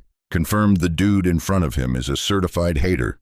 GPA keeps running his mouth with this smug, punchable face. He assumes a reject like Lucas only got in by piggybacking on the Blake family name to attend this party hosted by the legendary June. A regional noble like him had to grind for ages just to get an invite. Then GPA straight up says this place isn't for an underdog like him. This is a high-level event, a battlefield where elite nobles gather to network and form alliances. Even I couldn't pass the Magic Academy's entrance exam. What makes a low-tier scrub like you think you're qualified to be here? In the middle of his rant, Lucas cuts him off with a cold, "Get lost." GPA just glitches out, completely stunned. Lucas repeats it, his tone dropping a few degrees. "I don't like repeating myself." Isabella, his loyal support, jumps in with a few taunts of her own to really get under his skin. GPA is grinding his teeth in pure rage. Sonya asks if he actually knows Lucas. GPA claims he knows him all too well, saying the old Frey would never have the guts to talk back like that. Then he looks at the two gorgeous girls, with Lucas wondering who they are. He knew June's party would have some rare drops, but these two were straight up legendary tier. So why in the world were they hanging out with a complete failure like Lucas? He decides they must be gold diggers just trying to leech off a noble. Right on cue, Patrick shows up, calls out to GPA, then immediately pivots to Sonya, bowing and trying to get her name, asking for Sonya's name. The GPA dude is absolutely seething because this simp is trying to rizz up the girl he's into, and he's using him as an excuse. The absolute audacity to slide into the DMs of someone he's already called dibs on. Sonya politely states her name, which leaves both of them completely stun-locked. GPA immediately assumes she's only with Frey because she's a foreigner, a player from another server who doesn't know he's considered absolute trash tier. All right, bet. GPA decides it's time for an epic showdown. He's going to put Lucas on blast right here and now. He fakes a look of sudden recognition, pointing at Sonya. "Wait, I know you. You're the eldest daughter of House Aquarius, the one they call the nation's jewel." Them. He's apologizing to Sonya for not knowing her fiancé was Sir June, the host of this entire gig. Sonya could care less. She just turns back to Lucas to explain, "Hey, about us getting married, that questline isn't finalized yet." But of course, our boy's brain is still buffering, completely oblivious to her feelings, and he's just thinking, why is she telling me this? Is this a new pop-up quest?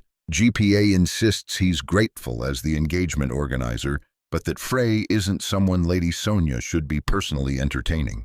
Patrick hears this, and a light bulb finally flickers on. He's like, "Wait, you're that Frey. I know your brothers, they're mages grinding at the nearby magic tower. Didn't your older bro just level up to floor master?" Lucas keeps his poker face active, totally ignoring their trash talk. But Patrick keeps spamming insults, bringing up how his own Count father disowned and abandoned him, reminding him to stay in his F-rank lane. He literally can't believe this guy shares a bloodline with such prodigies. That's the final straw for Isabella, who goes ballistic, screaming that he's being way too extra. Even though she doesn't know who he is, she flexes that no one here could lay a single finger on her, demanding he apologize for disrespecting her boy Lucas. Lucas just pats the fuming redhead on the head, trying to calm her down, but this dude Me, the firstborn son of a noble family, apologize to Frey. That's hilarious, what a joke. The one who should be apologizing is whoever invited a nobody who doesn't know his place like Lucas to this elite party. Patrick wants to know who sponsored his invite. And right on cue, his NPC followers burst out laughing. But then June walks over and declares, "I was the one who invited Lucas." And the whole squad goes into absolute shock. They can't believe the person who invited him was June, himself the host of this prestigious party. Looks like they were in for a bigger disappointment than expected. June strolls up to Patrick, apologizing for letting him down. "I wasn't aware," he says, "that I needed your family's permission to invite my own friends now." Patrick is flustered, tripping over his words, trying to explain that's not what he meant. June continues his sarcastic onslaught, saying how short-sighted it was to use his own name to host a party. "And by the way, since I'm already apologizing," he adds, "Frey is the most honored guest I have to welcome among everyone invited." The other guys look like they're about to pee their pants from fear, apologizing over and over. GPA is just standing in a corner, looking like his game is about to crash. June tells the guy he doesn't need to be so tense, that he should just enjoy his time here. "This is my house and you're my guest." Then June leans in and whispers right in his ear, "But if you don't listen, you're all dead." This time they can't take it anymore and start begging for forgiveness before running away like they just saw a ghost. Lucas admits June's personality might not be as nice as he first thought. June just jokes that he's just copying Lucas, which is a total lie. Lucas here is clearly charming and handsome, duh. June winces at his shameless self-praise. The back-and-forth banter between them makes Isabella and Sonia, who are listening from behind, unable to hold back their laughter. June thinks Lucas is being way too low-key. "If you just showed everyone the kind of legendary power you used on the Carter ship, no one would ever dare call you an outcast again." But Lucas's philosophy is that real men don't need to flex about minor achievements everywhere they go. Showing off just brings more annoying side quests. June gets curious about what Lucas talked about with his father. Lucas answers honestly, saying it seems June's dad suspected him of being a member of the Circle. June, clearly not in the loop, thinks Lucas is talking about joining his club at the Magic Academy. The reason June's father could drop his suspicions wasn't just because Lucas could use the Storm Earrings artifact, but because his true identity had been verified. Frey Blake, a member of the same circle as his father, and also Lucas's second older brother, confirmed it. His father knows exactly what that noble family did to him, and that the scars he carries can't be erased. Although he's not one to gossip, he felt he had to add one more thing. Hanger is very different from the Count and Michael, his third brother. The reason Hanger agreed to your exile was for a completely different reason, not out of hatred. For now, he thinks that's all Lucas needs to understand. Then Lucas drops a bombshell on June. "I have no intention of going back to the academy." When Isabella hears this, she just freezes for a long moment. Lucas feels like he has no reason to stick around there anymore. It's time to leave. Isabella stands to the side, just watching him. He glances at her, then quickly looks away. If Lucas isn't going back to the Magic Academy, what's she supposed to do now? How does she move forward? June asks about his next plan. Lucas was advised by the Duke to head to the 4th Magic Tower. June thinks it's a decent spot, even if the training grounds for combat magic are nothing special. However, the quality and quantity of specialized grimoires and texts, there are top tier among all the towers. Sonia notices the immediate change in Isabella's expression and asks with concern if she's okay. Isabella excuses herself from Sonia and leaves first. The night is pitch black and she's deep in thought about tomorrow. Tomorrow, Lucas will head to the Magic Tower and she'll return to the academy to continue on her own path, to forge her own path.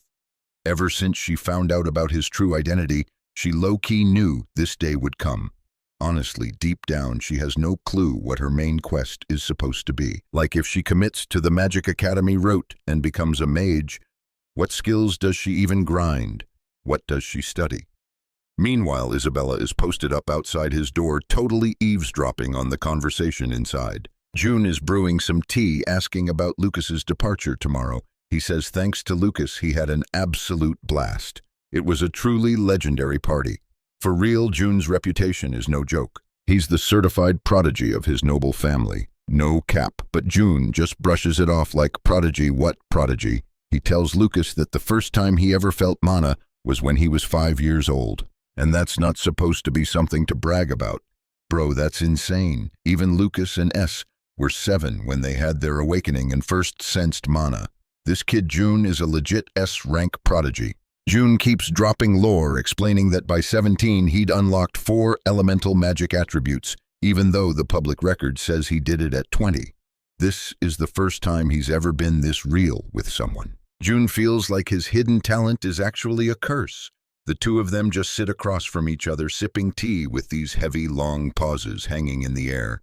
Then June starts talking about his old master, a guy who was both a 6-star Archmage and the Vice Master of the 5th Magic Tower. He said whenever he asked a question, his master would just ruffle his hair and give him this kind smile, and in those moments he was genuinely happy. He promised himself he'd keep grinding study even harder, just so he could ask more and more questions. That man was the guide who helped June find his passion for spellcasting and taught him invaluable life lessons. At least that's what June used to think. He leveled up to 4 stars in record time, a true breakthrough. Until one day he asked a question that even his own master couldn't answer. His master was completely shook when he heard it. He got super angry and straight up called June a monster, but angry doesn't quite capture the vibe. The look on his face, it was more like pure terror. His master had watched him level up at an impossible speed for his age, and deep down in his heart, he thought June was some kind of cursed, unfortunate being. After that, June totally lost his way. He still loved learning magic, but every time he truly got into the zone, every time he had a new insight, his master's face would flash in his mind, squeezing his heart like a nasty debuff. Was this his curse? It happened thousands of times, tens of thousands of times, always the same. His talent was a damn curse. June pours his heart out, tears welling up in his eyes. He just wishes he could be a normal person. Then he could have passionately pursued magic with all his heart. If he were normal, he wouldn't have been called a monster.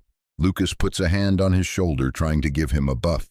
He jokingly tells him to stop being so arrogant. Then he tells June to listen up for real.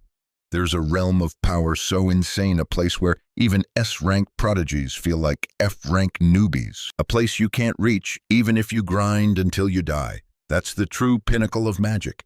And a kid like June who got discouraged because his guide was clueless and let other people's jealousy get to him. Yeah, a place like that is way out of his league.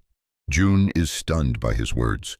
Lucas then declares that the next time they meet, his own class ranking will be way higher than it is now. So he asks, is June just being arrogant, or is he actually confident?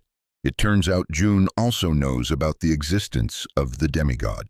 Lucas's guess was spot on. Lucas's expression turns super thoughtful as he talks about that entity, the one who controls all intelligent life, including humans, and literally rewrites the rules of the world. He says being dominated by him without even realizing it is humanity's biggest L, but never giving up and constantly trying to patch the world's code. That's the greatest OP ability humans have. This is a main quest that only humans can complete. If June just wants to live a comfortable, successful life, he's already cleared that content. But if he wants to beat the final boss, the demigod, there's only one objective: to reach the pinnacle of magic. Of course, Lucas has already made his choice. He asks June what his decision is. June's eyes light up. He lets out a long sigh, and then just bursts out laughing. It looks like his old master wasn't his only guide after all. What Lucas means is June needs to find some worthy rivals and forge his own unique path. For a second, Lucas sees an image of his late best friend. He confidently tells June not to worry, because he'll always be a tier above him anyway. Pure rival energy. June fires back with that main character energy, saying, "When we meet again, I'll definitely be the one who's stronger than you." That's it. That's the confidence Lucas was looking for in his friend. Standing outside the door, Isabella hears the whole thing and just starts bawling. That conversation was like the answer key to all the chaotic thoughts jumbling up her own character development. The next morning, the weather is perfect for starting a new journey. Isabella asks Lucas why he isn't packing any luggage before heading out. but luggage bro's got none. She deadass says that she is his luggage, since Lucas is always calling her his companion on this quest. He's tweaking, worried she's just gonna follow him around. Like, what about her classes at the Magic Academy? But Isabella's got her priorities straight. She's here to speedrun her magic cultivation and get that diploma. I mean, my guy's basically the strongest archmage in the world. Now, who else does he need as a master? Lucas is thinking this girl is gonna regret this quest for real. But she's not having any of his doomer talk, telling him she'd follow him to the depths of hell and back to complete the main quest, no cap. Lucas just lets out a sigh like, all right, bet. This girl's loyalty stat is maxed out. So under the early morning glow, our underdog duo starts their journey down the winding dirt road. Meanwhile, that snake Patrick slithers over to the noble Blake family's estate to snitch on Frey to his big bro Michael, spilling all the tea about how his little brother is getting way too cozy with the VIP lord. He's framing it like their relationship is kinda sus, especially since June literally announced at a party that Frey was his most treasured guest. Michael just hits him with a deadpan, and Patrick immediately starts backpedaling, waving his hands like, whoa, I was just wondering if you knew, man, like as an elite student's brother, shouldn't you know who he's teaming up with? Michael, who's already got the intel, just dismisses the clown. The fact that June, a known prodigy, is tight with Frey was totally outside his predictions. It's like that old saying, everyone goes through some character development, right? Is this what they meant? Michael asks his right-hand man Henny for his take, but my guy could not care less. He's just like, they're classmates at the Magic Academy, big deal. Michael totally expected that response. Now he's in his own head debating whether to report this to the family patriarch. This info could be a useful artifact to play later in the political game. As Michael leaves to see his dad, Henny stares after him, then out the window, looking mad, calculating like he's planning his next 5 moves. Cut back to our heroes. Isabella whips out a VIP card from Duke Run, holding it up for Lucas to inspect. This ain't just any card, it's his ticket to the entrance exam for a secret society, one that was literally founded to rebalance the world's power levels. And since Lucas is totally in the dark about the demigods, infiltrating a guild like this is the best strategy to farm for information. Isabella's just shook. She's never even heard the term demigod before. All her history grimoires taught her was about the 5 legendary heroes with Lucas as their squad leader. They were painted as these legendary figures who tried to fix the world's broken system, but the history books conveniently left out the final boss fight, the part where they were wiped by demigods. Total info censorship. If Lucas hadn't dropped this legendary power level lore, she would have brushed it off as some wild conspiracy theory. It just goes to show the most terrifying control is the kind you can't even see the ultimate debuff on society. If she really thought about it, Isabella would see she wasn't forging her own future. She was just consuming whatever was fed to her, letting time pass like an NPC stuck in a dialogue loop. She'd become a slave to comfort, completely oblivious to the fact that she was being manipulated by an unseen system. That's humanity's current status. But Lucas immediately corrects her on one thing. He wasn't defeated. I didn't lose, he says with main character energy. In fact, right now, I'm winning. On that mic drop moment, they arrive at the Magic Tower, and it's Isabella's first time seeing this legendary training ground up close. And bruh, she is absolutely floored by its aura. It's a whole vibe. The guild's entrance quest takes half a year, so in the meantime, Lucas plans to stabilize the frost mana in his core and start the long grind of cultivation to get back to his old S-rank power level. He gets a sudden hit of nostalgia. This very Magic Tower is where he poured everything into mastering spellcasting 4,000 years ago. But his trip down memory lane gets interrupted by an approaching squad. It's a crew of dark elves. Isabella gives Lucas a look like, why the surprise, your awakening was 4,000 years ago, but elves and dwarves are common races that chill with humans now. Hearing that jogs his memory. He remembers reading about it in a grimoire back at the academy, but seeing it IRL is a whole different level of shocking. This was literally unimaginable 4,000 years ago. Word on the street is the elves had a massive unification event, and now the entire Great Forest in the north is their sovereign territory. Inside the tower's main hall, the training grounds are buzzing. Everyone is busy with their own cultivation, practicing combat magic, and trying to level up their class ranking. Isabella jumps right into grinding too. After some serious character development, she's already able to apply her new fighting style. But when she glances over at Lucas, he's just practicing some martial arts forms. That's when some random chunky dude slides up to her trying to drop some funny moment. This guy's heard the gossip floating around the magic tower that Lucas spends all day doing these weird dances that look like F-rank material. And then at night, he locks himself in the library to grind knowledge. He's basically like, your friend is kinda sus, not gonna lie. And from a distance, yeah, Lucas's routine looks super bizarre. But now that Isabella's leveling up her own key manipulation and can actually read the flow of mana, she gets it. She can see the hidden talent. Concealed within those fluid motions is an OP ability, a devastating attack that's literally faster than the eye. He strikes and then retracts his limbs back to the starting position in one seamless motion flowing like water. Bro, that's not some weird dance. That's martial arts. That's reached an S-rank breakthrough. It's a whole different tier from the wacky interpretive dance the NPCs are gossiping about. Across the training grounds, an epic showdown just ended. A human mage got absolutely wrecked and taps out to a dark elf. The elf lets out a smug sigh. Humans are so weak, but his master immediately calls him out. That's disrespectful to an opponent who has yielded. That is not the way of a warrior. The elf Liam bows respectfully to his master before offering a hand to the human he just PK'd. But then his attention gets snagged by Lucas's powerful aura. His eyes light up, and he starts walking straight towards our boy. Isabella instantly recognizes him. He's the top-ranked prodigy among the Dark Elves who aced the Magic Tower's entrance exam. Liam gets right up to Lucas and asks, "Yo, are you a combat magic warrior?" "Yo, hold up, I'm a mage." Liam's jaw hits the floor. Lucas's footwork is pure martial arts, not some squishy spellcasters. When he just calls him human, Lucas gotta step in and correct the record. "Like for real, bro, I have a name." Liam finally introduces himself, then kinda awkwardly challenges him to a throwdown. Lucas is confused, and Liam just scratches his head trying to explain he doesn't want to actually PK him. But he's totally fumbling his words. His master, standing right behind him, facepalms and whispers, "It's a duel, you dummy."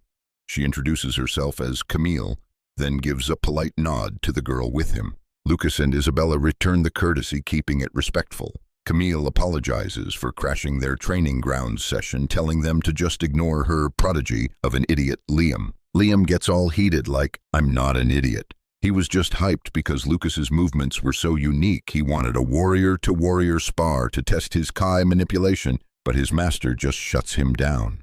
"Don't you dare put warrior in your mouth with that attitude." Isabella is just lost listening to them go at it in their own elvish tongue. But Lucas, smooth as ever, just tells them, "Nah, it's all good. You want a duel bet? I'm ready anytime." And bam, everyone is shooketh. Lucas speaks elvish, no cap.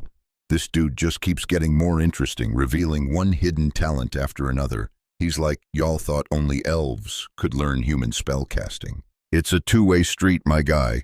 Humans can grind out new language skills too. Liam just deadpans, "You talk like a grumpy old man." Then he drops into a combat stance, and the peanut gallery immediately thinks the Dark Elves are here to stomp on the human. More Dark Elves pop out of the woodwork, ready to watch this epic showdown. Liam's movements are insane, super fluid, a distinct style you only see from the elite. It's that pure Dark Elf aura, moving like a predator in the night. Liam leaps into the air for a devastating strike, but Lucas just parries it like it's a tutorial-level attack. Liam doesn't let up, unleashing a relentless combo. Lucas instantly clocks it. Liam's footwork is dead silent, a true stealth build. He realizes the center of his power comes from his legs, so Lucas starts aiming all his counters right at Liam's foundation. Liam's posture is pure feral beast, and he is loving this. He's getting more and more hyped by this unexpected prodigy. The spectators can't believe their eyes. This is a top-tier tournament-level duel. The speed of their exchange is just wild, a blur of combat magic and martial arts. Even the other Dark Elves have to admit this white-haired human is actually going toe-to-toe with their captain, a true elite student of combat. This is a perfectly balanced boss fight. They're totally evenly matched. Even though Frey mentioned it, Camille analyzes Lucas's build and confirms it. There's no way he's a combat mage. For someone with such a lean F-rank frame to block Liam's S-rank attacks, it's insane. Liam is going all out, but Camille sees it clearly. Lucas's mana distribution is flawless, his key manipulation on another level. It's unbelievably precise. She pegs him at maybe 20 years old. But what noble family is this kid from to have such legendary power, Master Camille finally calls it. Liam, stop. This fight is pointless. Liam grins, admitting Lucas's moves are fire. But if this was outside at night, you would have lost no cap. Lucas Ever, the analyst, also noticed that Liam isn't fully comfortable with pure hand-to-hand combat yet. A breakthrough is needed. Liam just bursts out laughing and asks how long Lucas plans on chilling at the Magic Academy Tower. Lucas says probably about half a year. Liam thinks that's awesome. It means he gets to level up by sparring with Lucas for a while longer. Camille admits Lucas's strength is seriously impressive. She still can't wrap her head around the fact that he's human after that character development. Mid-sentence, her eyes lock onto Lucas's Gale earrings, a powerful artifact, and she just freezes. Lucas is like, "Are you gonna finish that?" Camille just pivots, changing the subject and asking why he chose this third magic tower specifically. "I'm trying to craft a special elixir, so I needed a magic academy with tons of rare grimoires." Which explains why he's been grinding in the library every single night, going full cultivation mode. Everyone around them is stunned watching Lucas casually vibe with the leader of the Dark Elves. They all thought he was just that weirdo doing strange awakening dances on the training grounds. Talk about a funny moment. Lucas sighs, thinking his whole quest here was a bust because he searched every book in the library with no luck. But then Camille drops a hint asking if he's read the tower's special books. Turns out the real OP incantations are locked behind 3 tiers. To even read the Tier 1 spellbooks, you gotta pass a qualification exam and get the stamp of approval from all 3 Tower Masters. Lucas asks when the test is, and yep, it's literally tomorrow. Meanwhile, the gossip network in the tower is going wild. That skinny-looking dude Lucas just fought a dark elf to a standstill. Everyone who wrote him off as a weirdo is now realizing, okay, he's still a weirdo, but a powerful one. Now they're all wondering why a guy with his OP abilities is even taking the combat magic exam. As Lucas and Isabella are waiting, someone calls out his name. It's Camille and Liam, the 2 dark elves. Lucas is confused, like, what are you 2 doing here? Are you guys also here for the entrance exam? Camille explains that she was curious since he was participating, and as for Liam, he was just bored and tagged along. Isabella basically pipes up, "Same here, just bored." Liam immediately suggests, "Yo, after you pass this quest, let's have a real throwdown." His teen humor is a bit much, so Lucas has to correct him. He means, "We'll have a proper duel."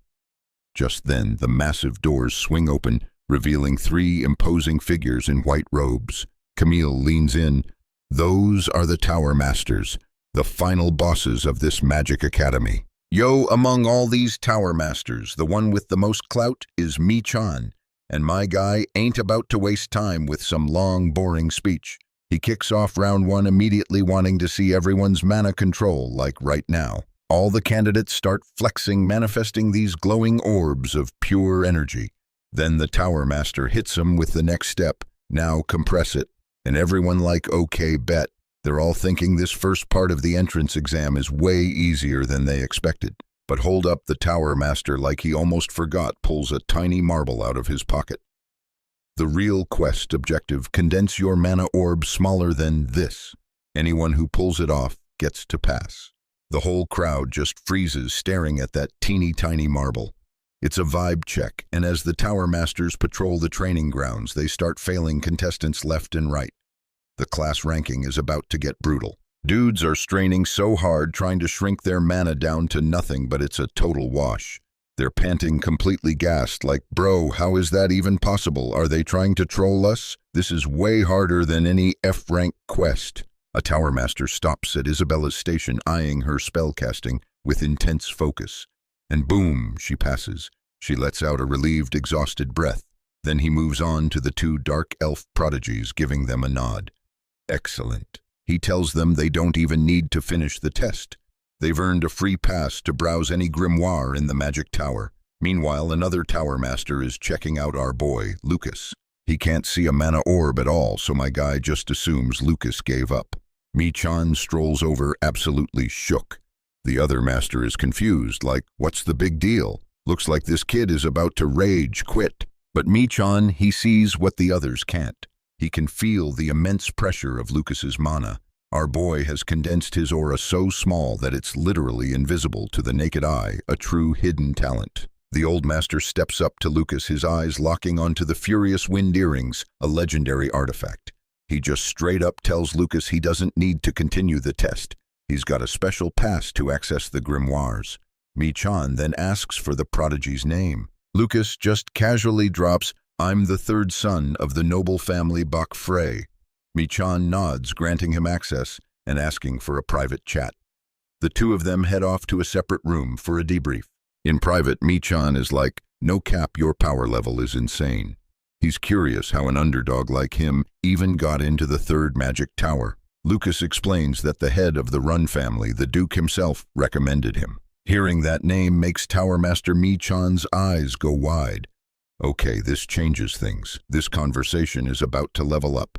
He senses that Lucas has already reached the 5-star rank. Lucas doesn't deny it, even though low-key he's grinding his way to the 7-star rank.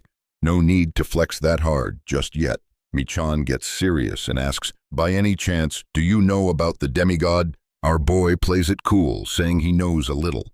Mi-chan then drops a bombshell. They recently found traces of the demigod in a place called Nao, or to be more precise, traces of his apostles. These apostles are elite players with OP abilities, hand-picked by the final boss himself.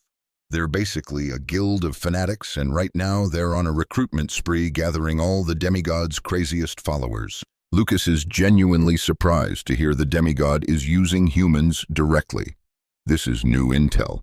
He's like, hold up, that never happened 4,000 years ago. This is a whole new game patch. This is some serious character development for him. He asks Mi-chan what their objective is. Turns out Nao is a region directly tied to Mi-chan, and H, who's basically a raid leader in his organization. To put it simply, the situation is grim. Entire villages have been wiped off the map in the blink of an eye, so they have to launch an investigation quest like yesterday. So Mi-chan offers him the main quest, join their party, and help them out. Of course, our MC isn't about to turn down a boss fight. Their eyes meet, and Mi-chan gives him a final warning. This is a high-level, dangerous mission. I'll give you some time to think it over. But Lucas, ever the cool protagonist, just has one more question. Why me? Why pick me for this epic showdown? Mi-chan rolls up his sleeve, revealing an artifact of iris on his wrist. Turns out this Tower Master is part of the Fifriul Amlet Circle. Ever since their guild leader Chapman was PK'd by the demigod, the enemy has been way more aggressive, forcing their own guild to go into stealth mode. He explains that the Dark Elves in the Magic Tower are the reinforcements he requested for this very quest. But he admits maybe it's his old age, but he just doesn't fully trust them. Then right on cue, he met Lucas, a prodigy, rocking the legendary Furious Wind earrings. Lucas glances at his earrings and thinks to himself, "Bruh, I literally crafted these for fun. I had no idea they'd get this famous." Mi-chan asks when he'll be ready to deploy. They'll need about a week for prep. Lucas figures that's perfect. It gives him time for his own side quest of stabilizing the temperature of the cold river water. Mi-chan then asks why he was so keen on reading the magic books. Lucas explains he's trying to craft a secret elixir and needs to do some research on alchemy. Hearing that Mi-chan gives him a pro tip, instead of grinding through old grimoires, you'll level up way faster if you just get help from her. So following Mi-chan's referral, he goes to find this mystery girl. Her name is Professor Adelia. She's a famous prodigy professor at the Magic Academy, but this is the first time Lucas has ever actually seen her. He steps into her office and whoa, the place is a total mess, a clear sign that this girl's lifestyle is pure chaos. Adelia is surprised, realizing he's the guy the Tower Master sent. She tells him to have a seat, but like, where the whole room looks like a goblin's nest exploded. Lucas just scans the chaos. Her lab has this whole creepy aesthetic going on with monster specimens in jars, giving off major horror movie vibes. Adelia is straight up not having a good day. She's overworked, exhausted, and tells him to just skip the pleasantries and spit it out. Get to the main quest objective in 5 sentences, she demands. Bet. Lucas doesn't waste a second and drops the mission details. He wants to craft a high-density mana liquid. She asked him to keep it brief, so that's all he gives her. Adelia clocks his arrogant aura, immediately calling him a cocky brat, but her curiosity is piqued. She's like, okay, what kind of mana liquid are we talking about? Instead of talking, Lucas just lets the artifact do the work, handing her a vial. Adelia inspects it and her eyes go wide. She's shook. The mana density in this thing is absolutely insane. What is this legendary power, she asks. His reply, it's Tokunta. And that's it. Bro is sticking to the rules she set. He's already used up his word count, so he clams up. This just makes Adelia rage, and she demands he spill the tea. So he finally drops the bomb. It's an extract from the heart of a 1,000-year-old rake. A mana count that high has to be in the 5-digit range, right? And my boy wants to use this OP ingredient to craft an elixir. Adelia calls him insane, but her face is practically screaming with excitement. The hype is real. Talk about mixed signals. Her words and her expression are on 2 different channels. Lucas knows the spellcasting for this is complex, but he's sure that with her expertise, it's basically a guaranteed success. She says the real boss fight isn't the process, it's grinding for the materials. They need an extremely rare drop, a legendary artifact that's almost impossible to find, a phoenix feather. Lucas's reaction, oh, that's say less. He casually pulls out a legit phoenix feather and slaps it on the table, then has the audacity to ask, anything else you need? Adelia is completely frozen, just gawking at the legendary item like she's seen a ghost. She is absolutely flabbergasted. Recovering, she says she also needs an assistant with S-rank mana. Manipulation skills, someone who can create a mana orb and shrink it down to the size of a fingertip. Without a word, Lucas just does it, condensing his aura into a perfect tiny sphere. With the team assembled, they dive into the crafting process, but Adelia's still hung up on who this kid is. If he's from the noble family of Count Isabel Lacbrac, she's only ever heard of Michonne and Henner, 2 of the elite students from that house. This is the first time she's ever heard the name Frey, and with his level of mana control, she figures he must have some serious knowledge of alchemy too. This isn't just raw talent, this is cultivation. Lucas admits his knowledge is a bit dated. Can't be helped really, since it's all from a grimoire that's 4,000 years old. Adelia is losing her mind. How can a prodigy with these OP abilities be a complete unknown? She straight up grabs his shirt and begs him to be her assistant. Lucas gives her a hard no, so she goes full-on simp mode, hugging his leg and pleading, promising him fat stacks of cash and secret crafting techniques you can't learn anywhere else. Just be my assistant, she wails.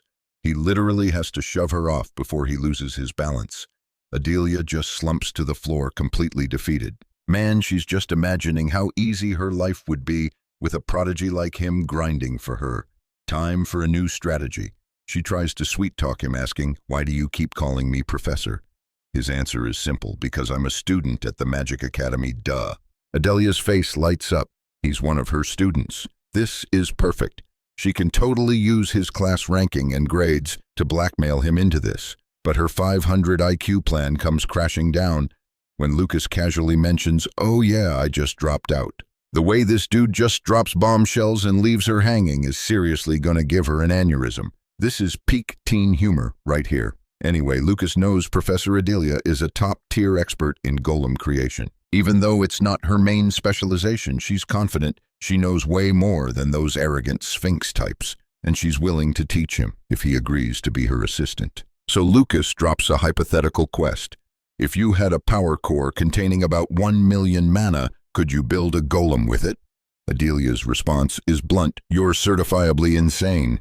But to Lucas, hearing you're insane from a genius professor basically means it's possible.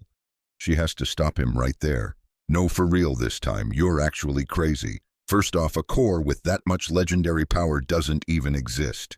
But she continues, even if you had one, you couldn't control that much raw mana without a body made of orichalcum and a neural network made of mithril to channel it. In other words, you'd have to build this golem with mythical tier minerals straight out of legends. And then how would you even code the incantations? Building the body is just the first level of the boss fight. Programming its command language and giving it an actual ego would be an even tougher challenge. Lucas goes quiet for a moment, thinking back to the grimoire, to his best friend Schweizer's final request he had to complete, Anastasia. Looks like that side quest is going to be a real grind. Adelia gets suspicious. Why do you want to build something like that?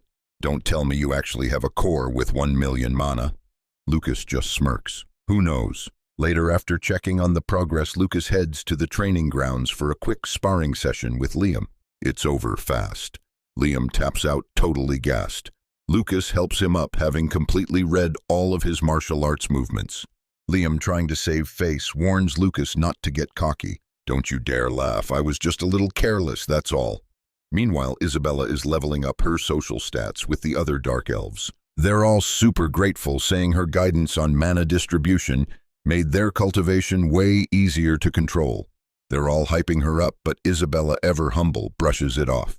No cap, it was all your own effort. I didn't do much, she says. But Camille chimes in, confirming that Isabella's teaching style is super clear and detailed, which is a huge buff for the dark elves. Isabella walks over to Lucas and asks for a status update on the elixir quest. He relays the message from Professor Adelia. It should be completed by tonight. Hearing that, Isabella feels confident. The breakthrough is imminent. Bro, even Lucas hitting 7-star rank is just him barely stepping through the front door of real power. Hearing them drop 7-star, Camille's eyes widened. She leans in and makes them an offer. Y'all ever thought about learning spirit arts? It's the signature elemental magic of the elves. If you can score a contract with a compatible spirit, you basically get a permanent buff and a battle companion. She explains it's her way of saying thanks, a quest reward for them teaching her their ways.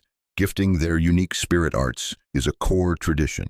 Later, Lucas dips to find Professor Adelia. Perfect timing, she just finished brewing the special elixir he commissioned. Holding the vial, she's having second thoughts, like, for real. You're not actually gonna drink this, are you? You should seriously reconsider. Lucas is like, wait, did the crafting fail or something? Why the sudden warning? Adelia scoffs. Fail, fam. It was a critical success, way beyond expectations. This elixir is a straight-up mana amplifier. It doubles your natural mana pool, but here's the catch. If your body can't handle the overflow, you'll literally melt. Not even bones left. Lucas's face lights up as he snatches the potion. That's a risk he's willing to take. To him, that's not a debuff. That's the best news he's heard all day. Adelia just rolls her eyes and turns away. Whatever, do what you want. It's not my place to stop you. Just don't come back and haunt my dreams if you get yourself unalived. But our boy came prepared with a thank you gift for her grinding. He pulls out a sick elven necklace. Adelia's face goes completely red. What are you doing? Are you crazy? I'm your professor, you're a student. A teacher-student romance is totally taboo.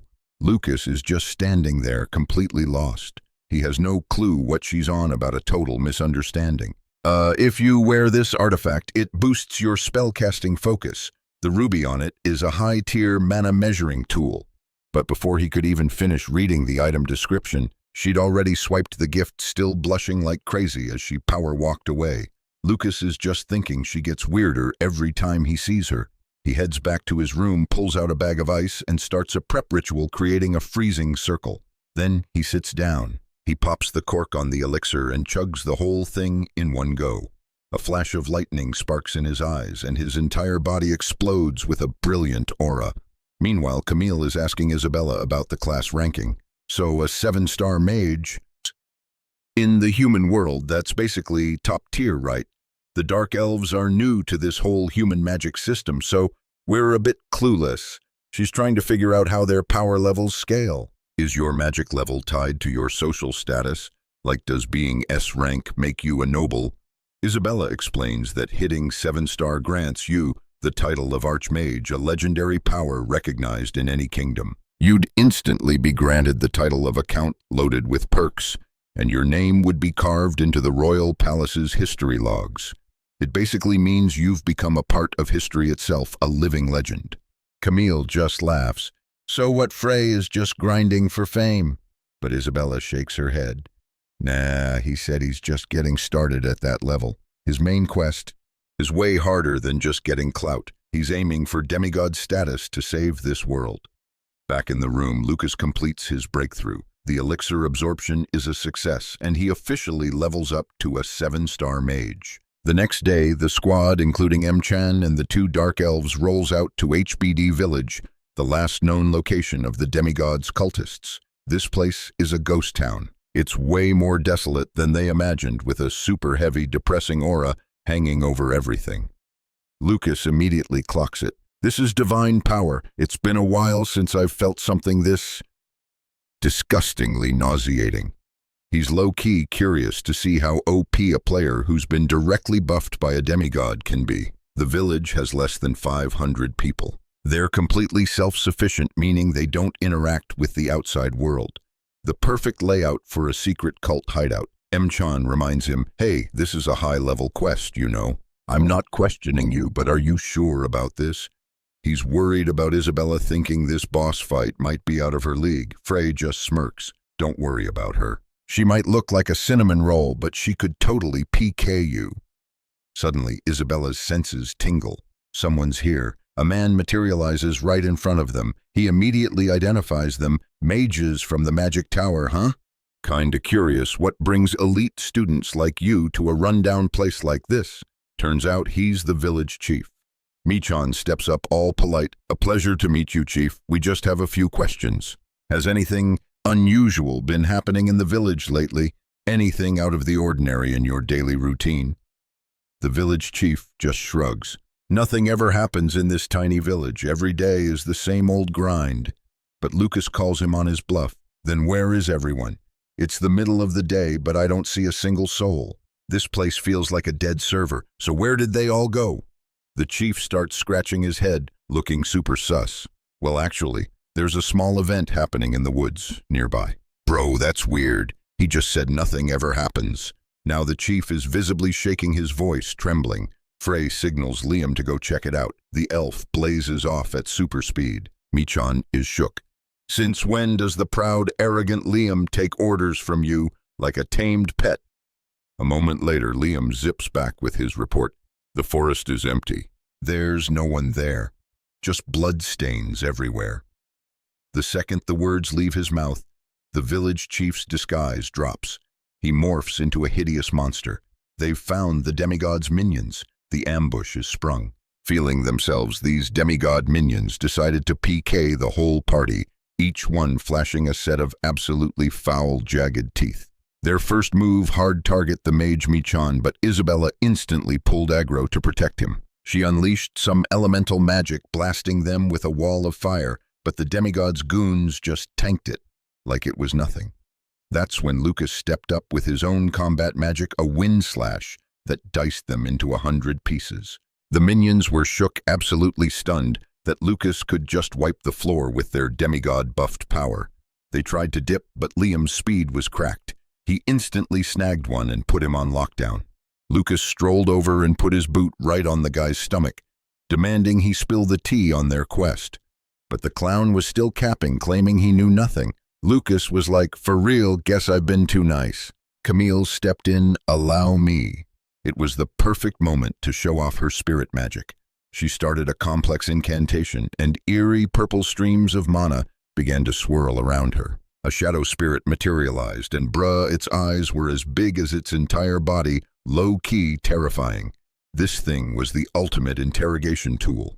It thought Camille summoned it for a quick snack, ready to get its hands dirty. But she ordered it to take control of the minion's mind instead. Without hesitation, it pounced on the guy and dove right into his mouth. The sight was so gnarly that even Lucas and Isabella were physically cringing. Yeah, a regular beatdown would have been a mercy. Michan was visibly terrified by the whole scene, making a mental note to never ever get on the wrong side of a shadow elf. And just like that, the minion was ready to talk. So what happened to the villagers? He spilled everything. They were all dead. The cult needed them as sacrifices. Sacrifices for what exactly? To spawn more demonic creatures and unlock the cultists' hidden talents. But after just a few sentences, his eyes started glowing red, and he began to cough violently. Camille's aura flared as she sensed the danger, screaming for everyone to get back. The next second, a massive explosion erupted, incinerating what was left of the village in an epic showdown that sent the entire team flying. Lucas immediately activated his artifact, the Gale Earrings, creating a spherical windshield to protect the squad. The minion was mind-controlled to self-destruct if he leaked any critical information. Talk about devoted cultists.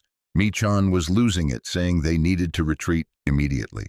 If the cult was using its apostles to mass-produce these creatures, they stood no chance of winning this boss fight. But Lucas was firm. We're pushing forward. He argued that the cult already had them on their radar. If they bailed now, they'd lose their one and only shot at clearing this quest. Michan was still trembling, insisting they had to wait for Master J. He's a 7-star mage, an S-rank prodigy. Facing these apostles without him is a suicide mission. Lucas just said, I'll take his place. Michan shot back, this is no time for arrogance. Do you even know what a 7-star rank means? It's a breakthrough that allows a mage to fuse conflicting elements. The two shadow elves looked on, super curious. Michan explained that when opposing elements like fire and ice clash, they normally create a cataclysmic explosion. At the 7-star level, a mage can literally control the elements of nature and even fuse them. So when they call our boy arrogant, Lucas just smirks. Then he puts on a clinic, effortlessly controlling ice and fire with both hands, a true master of combat magic. Michan's jaw dropped. He couldn't believe what he was seeing. To him, Lucas was just some F-rank rookie. This old dude seriously needed to chill. Right before his eyes, Lucas was fusing the elemental magic of fire and ice, leaving him absolutely speechless. How could anyone believe this kid could wield such legendary power? Well, duh. It's because he already hit his 7-star awakening. Our boy has had a major level up. Lucas was now fully confident he could sub in for Jay. The party continued their investigation in the village late into the night. That's when Camille found a body that had been completely flash-fried.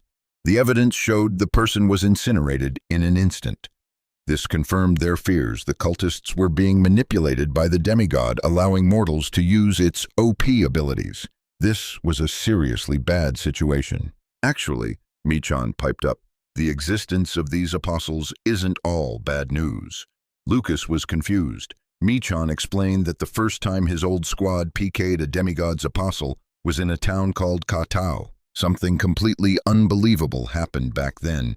Apparently, the apostle's master was incinerated by the demigod's power as backlash, though it seems that's not always the case. Michan didn't have all the details. However, one thing is certain, if we can eliminate the apostles who've received the demigod's power, the demigod himself will get a major debuff. The reason the demigod was taking such a huge risk now went back 4,000 years. Back then, the concept of apostles didn't even exist. Over that long period of cultivation, the demigod had changed. After that long, the demigod had evolved. The squad pressed on, entering a forest that was completely devoid of life. This was a dead forest. The trees, the animals, everything was gone. Not even a single bug or blade of grass remained. All the life force and mana had been sucked dry. This whole forest was clearly a giant trap protected by an incredibly powerful barrier. The barrier was so strong that Isabella's scouting abilities were completely useless. Lucas shrugged. Well, guess the only option left is to just nuke the entire forest. It's already dead, so who cares? Camille quickly shot that down, worried that setting a fire that massive would endanger the nearby village. Besides, she added, if we want to break this barrier normally, it'll take about 2 days of grinding. So they're staring down this super complex barrier, and while everyone's stressing, Lucas, our resident prodigy just casually touches a tree, already running diagnostics on how to dismantle this spell casting. The crew's like, we need a tank while you're thinking, so Camille and Liam step up to guard him. They're all, take your time, bro, we got you. But my guy's already solved it. Lucas just starts walking like, try to keep up. Then, bam, He activates Tempest, an AoE spell that literally nukes the forest while simultaneously protecting the party in a personal barrier so they don't get hit by the splash damage. M-chan is absolutely shook.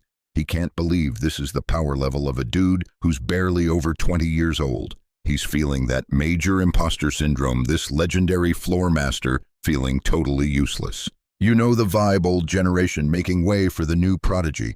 And just as they're processing that character development, the main boss of this quest finally decides to make his grand entrance. The Apostle's aura is so foul, it makes Lucas want to gag. This lanky dude materializes from the shadows, and M-chan's face goes white with fear. This ain't just any enemy. No way. Is that Sir J? The disbelief is real, my dudes. How is this even possible? The guy all mages revere. Sir J is an apostle, and J is just cold, telling M-chan, "I told you to wait for me a little longer. Why didn't you listen?" M-chan is glitching, thinking this has to be some kind of misunderstanding. A man that respected can't be. But J shuts that down quick. You're not seeing things. He's actually surprised M-chan was so nosy. J raises a finger, about to cast a spell to PK the whole party for good. But Lucas, with S-rank reaction speed, parries the attack instantly, leaving J genuinely surprised. The shock of this betrayal sends M-chan to his knees. The freaking head of the Mages Association is a traitor. Lucas has to snap him out of it. Get a grip, that man is not the person you respected anymore. And no, he's not being mind-controlled. This dude is all in on his villain arc. Lucas demands to know why he'd betray everyone. Jay just scoffs, thinking Lucas is some F-rank rookie who hasn't seen the real world yet. Jay explains that he actually grinded for knowledge on the demigod's power level. He concluded that against that kind of legendary power, humans are just low-level mobs waiting to be squashed. That line triggers a flashback for Lucas. The demigod said the exact same thing to him. This time, our boy's aura flares up. He clenches his fist, his voice dripping with ice. "You're wrong. Humans are not bugs. Only cowards who bend the knee to a demigod would believe that crap." Behind him, Isabella feels the raw, unfiltered rage pouring off him, a side of his hidden talent she's never seen. This is the first time she's ever seen him show this kind of intense emotion. You can almost see her wondering, what in the world actually happened 4,000 years ago? Jay tries to save face, saying he didn't submit. He just acknowledged the facts. Lucas ain't having it. Everyone in the association knows about the demigod's OP abilities, but they don't fight because they're ignorant. Nah, they're pushing through the pain, grinding their cultivation on legs that are about to give out. They're gritting their teeth, taking it one step at a time, and they will never, ever surrender to evil, just to protect what they love. That right there is the human spirit. Those are the noble qualities that a weak-willed coward like him just threw in the trash. As Lucas preaches, Jay starts gathering a massive amount of mana, still stubborn. He scoffs, "That's not nobility. That's just being a naive noob who's never left the tutorial." He doesn't even use an incantation, just points a single finger. This is the power of an apostle, a completely different tier of strength, a breakthrough beyond mortal limits. He's flexing hard, boasting that this is a lightning bolt impossible to create with conventional combat magic. No need for grinding through ancient grimoires or painful cultivation. Just accept the demigod's power and you get an instant level up. This power is stronger than any 7-star mage, and now it's his to command. Jay bursts into this unhinged, villainous laughter as dark clouds swarm the sky. This isn't human mana. This is the raw, corrupting power of a demigod. Liam looks to Lucas. "Yo, what's the strat for this boss fight?" Lucas lays out the plan, a classic feint. "Liam, you're the main DPS front line, and remember, you've got the lives of 3 people in your hands." Camille is on support, ready to back him up with elemental magic from the rear. Of course she's ready. "Sir M-chan, you're on crowd control from the back. Try to suppress his aura, don't do anything reckless, and provide cover for me." He nods, understanding the quest objective.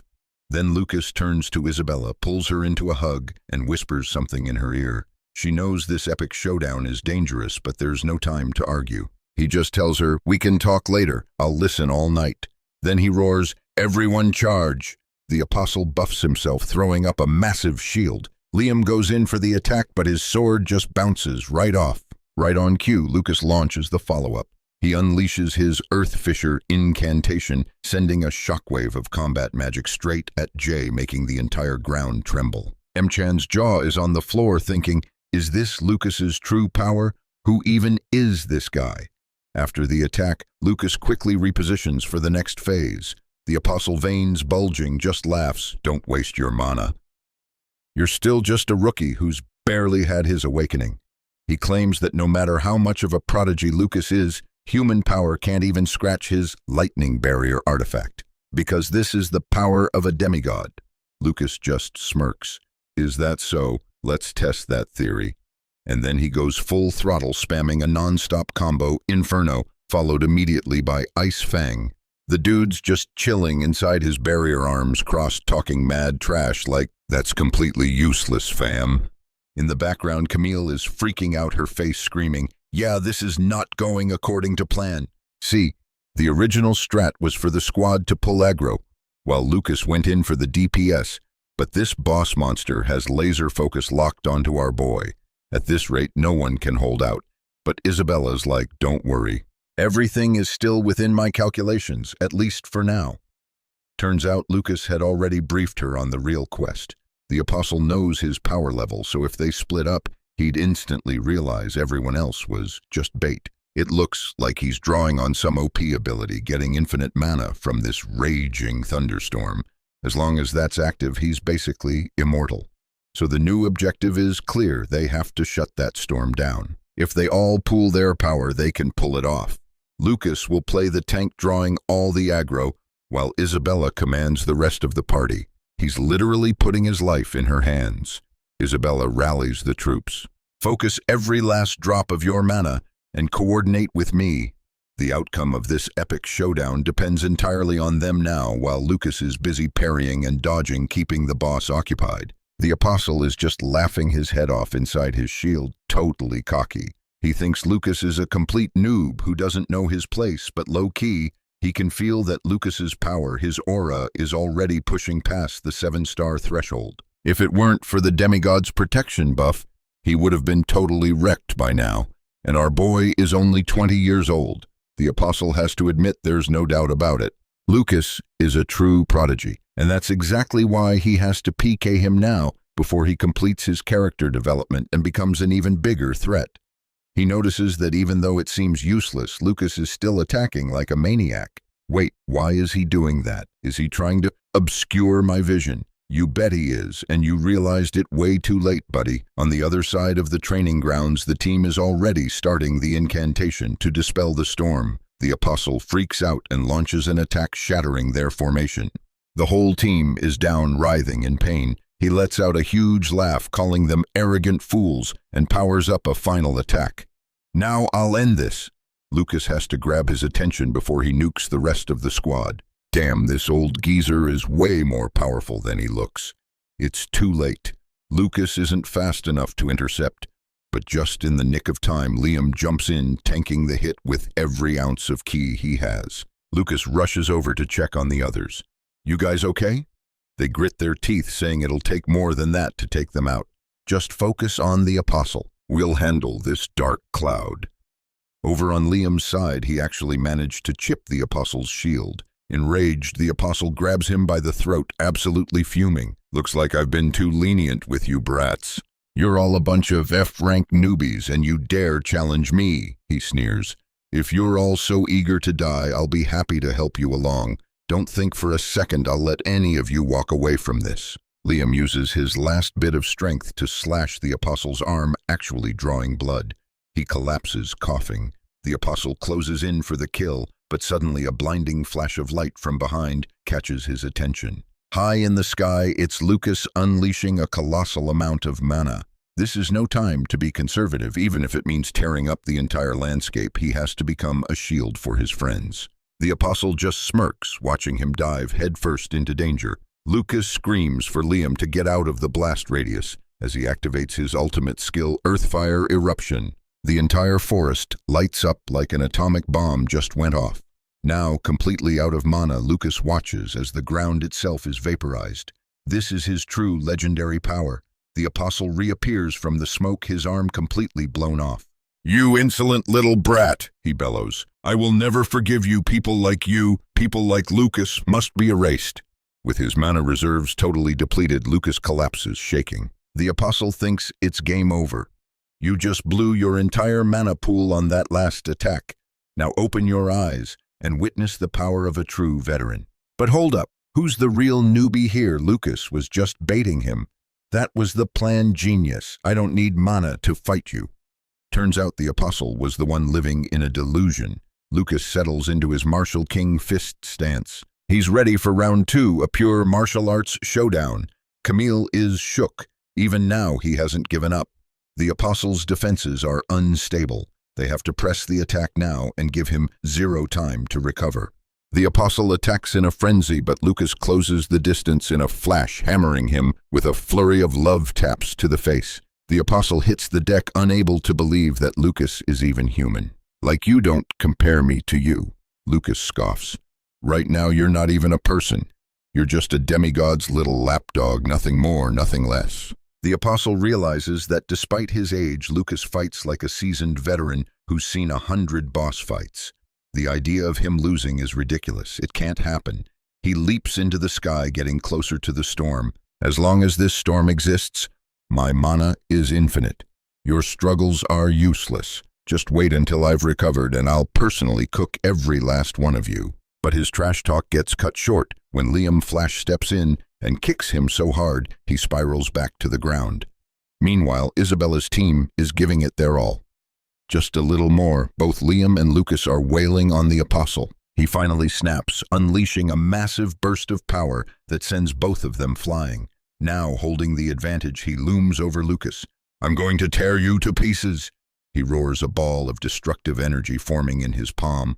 He's about to bring his hand down for the final blow when his attack is suddenly blocked.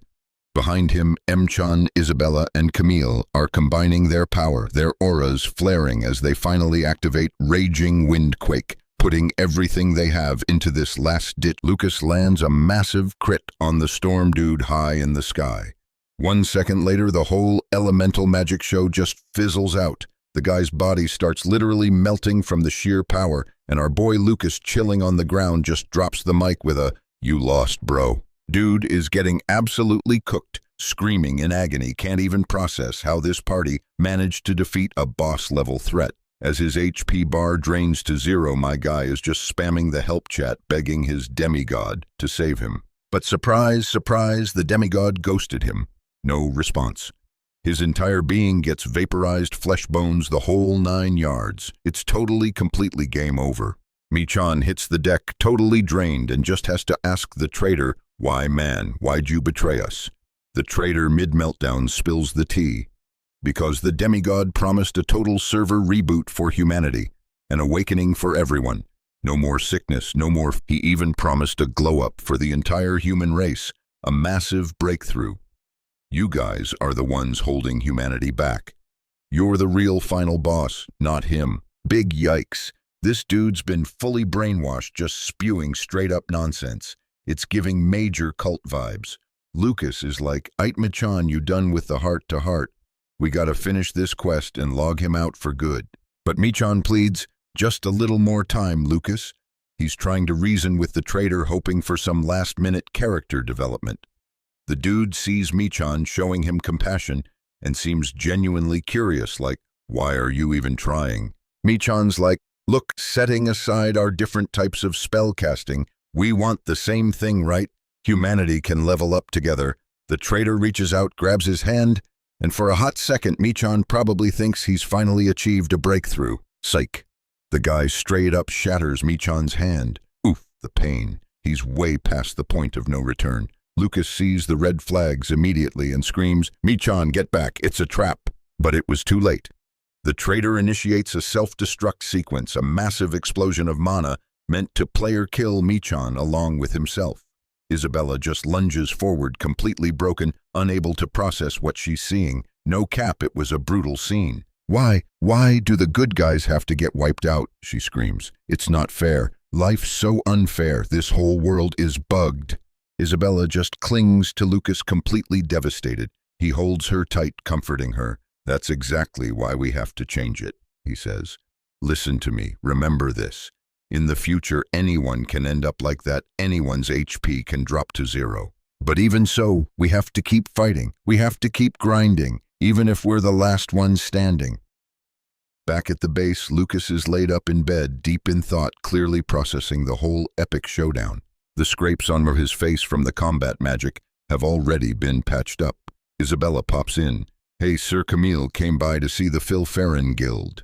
She notices Lucas is holding one of those crystals, the artifact that dropped from the 6 apostles. That little thing is basically a source of legendary power, depending on how you use it.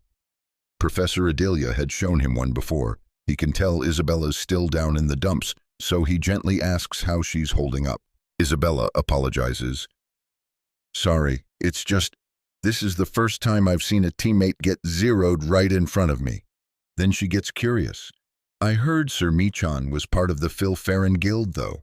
But aren't they like an all-girls magic academy club or something? Only witches allowed. Lucas confirms.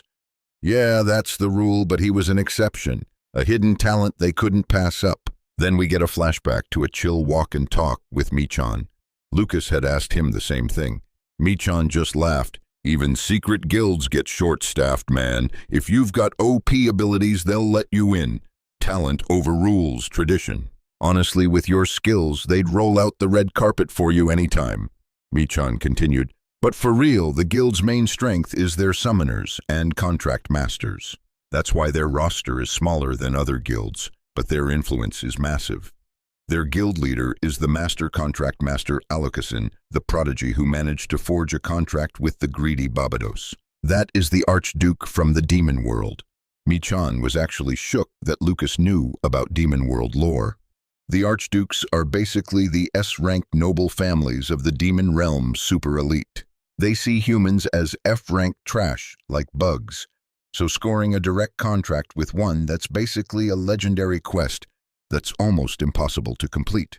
Lucas thinks to himself, honestly, besides Iris, I don't know anyone else who's pulled that off. Who the heck is this Master Alucasin? His curiosity about that guild just skyrocketed. Time to do some digging. So Lucas and Isabella are just chilling on the bed in his room when there's a knock. He opens the door, and it's Professor Adelia. Perfect timing, he was just about to go look for her anyway. Adelia peeks inside, sees Isabella, and smirks.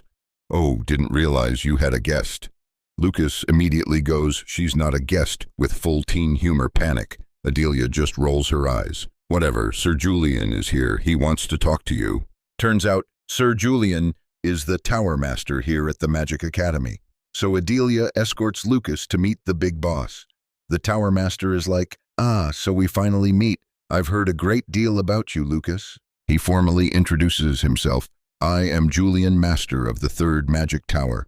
Lucas, putting on his best polite protagonist face, replies, the honor is all mine. I've heard of your legendary power for a long time. Adelia's just watching from the side, thinking this kid is such a faker. No cap, 5 minutes ago he was like, Julian who? The Tower Master continues, I've read your report regarding the 4-day business trip. The report was excellent. You documented the Apostles' OP abilities with incredible precision. He then gets serious. I was also deeply saddened to hear about Sir Michan. He was a very loyal person. However, your report didn't mention the Apostles' background, so I was hoping you could clarify. Lucas plays it cool, stating he has no intel on the guy's backstory. Julian nods. I see. Perhaps I was being too hasty. They really should have waited for Vice Tower Master J to get back before sending in their squad.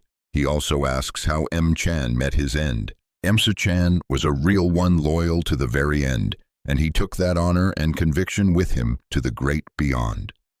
Julian then quietly tells Lucas that from this moment on, he's the new floor master, stepping up to fill Emma-chan's shoes. Both Isabella and Professor Adelia are absolutely floored by the Tower Master's sudden decision. Lucas is like, bro, has there ever been a floor master this young? Before you, there was the prodigy from the Blake family, M-chan, who became a floor master at 26. But hold up, this isn't the M-chan who just got unalived. This is Lucas's actual older brother. So yeah, Lucas is probably the youngest to ever get the offer. Julian admits the Blake noble family is stacked with talent, saying Lucas's father would be incredibly proud of his character development. This offer is seriously OP, because becoming a floor master would give him way more freedom to operate his own mansion, a dedicated research lab, not to mention a massive stipend. And of course, he'd have access to a huge network for academic exchange, and could get his hands on rare magic artifacts and materials based on his results. But our boy doesn't even hesitate and hits him with a hard no. Adelia, who was vibing just a second ago, completely freezes up. She can't believe he just turned down the floor master gig. Julian guesses it's because he wants to join the guild, but that's not the only reason. Still, Julian respects his decision. On the way out, Professor Adelia unloads a whole novel's worth of complaints on him for refusing such a dream offer. She's convinced he's actually lost his mind. It's the first time in her life she's ever seen some underdog reject the title of floor master. Even if he planned to join the guild, he could have easily held both positions. Plus, it's a super legit and respected position, unlike her, who's been grinding for years just to be a lowly academy professor. It's giving youth is wasted on the young energy. She rants so much that Lucas feels like his head is about to explode. He finally cuts her off, saying he has something to show her. And with that, they detour to the professor's laboratory. Her mood instantly flips, her eyes lighting up like stars when she sees the apostle's crystal sitting on her table. She realizes Lucas must have won a major boss fight against an apostle to get this loot. Since Lucas hadn't mentioned it, she's a little shocked. She just assumed it vanished when Floor Master M. Chan died. This artifact perfectly stores the power of a demigod. In its current state, it's pretty much useless, but after a few specific processes and incantations, it could become a legendary elixir several times more powerful than a drake's heart. He tells her he needs a favor. Of course, she agrees instantly. What a total mad scientist professor. Lucas figures he can trust her with the entire quest. The next day, Liam and Camille go to meet the guild representatives. Camille uses Elvish to communicate with him privately. That aggressive-looking dude is Sir Dak of the guild. His personality is pretty hostile, so she warns Lucas to be careful. And the younger guy in the cloak next to him, Lucas can tell he's important without even being told. Dak furiously points at them, demanding they speak a human language, yelling, "Who the hell can understand that barking?" He recognizes Lucas as the kid who was with Emmy Chan during the epic showdown with the apostles. He demands a full report on the situation, but Lucas just refers him to what he already wrote in his formal report. Dak already knows all that and snaps that Lucas is too dense to get what he's asking. He means Lucas needs to explain all the juicy details he conveniently skipped in his report. Liam looks ready to throw down with him, his aura flaring, but Lucas stops him. He tells Dak straight up, "I'm not a member of the guild, so I have no reason to explain anything to you." He's gone absolutely ballistic. Dak starts yelling that Lucas is an insolent brat, but the cloaked figure behind him tells him to stop so he can speak. Dak is still fuming, but when the other guy repeats it in a calm, deep voice, it actually spooks him into shutting up. The man pulls off his hood, approaches Lucas, and says, "Long time no see." And who is it but Henry Blake, Frey's biological brother, which also makes him Lucas's brother. The two of them go into a private room to talk. Henner says he's heard the rumors about his little brother, mentioning that he heard Lucas got very close with their brother June. He admits Lucas has changed a lot, like he's had a true awakening. After all, he says you have the blood of the Blake family in you. So this is Henner Blake, the second son of the Blake household and Frey's older brother. He's also the one who vouched for Lucas's identity to Count June. But what's his real objective? He brings up Lucas's disrespectful behavior earlier. He warns him that even though Dak is hot-headed, he's a high-ranking official in the guild, and letting emotions dictate his actions, and starting beef with him isn't a wise move. Henner then drops a major quest notification. Someone from the family is coming for Lucas soon, and he needs to refuse to go with them. Apparently, the Blake family is in some serious danger. He says that a month ago at the Magic Tower conference, he heard that their father, the Duke and head of the family, made contact with a demigod. And that demigod is none other than their father, the head of the Brunn family. Lucas thinks this concerned Big Brother act is super fake and has no clue what Henner is plotting. Their relationship was never this tight before, so why the sudden change? Alright, so our boy Lucas is posted up in a hotel in Gross City. He hits the mirror, does a little spell casting, and poof, total appearance change. He's now rocking a new identity, Ken, a 26-year-old C-rank mercenary. This new persona is supposedly from the south side of the city, a 3-star mage registered with the Merc Guild. The whole reason for this epic disguise is that Pilot, his next destination, is literally his noble family's territory. Plus, the juicy rumors about Count Blake being linked to a demigod are popping off here. While he needs to investigate the Blake family, he can't just roll in and aggro everyone. He needs to play it smart, avoid tipping anyone off. So yeah, this Merc disguise is the most optimal play right now. Lucas heads over to accept a quest, gets his fake ID verified, and officially enters the hometown of this body's original owner, Frey. The sense of familiarity hits him like a truck. It's probably Frey's latent memories bugging out inside him. Lucas steps into a tavern, and immediately all eyes are on him, the whispers starting up. The locals are all like, a noble mage in a dump like this. What's he doing here? Did this tavern get a 5-star rating overnight or something? Lucas ignores the NPCs and walks up to the girl behind the bar. He knows the mountain road from Pelis to the forest is a long and dangerous grind. Taking a carriage is the only way to save time and stamina. The only carriage that can handle that busted-up road belongs to a rowdy merchant group that does business with the Ive family. They make the trip once a month, which is exactly why AJ set him up with this mercenary cover story. The quest for Lucas is simple: sign on as a bodyguard for that noble family's caravan. He slaps his guild tag on the counter and tells the girl he's here to pick up a commission. She asks what kind of mission he's after, and he tells her bodyguard duty for the merchants heading to the Elf Forest. She glances at his C rank tag and gets hesitant since that particular quest is locked for B rank players and above. Without missing a beat, he's like, all right then, I'll register for the rank up exam. Right now. Right now. The girl tells him to follow her and pay the 10 silver registration fee. They head down to the tavern's basement, the unofficial training grounds, and this place is way bigger than he expected. He's brought before a dude with a black blindfold, the guild master. She explains that Lucas wants to register for a promotion exam. The guild master totally wasted, just slurs, "You know what to do, just handle it. I'm drunk, my head's spinning, I don't know, Jack." She explains there are 2 paths for a rank-up breakthrough commission, or demonstration. Commission means the player has to complete a specific quest assigned by an examiner to prove their strength. Demonstration is where you flex your OP abilities directly for them to see. But nobody's passed that way in over 10 years because the examiners are ridiculously strict. She probably figured he'd choose the slower grind-heavy option with a higher chance of success. But Lucas just goes, "I'll do the demonstration. I don't have time to waste, so let's start now." Both the girl and the guildmaster are completely shook by his choice. I mean, it's not every day some interesting new character just spawns in. They lead him to an empty room, the stage for this impromptu boss fight. He's wondering what the deal is if he has to fight them both. But they're just like, "Nah, we hate putting in effort. Just blast that wall with your best combat magic."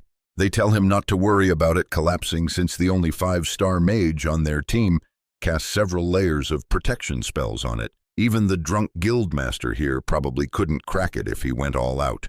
The guildmaster gets a little ticked. She called him a drunkard, but he's too wasted to care. He's an A-rank mercenary, so Lucas figures if he can just one-shot this wall, he'll instantly level up to A-rank too. Hearing that, they both just crack up laughing. The guildmaster even calls him cute for being so naive.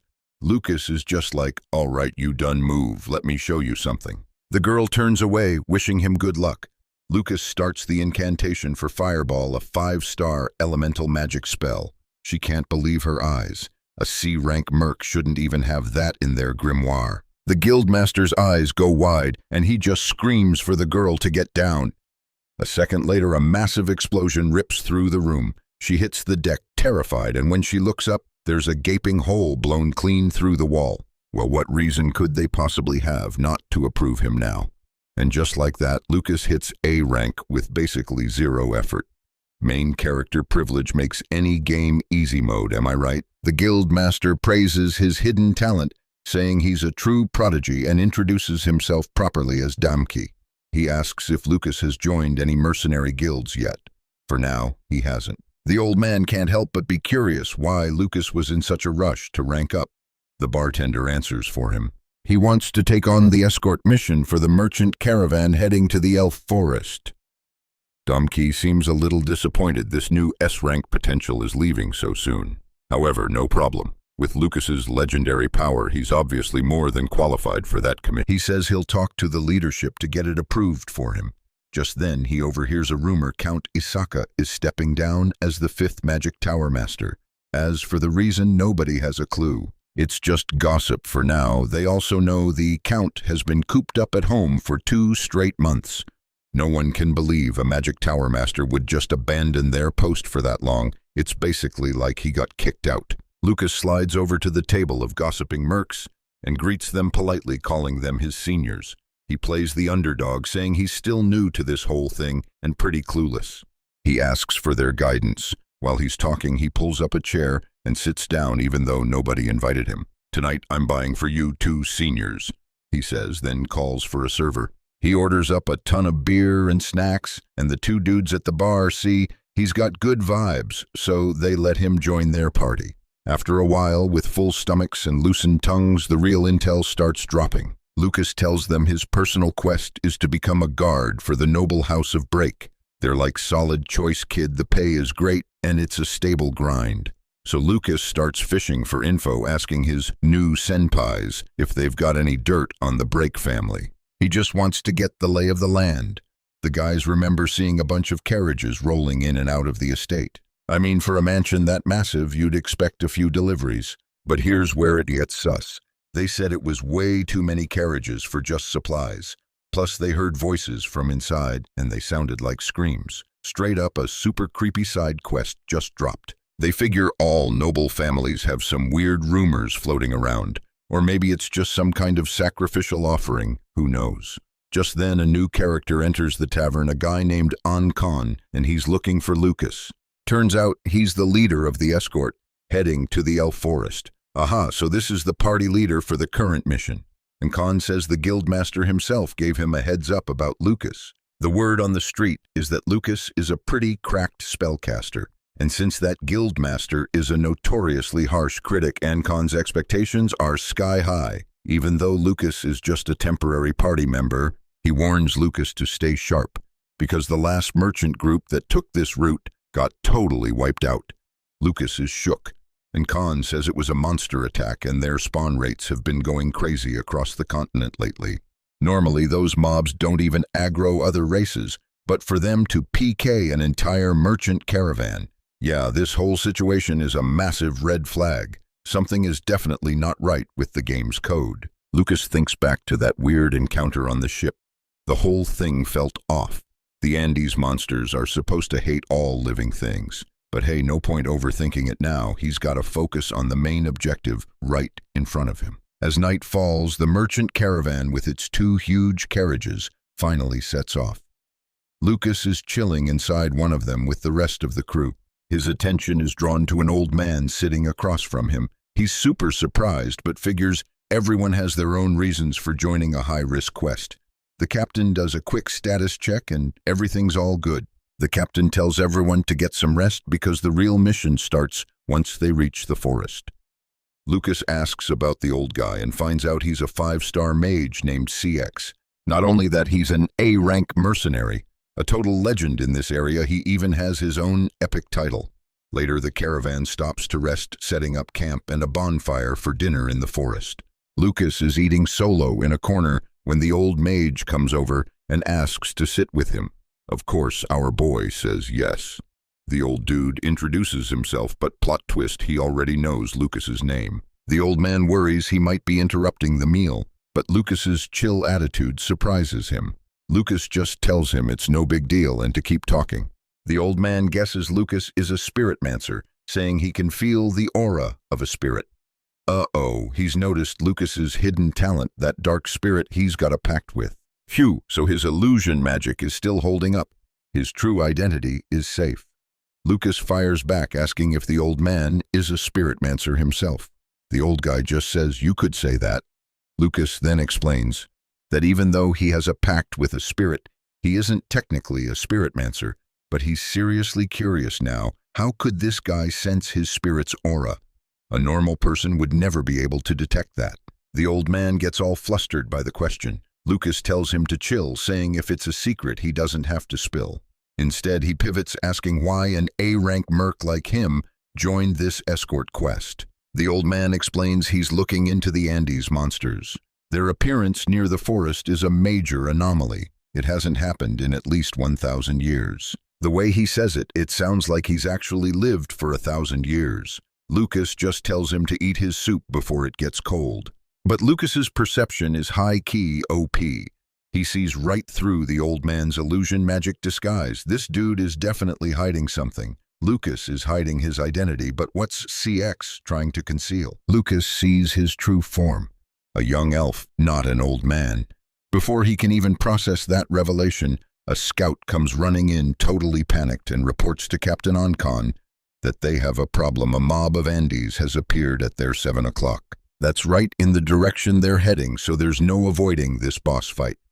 The captain gives Lucas and CX a new task: run recon and use an incantation to enchant the scout team's weapons. Lucas gets up to do it, and though it's faint, he can sense the monster's power level. It's immense. He thinks, no way. Is that a demigod's aura? Nah, it can't be a demigod. The deeper the scouting party goes, the more horrible the smell gets. They finally pinpoint the location of the Andes monsters and charge in, ready for an epic showdown, only to find a field of Andes corpses. Someone else already cleared the area. No shot. This carnage is fresh, like 30 minutes ago, fresh. He scans the scene and the gears start turning. This wasn't some monster rampage. This was a one-person player kill spree. And the craziest part? The perp didn't even need 10 minutes to clear this entire mob. The squad's jaws are on the floor. They just can't compute it. But Lucas's eyes light up. He's found the quest objective. This overwhelming aura. It has to be the trail left by this. All of a sudden, the forest's entire vibe shifts. Birds are yeeting themselves out of the trees like a world boss just spawned. He immediately shouts for the team to double time it. When they finally burst into the clearing where all the chaos is popping off, they come face to face with a dem. A literal combat mage is wrecking this horde of Andes with his bare hands, and everyone is absolutely shook. The dude cleans house, soloing the entire mob, and is about to dip when the captain asks for his name. My guy just tells them to get lost before he decides to PK the whole party. Turns out this absolute unit is the successor to the legendary Martial King's Fist.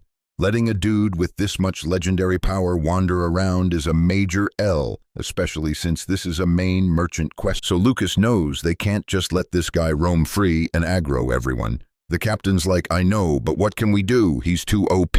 Lucas, being the ultimate underdog protagonist, volunteers to tail him on a recon quest to see if he's a potential boss fight or a friendly NPC.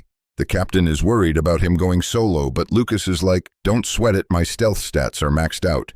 He's confident in his. He promises a quick debrief, then tells the squad to continue their main quest. With that, Lucas activates his mana and zips into the forest, hot on the trail of the martial arts prodigy. The brawler is just continuously grinding, with Andes mobs swarming him non-stop. His aura flares as he unleashes his destructive martial arts, but then a sneaky mob gets a flank attack and bites him from behind. Big mistake. The moment it bit down, its teeth shattered like glass.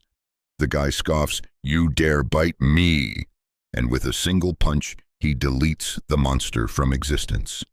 From behind a tree, Lucas is watching this entire epic showdown. The brawler suddenly calls out, "Who's there?" Lucas just strolls out, no fear, and asks him straight up, "How long have you been in your cultivation of the Martial King's Fist?" The guy just assumes Lucas is another recruiter from some lame guild trying to scout him. Lucas introduces himself, saying he's from the Chamen Guild. The instant he says the name, the guy throws a world-shattering punch that cracks the very ground. He sneers, thinking the Chamen Guild is so F-rank that just hearing its name makes his ears bleed. I told that last persistent leech that the next time someone showed up, I'd get serious, he roars. Meanwhile, Lucas is just chilling, completely unfazed, standing behind a magic shield that tanked the whole hit. Talk about a hidden talent. The dude goes berserk, grabs Lucas by the collar and hoists him up, threatening, "If you don't want to get sent to the respawn screen, then scram. I have zero interest in joining your trash tier guild." Lucas calmly replies, "The successor to the Martial King's Fist doesn't want to take on a demigod." The guy pauses. "You're telling me your guild is actually trying to eliminate demigods?" The brawler scoffs. "Forget demigods, your guild members are nothing but a bunch of greedy pigs." Turns out he's totally aware that all the current guilds are just caught up in political drama and power struggles, not the real threat. Their main quest isn't fighting demigods anymore. Lucas fires back, "Even if I'm a pig, I've got pride, and I'm confident I can change them." Now that's some solid character development. The truth hurts, Lucas admits, but I need the guild's power to even stand a chance against the demigods. To unite all these scattered players, we need a complete system reboot, a breakthrough. The guy gets it. Lucas wants to unite all the smaller guilds into one massive raid party. He then yeets Lucas into the distance, a smirk on his face. "Okay, this time the guild sent someone interesting. You've got some serious riz, I'll give you that." Lucas dusts himself off. "All right, enough with the monologue. Let's fight. Come at me, bro." This totally sets the guy off, and he charges in. Lucas, with perfectly matched speed, dodges effortlessly. A real-time training grounds session just kicked off. Lucas taunts him mid-dodge. "Try not to trip, big guy," then counters with some slick elemental magic. An ice spell shoots out. The brawler, still seeing red, charges straight into the trap like a total noob. His feet are instantly frozen solid by the combat magic. Just as a massive ice spear is about to finish the job, a huge explosion of aura shatters the spell. Lucas sighs. "I was just trying to have a little chat, but I guess you're not the talking type." The guy uses all his key manipulation to break free and lunges at Lucas again, but he totally miscalculated. Lucas pulls an Uno reverse card, flipping the situation and slamming the brawler onto his back. Lying there, completely gassed, he finally realizes Lucas has just been toying with him this whole time. He has no idea how. Lucas extends a hand and asks again with maximum teen humor, "So, you want to talk now?" Ivan's response. He slugs Lucas right in the jaw and bolts. Lucas, rubbing his chin, just grins and gives chase, refusing to let him go. But then he realizes this dude isn't trying to escape. He's leading him somewhere. No heads up or anything, definitely a hothead, Lucas thinks. Meanwhile, Ivan is processing the unique mana signature Lucas is using. "Wait, that feels like the Martial King's Fist. Did you actually learn it somewhere?" "But that's impossible. The grimoire only allows for one successor. Who could have taught you?" He knows that even if Lucas explained the story, would be too wild to believe. Finally, they introduce themselves. The brawler's name is Ivan. "Where are we going?" Lucas asks. Ivan just smirks. "You'll find out if you can keep up." And so began their high-speed grind through the dead of night. They finally arrive at a rundown wooden cabin. Lucas is like, "Seriously? We ran all this way just to go to your house?" Ivan bursts through the door shouting, "Ricky, I'm home!" Lucas can feel a headache coming on. This dude is insane. Ivan just says, "It's the only way to teach people." Lucas is still confused. Who the heck is Ricky? Ivan turns dead serious and says Ricky is a demigod. Lucas's brain short-circuits. What is happening?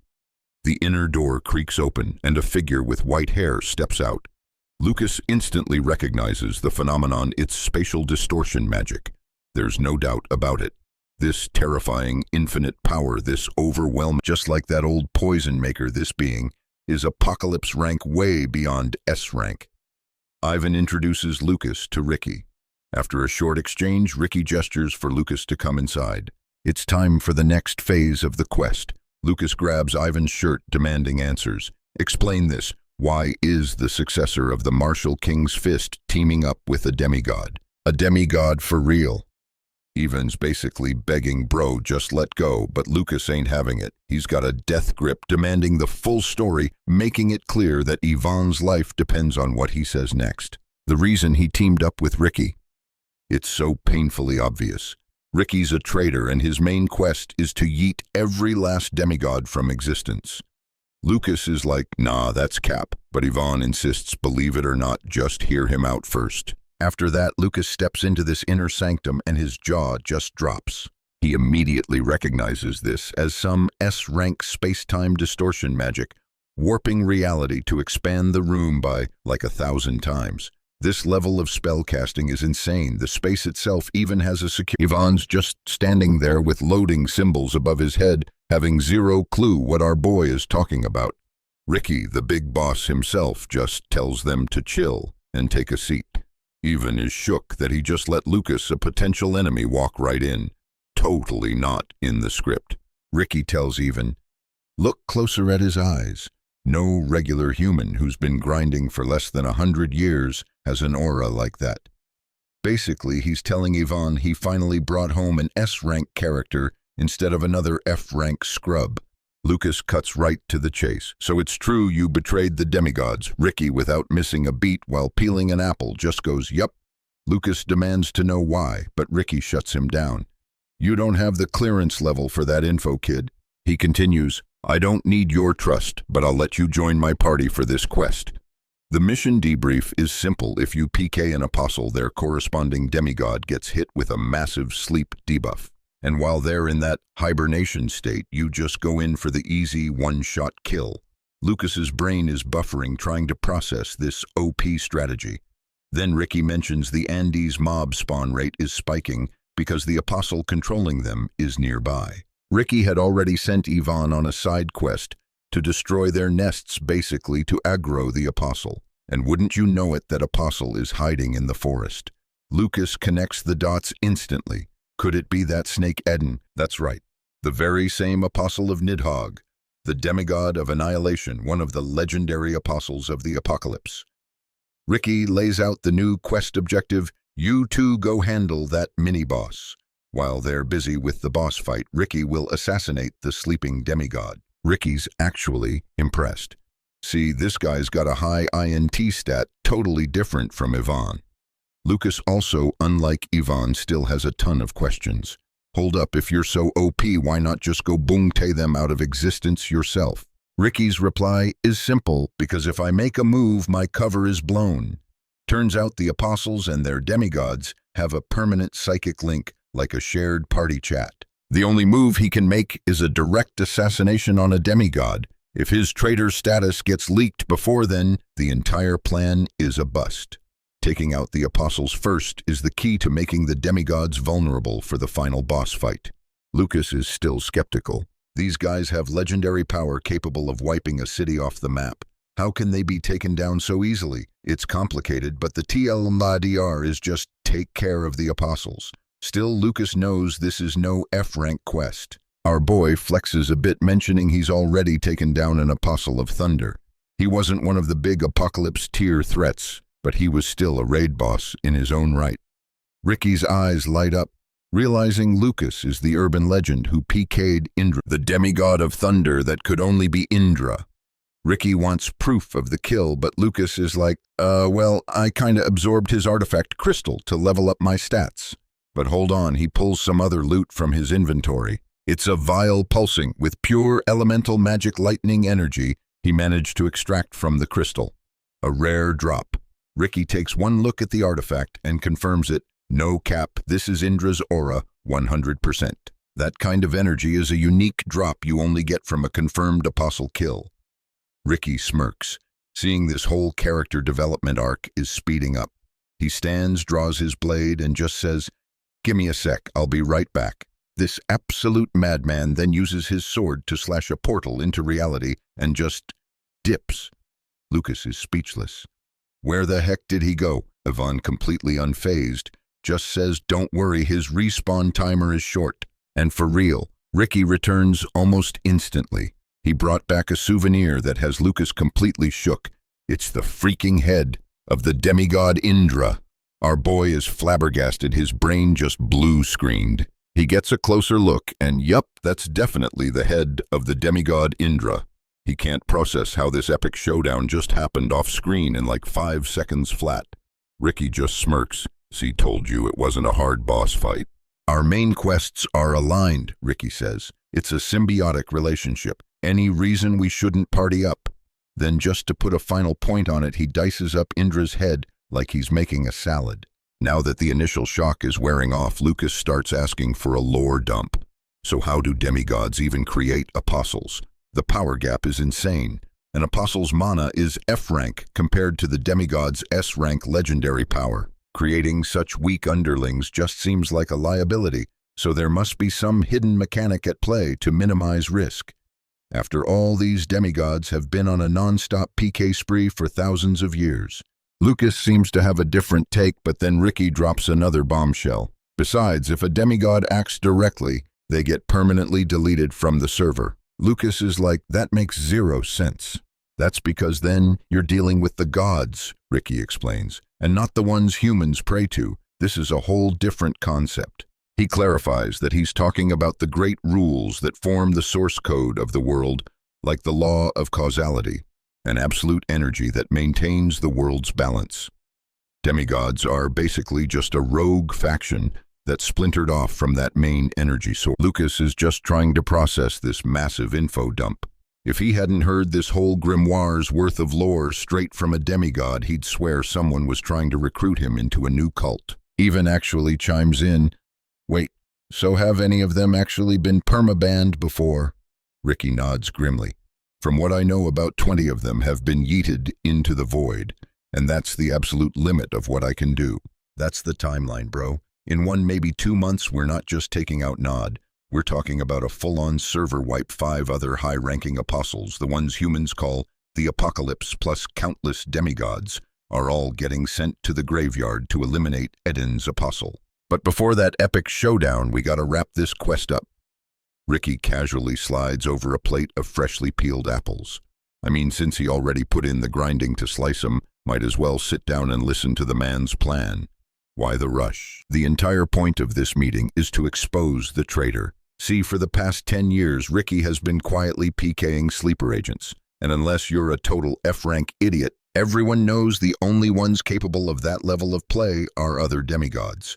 But even Ricky didn't predict this turn of events, where all the demigods would show up with their apostles as their +1s. Of course, Eden will be there, and high-key after the conference ends, he and his demigod Nod will probably try to wipe their logs and vanish. If that happens, not even Ricky, a legit demigod with OP abilities, has a method to track him down. Yvonne's just munching on apples, completely lost, wondering why my guy is talking in circles. So he's basically saying this is the perfect opportunity to gank a high-level boss, right? Then we just gotta find a way into the forest. Even thinks this is a piece of cake. "Yo, I saw Lucas fly. Let's just go full aerial assault and drop in."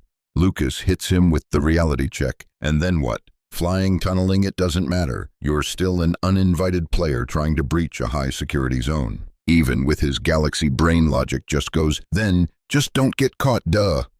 He turns to Ricky like, "Bro, are you seriously teaming up with this absolute potato to catch an apostle?" Now that Ricky and Lucas are officially partied up, he's feeling way less stressed, no cap. He tells Yvonne to perk up those ears and listen to the actual S-rank strategy. Deep in the elf village, there's a world tree that acts as the forest's guardian. It's the core of the whole zone, its life force connected to every other tree, and the Elf Queen's consciousness is literally synced to it.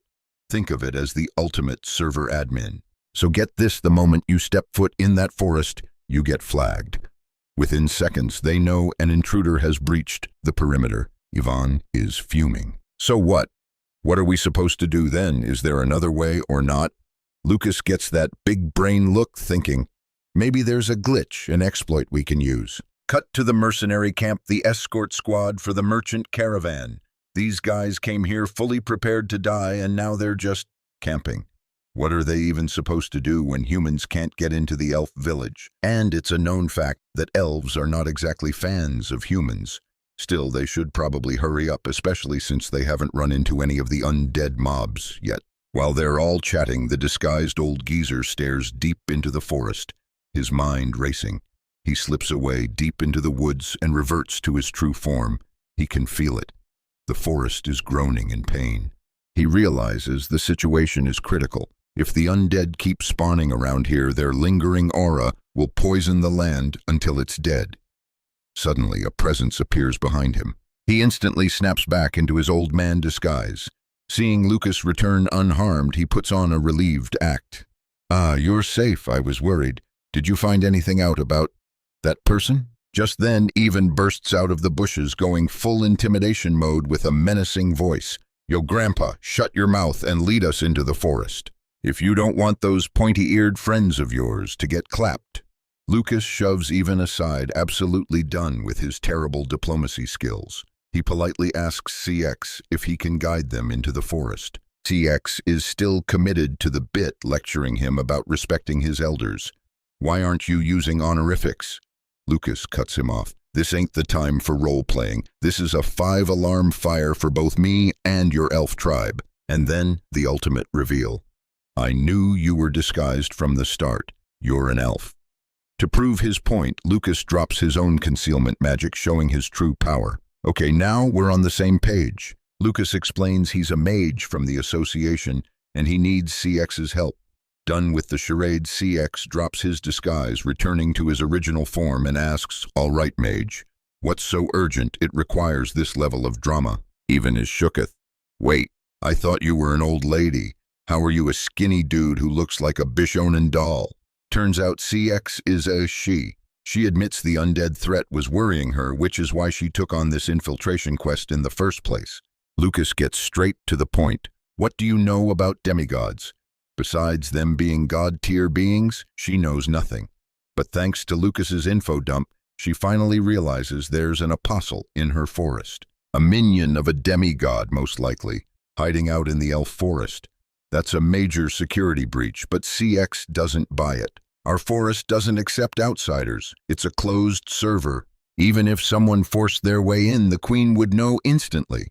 "But this guy is different," Lucas explains, "because he's not an outsider. He's got a whitelisted IP because he's an elf, just like his demigod master." Lucas decides it's better not to drop the apostle's name just yet. He keeps that info locked down, telling CX there's no time to explain the full lore. All he can confirm is this: "We're the only party equipped to handle this boss hunt." CX agrees, but on one condition. "Answer me this. You once said you're not a spirit user. So how did you form a contract with a spirit?" Lucas replies coolly, "I learned the incantation from a close friend, a dark elf." The moment he says it, CX's face is pure shock. Dark elves, those are legendary beings. They're supposed to be even more exclusive than their ancestors. So why are they teaching a human spirit arts? CX isn't so sure about the exclusive part because her friend is super chill. She even points out that the dark elf who taught her Camille is a total G. Everyone in this forest knows about Camille, that proud Black Panther prodigy who actually accepted Lucas as a friend. That's all the proof she needs to trust him. And with that, their new quest is to head to the village of Eden. Meanwhile, our boy Eden is having a little chat with his He can sense the demigod is stressing about something. A massive skull suddenly appears and drops a bombshell. The demigod Inra has been permanently deleted. And just like before, there's not a single trace. No logs, no replay. It's gotta be that traitor they've been suspecting. The one who's been playing among them. The boss warns his apostle to stay frosty until the next big meeting. Eden's like, "Bet," and logs off. Just then, someone arrives to summon him. The queen wants a word. He's thinking, what's with the warning to be careful, bro? I'm always careful. Like, for real, who in this entire elf forest would have the guts to try and PK him? The queen's actual brother, the audacity. So CX has led Lucas and Ivan to the central hub of the forest. Ivan is absolutely floored by the world tree. It's not just big, it's ginormous. The elves here call it hoo-hee. It's a bit hard to pronounce since it's in the native elvish tongue. The guards are kinda shook to see CX back from her quest way earlier than expected, and they start chatting in elvish. Even has no clue what the heck is going on, but our boy Lucas with his OP stats can understand everything. The girl Fiffin, after catching up with CX, turns to Lucas and Ivan, sizing them up as CX's party members. She gets that they're cooperating on a mission, but rules are rules. All outsiders have to greet the queen first before getting a pass to enter.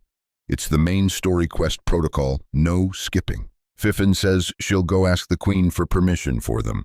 Ivan is totally confused, like, bruh, why are we backtracking? And CX has to explain that it's just the server rules, outsiders have to meet the queen first. They're off to see the queen now, and it's way easier than Ivan thought. But as they're walking, CX suddenly stops dead in her tracks, making him think she needs a bio break or something. But nope, she's just reminding him that the queen is the heart of this forest, the ultimate boss. Getting her approval doesn't take long. The main thing is that Ivan needs to remember to activate his manners and not be a total barbarian. Ivan gets all defensive like, yo, I might be a bit rough around the edges, but don't just assume I have 0 etiquette stats. CX is just like, it's not an assumption, it's a fact based on all available data. Ivan tells her not to worry since his Supreme King Fist is a martial art that focuses on cultivating both body and soul. Ivan starts whistling happily as they walk, but CX's anxiety is going through the roof. She just can't shake this bad feeling. Seeing her so stressed, Lucas slides in with some emotional support. He's like, don't sweat it. Ivan has a massive debuff around girls. He'll basically go mute the second he's in front of her. At the Queen's palace, which is dripping with luxury and has elves serving everywhere, the Queen thanks them for helping CX and welcomes them to the forest. Ivan is just standing there, frozen solid sweating buckets, completely lost for words. Her name is Snow Queen of all elves, and she is drop-dead gorgeous, so much so that Ivan's brain just blue-screened on the spot. But Lucas hears her full name and immediately spots the problem. She has the same family name as Eden. Could the apostle be related to the queen? No wonder. This must be why Eden can run around this forest acting like he owns the place, backed by his noble family connections. But something's weird. The queen isn't a pure-blood elf. As far as he knows, every single elven queen has been from that specific bloodline. The eldest daughter, CX, kneels before the queen to give her report. She explains that the 2 guys with her are support for her mission. Before they continue their quest, she's requesting they be allowed to stay here for a few days. CX mentions the queen is fluent in the human language, then turns and tells the guys to hurry up and introduce themselves. CX glares at the idiot Ivan, who's been petrified this whole time, wondering when he'll finally reboot. It's just that Ivan can't process if she's a real person or some kind of divine being. Her skin is as white as snow, her movements as graceful as a butterfly, and her voice is so elegant it makes his knees weak. Her beauty is beyond description. He even glances over at CX and thinks, she's an elf too, but she looks more like a vampire. CX gives him a sharp nudge silently, telling him to introduce himself already. He faces the queen, but his mouth just won't work.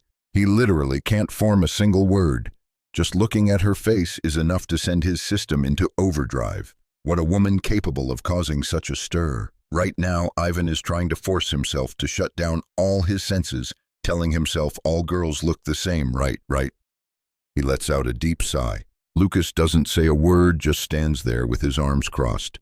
CX is absolutely fuming, mentally cursing this big oaf.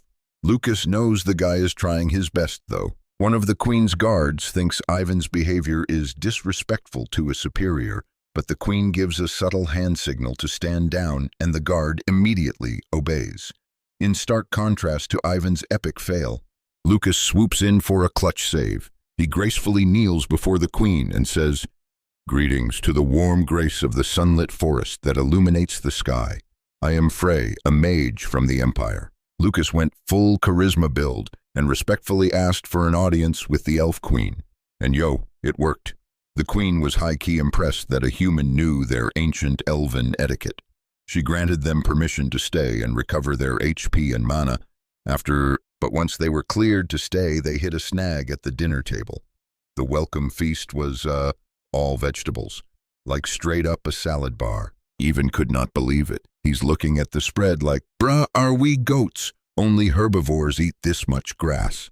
My man really forgot he's in an elf village. What did he expect, a steakhouse? So Lucas, ever the prepared party leader, pulls some dried meat out of his inventory and slides it over to Ivan.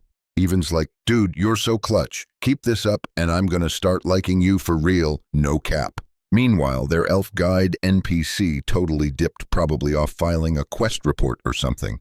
So while Ivan is battling his jerky, Lucas is just casually enjoying the salad, which makes Ivan super curious. "Is that actually good?" he asks. Lucas, mid-bite, just praises its refreshing flavor, but then the vibe shifts.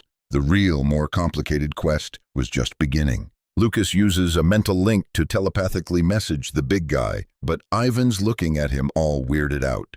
He's like, "Bro, this is sus, just use your mouth, it's faster." What a meathead. Lucas has to spell it out for him. They're being monitored by enemies with insane perception stats. Elven hearing is literally 10 times better than a human's.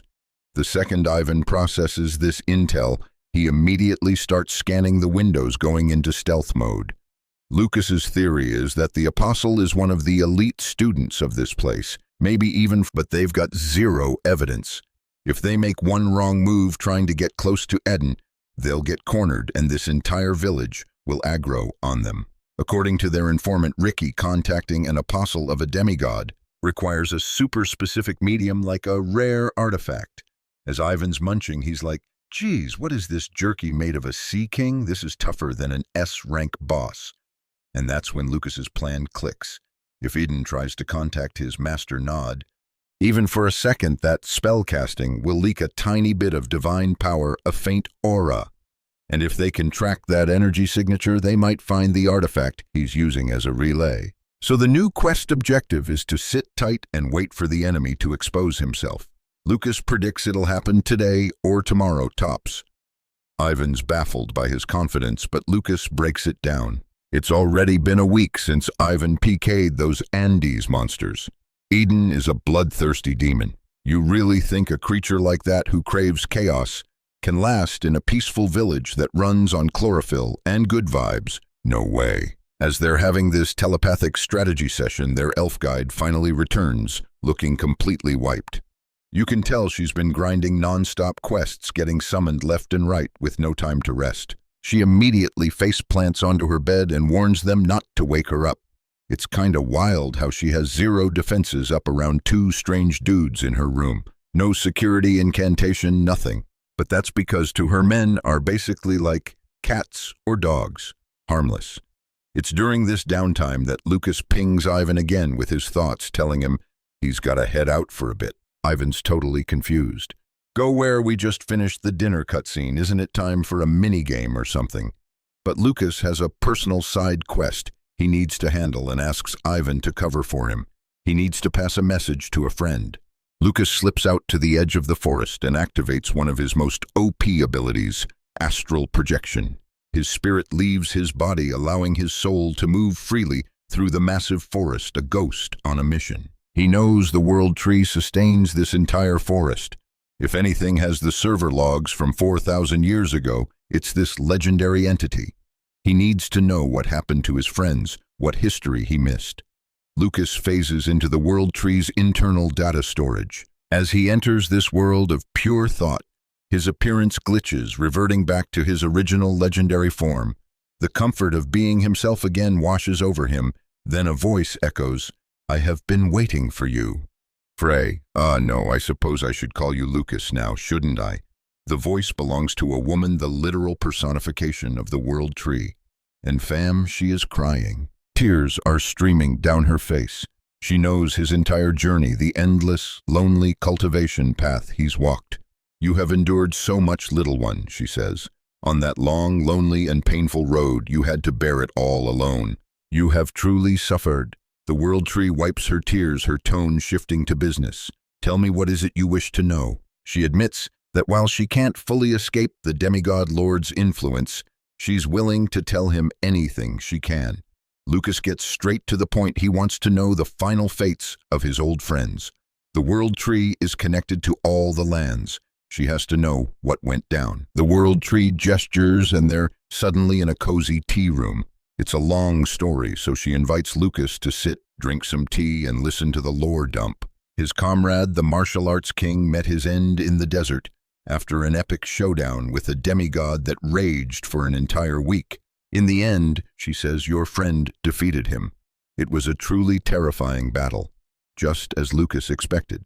As for the sword Emperor Lucid, he fell in his homeland defending his people. But when Lucas asks about the great sage, the world tree hesitates, a shadow crossing her face.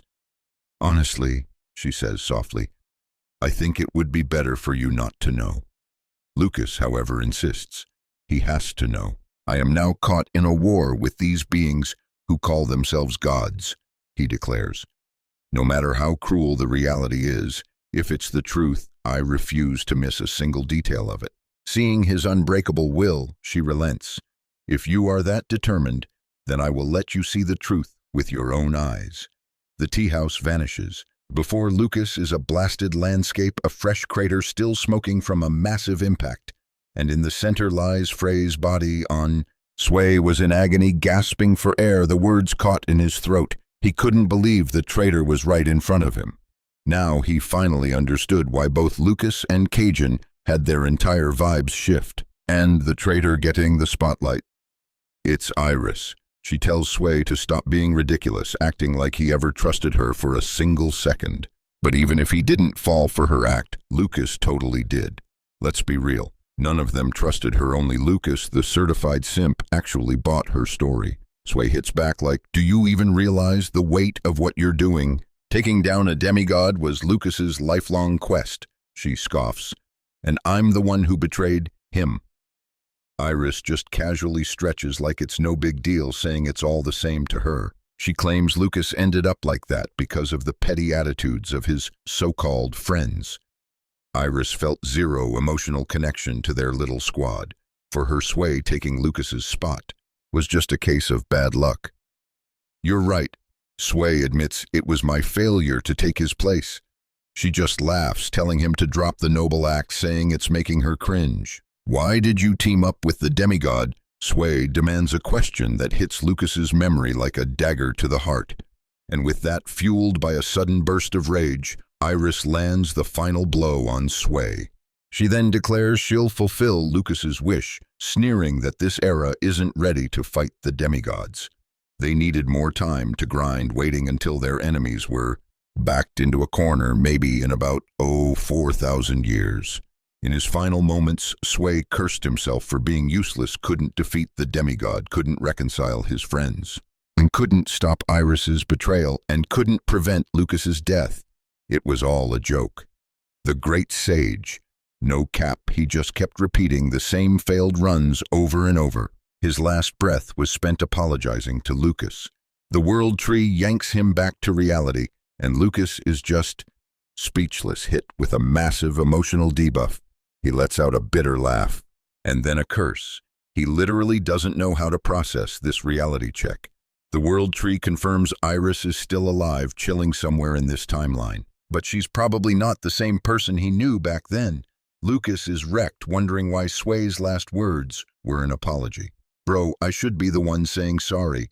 He thinks, "My own shortcomings turned my best friend's final words into an apology." The world tree basically calls him out. "You're way too hard on yourself, my dude." Lucas just tells her, "This forest is about to get real loud tonight." She just smiles and wishes him good luck.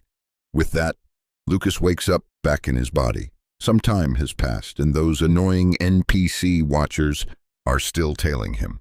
Back in his room, Ivan is in the middle of grinding push-ups, loses count, and just decides to restart from 1. Classic meathead. He sees Lucas and gives him a quick sup. "Yo, your meditation session was longer than I thought," Ivan says. "Oh, and I passed on your message. Your contact should be here after sundown." Lucas thanks him and tells him that's enough of a workout for now. Lucas is thinking tonight's the night Aiden makes his move. Ivan needs to save his stamina for the real boss fight against that apostle. Ivan stops his workout to hit the showers, and in the room, Lucas meets the friend he had Ivan send the message to. She's like, "So I get this message about some dude claiming to be the successor of the Magic Martial King, and I had to come see." Honestly, she was low-key skeptical, but she never expected to run into Lucas in the elf village.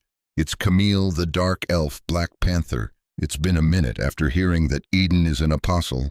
Camille just sighs. Of course it's him. Lucas is still shook, like, who would have thought an apostle was the queen's own family? Camille corrects him, spilling the tea. He's not technically family. Queen Snow was adopted.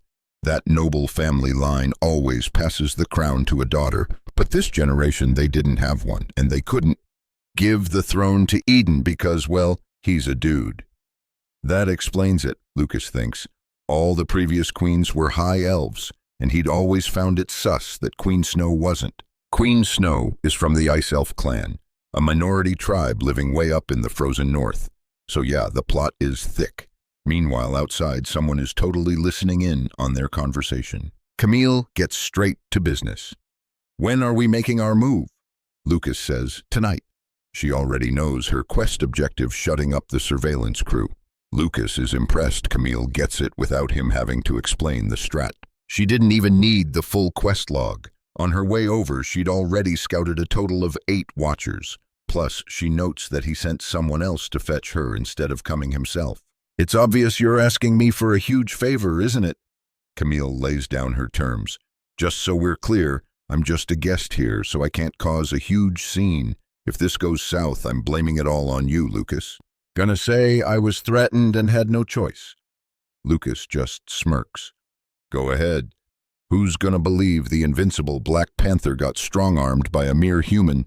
Yeah, they're just messing around. Lucas makes sure to thank her properly. Camille then asks about Isabella. Turns out she's back at the guild holding down the fort for him. Camille is shocked, calling Isabella a clueless, goofy airhead. But because of that, Isabella is grinding harder than anyone, personally training every single guild member, putting in maximum effort. After dropping that update, Camille's like, I'm a bounce, and vanishes. I forgot to mention you gotta be careful, cause Eden's a spirit user, a class with talents that totally outstrip any regular spellcasting. If he becomes an apostle, his mana gets locked, but his spirit arts have zero conflict with divine power. And get this, that divine power is from an apocalypse-level demigod. Bro is on a whole different server than Jay, was a legit S-rank threat, now no cap. Meanwhile, Eden's in his room sipping tea like a main villain, an elf servant pouring for him, but in his head he's just replaying the highlight reel of ending her. Yeah, this dude's sanity bar is at 0. See? Because the power he's channeling belongs to the demigod of death. His ambition to player kill is just boiling over. He literally can't contain the urge. It's late at night. CX is just minding her own business, walking down the path with a basket of greens. That's when she spots Eden lurking in the distance, a smile on his face that has zero humanity left in it. But our sweet girl just sees him and is like, hey, and asks why he's still out grinding so late. Eden plays it cool, asking her, you just got back and they're already sending you on quests left and right. Must be exhausting. CX just gives a cheerful laugh, saying it's her own fault for bringing an outsider into the village. Then he asks about that time she was chased by the demigod's minions and got rescued, saying it all sounded super complicated. She tells him that according to them, the apostle they're hunting is supposedly hiding right here in the elf village. The moment Eden hears that, his face glitches. His expression becomes totally unreadable as he decides he has to silence her for good. He reaches out, tilting her chin up, getting all up in her personal space. When suddenly Yvonne comes flying in like a freight train and shoves CX to safety. She's like, Yvonne, what the heck? Are you seriously holding a grudge just because I made you eat grass earlier? Yvonne turns his head and his face is absolutely wrecked. Bro took a critical hit for her. If not for him, she would have been logged out permanently. Eden finally drops the act, his true nature on full display as he summons a massive wind spirit. He's fuming that the outsider CX brought home is some martial arts prodigy who's been farming his adorable Andes mobs. Adorable bruh, please, this guy's dialogue is straight up bugged. He's flexing his connection to the queen, thinking he's one of the untouchable elite students. He was gonna keep this whole thing a secret, but what's the point of silencing players? You're about to delete anyway, Van ain't having it, and throws a punch with the force of a goddamn truck right at, but Eden pulls a pro gamer move, leaping into a tree to dodge the attack. Ian's gotta admit this apostle loves to trash talk. His brain's gotta be miswired, but Ian is determined to fix it for him. Eden scoffs, warning him, you're the one who needs to watch your mouth, Ian. How dare a lowly human like you talk to a member of the supreme elven noble family like that? Supreme my butt. He's just a demigod's lapdog. CX is still buffering, totally confused. The Honorable Lord Eden. What's happening? Triggered, Eden finally unleashes his legendary power. He just can't hold back the urge to kill anymore. The ground cracks open and zombies start crawling out. The penny finally drops for CX. The Honorable Eden she looked up to is the apostle who created the Andes. Before she can even ask why the mob's aggro on her, Yvonne has to dash in and save her again, yelling at her. Are you just gonna stand there and lag out? These Andes are seriously buffed, way stronger than the ones she saw before, and their numbers are insane. The whole village is in danger and CX has no idea what to do. As Even goes ham on the Andes, his hot-headed nature is on full display. CX can see it clearly now. He's using divine power and she's about to be the sole witness to him being an apostle of a demigod. She remembers what Lucas said. If they mess with the Queen's actual brother, for no reason it's not just them, CX will get hit with the traitor debuff too. It clicks. He was trying to protect her by intentionally provoking Eden, but then she reconsiders. Nah, this is just Yvonne's default personality. Meanwhile, Eden strolls through his zombie army asking, "Don't you think they're cute?" The death aura radiating from his friends is like a sweet perfume to him. Yvonne hears him call the Andes friends and just scoffs. Birds of a feather flock together, I guess, especially since you all share the same puke-inducing ugly face. Oof, Eden gets mega triggered at being called ugly. Ivan, you must be tired of living, aren't you? He's so mad he storms forward, walking right into the trap they laid. Kaboom! A massive blast of elemental magic erupts in a pillar of fire, sending him flying and dealing serious damage. Eden can't believe the power behind that combat magic. That's way too strong. It has to be a 6, no a 7-star spell. Lucas pops up behind him. My bad, he says with a grin. Just wanted to say hi. Then he adds, you should really watch your back next time. Yvonne yells, what took you so long? Lucas just scratches his head, looking embarrassed. Sorry, I had to, answer a call from nature. He then looks at Eden and says, dude, I can't believe those portraits were such catfish. This guy is fugly in person. Or is it just 'cause his face is all scrunched up and covered in mud? Yvonne chimes in, nah, he looks better now than when he had that pale-faced pretty boy look. I mean, I'm more handsome than an elf. How can you be that ugly? CX, watching from the sidelines, finally gets it. This wasn't some grand strategy to provoke him. This is just who they are. What a character development arc. They're just standing there body-shaming Eden, who's grinding his teeth in pure rage, swearing he's going to wipe their entire party. He takes out a knife, slices his own hand, and lets the blood drip to the ground, forming a dark magic circle, a forbidden incantation. Okay, this dude has officially lost it. A spirit user getting involved with a demigod was bad enough, but now he's trying to sign a contract with Amma. And you'll never guess who this little ritual summons. Our old buddy Asura, the demon he summoned. Ivan is busy grinding these Andes mobs, yelling that she's just a walking debuff and needs to get lost, but like, where is she supposed to go? Ivan's brilliant idea is to dip and report to the queen for reinforcements. Bro, the moment he thinks of the gorgeous queen, his whole face turns crimson. What a simp. He chokes up, promising he'll be right back. Ivan then turns to face the demon Asura, a legendary power he's only heard tales about, and is like, how in the world do we beat this raid boss? This quest is looking impossible. Eden starts screeching at Asura to kill them already. The demon just looks up at the sky and lets out a heavy sigh. The elven domain, huh? Seeing Asura just chilling, Eden loses it and starts spamming commands. Asura is so over this annoying elf. This F-rank scrub had 0 talent, yet dared to forge a contract with him, and now thinks he's his personal attack dog, the audacity. He warns Eden to fix that attitude, or he'll be the first to get PK'd. But hey, a contract's a contract. Even though Asura has no beef with humans, what can you do? Guess he'll have to wipe them out. His massive dark foot prepares to stomp them into oblivion, but then Lucas drops a lore bomb identifying him Grand Duke of the Demon World, Asura, the ruler of the Hell of Slaughter. Hearing his full title, Asura pauses mid-stomp, slamming his foot down harmlessly to the side. He's genuinely shocked.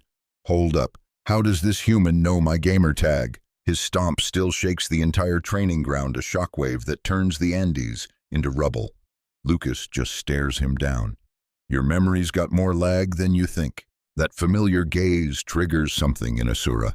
He casts a powerful incantation, instantly pulling Lucas's soul into his personal dimension. Ivan, standing right there, freaks out as Lucas just goes completely catatonic. My guy's eyes roll back, nothing but whites showing.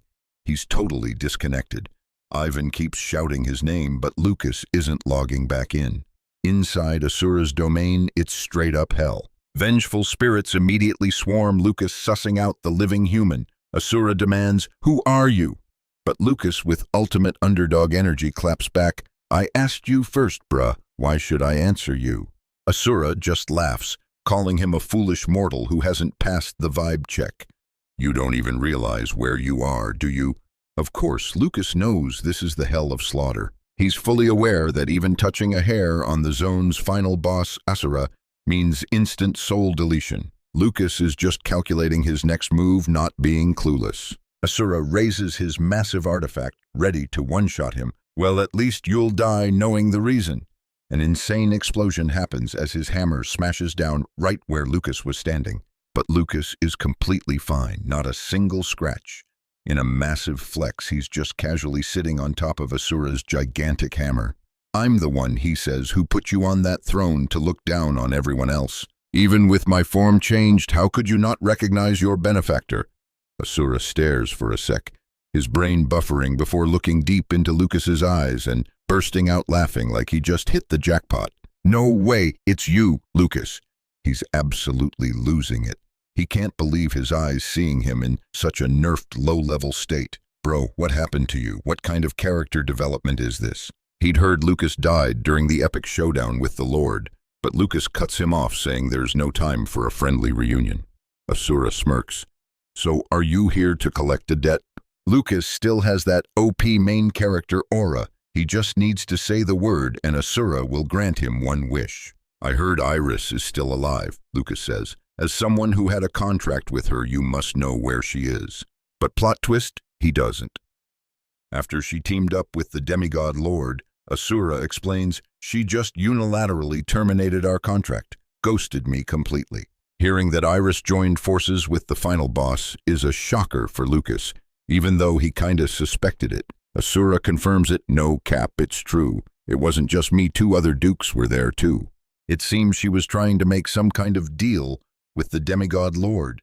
She summoned Asura because she wanted the most advantageous position in the upcoming boss fight.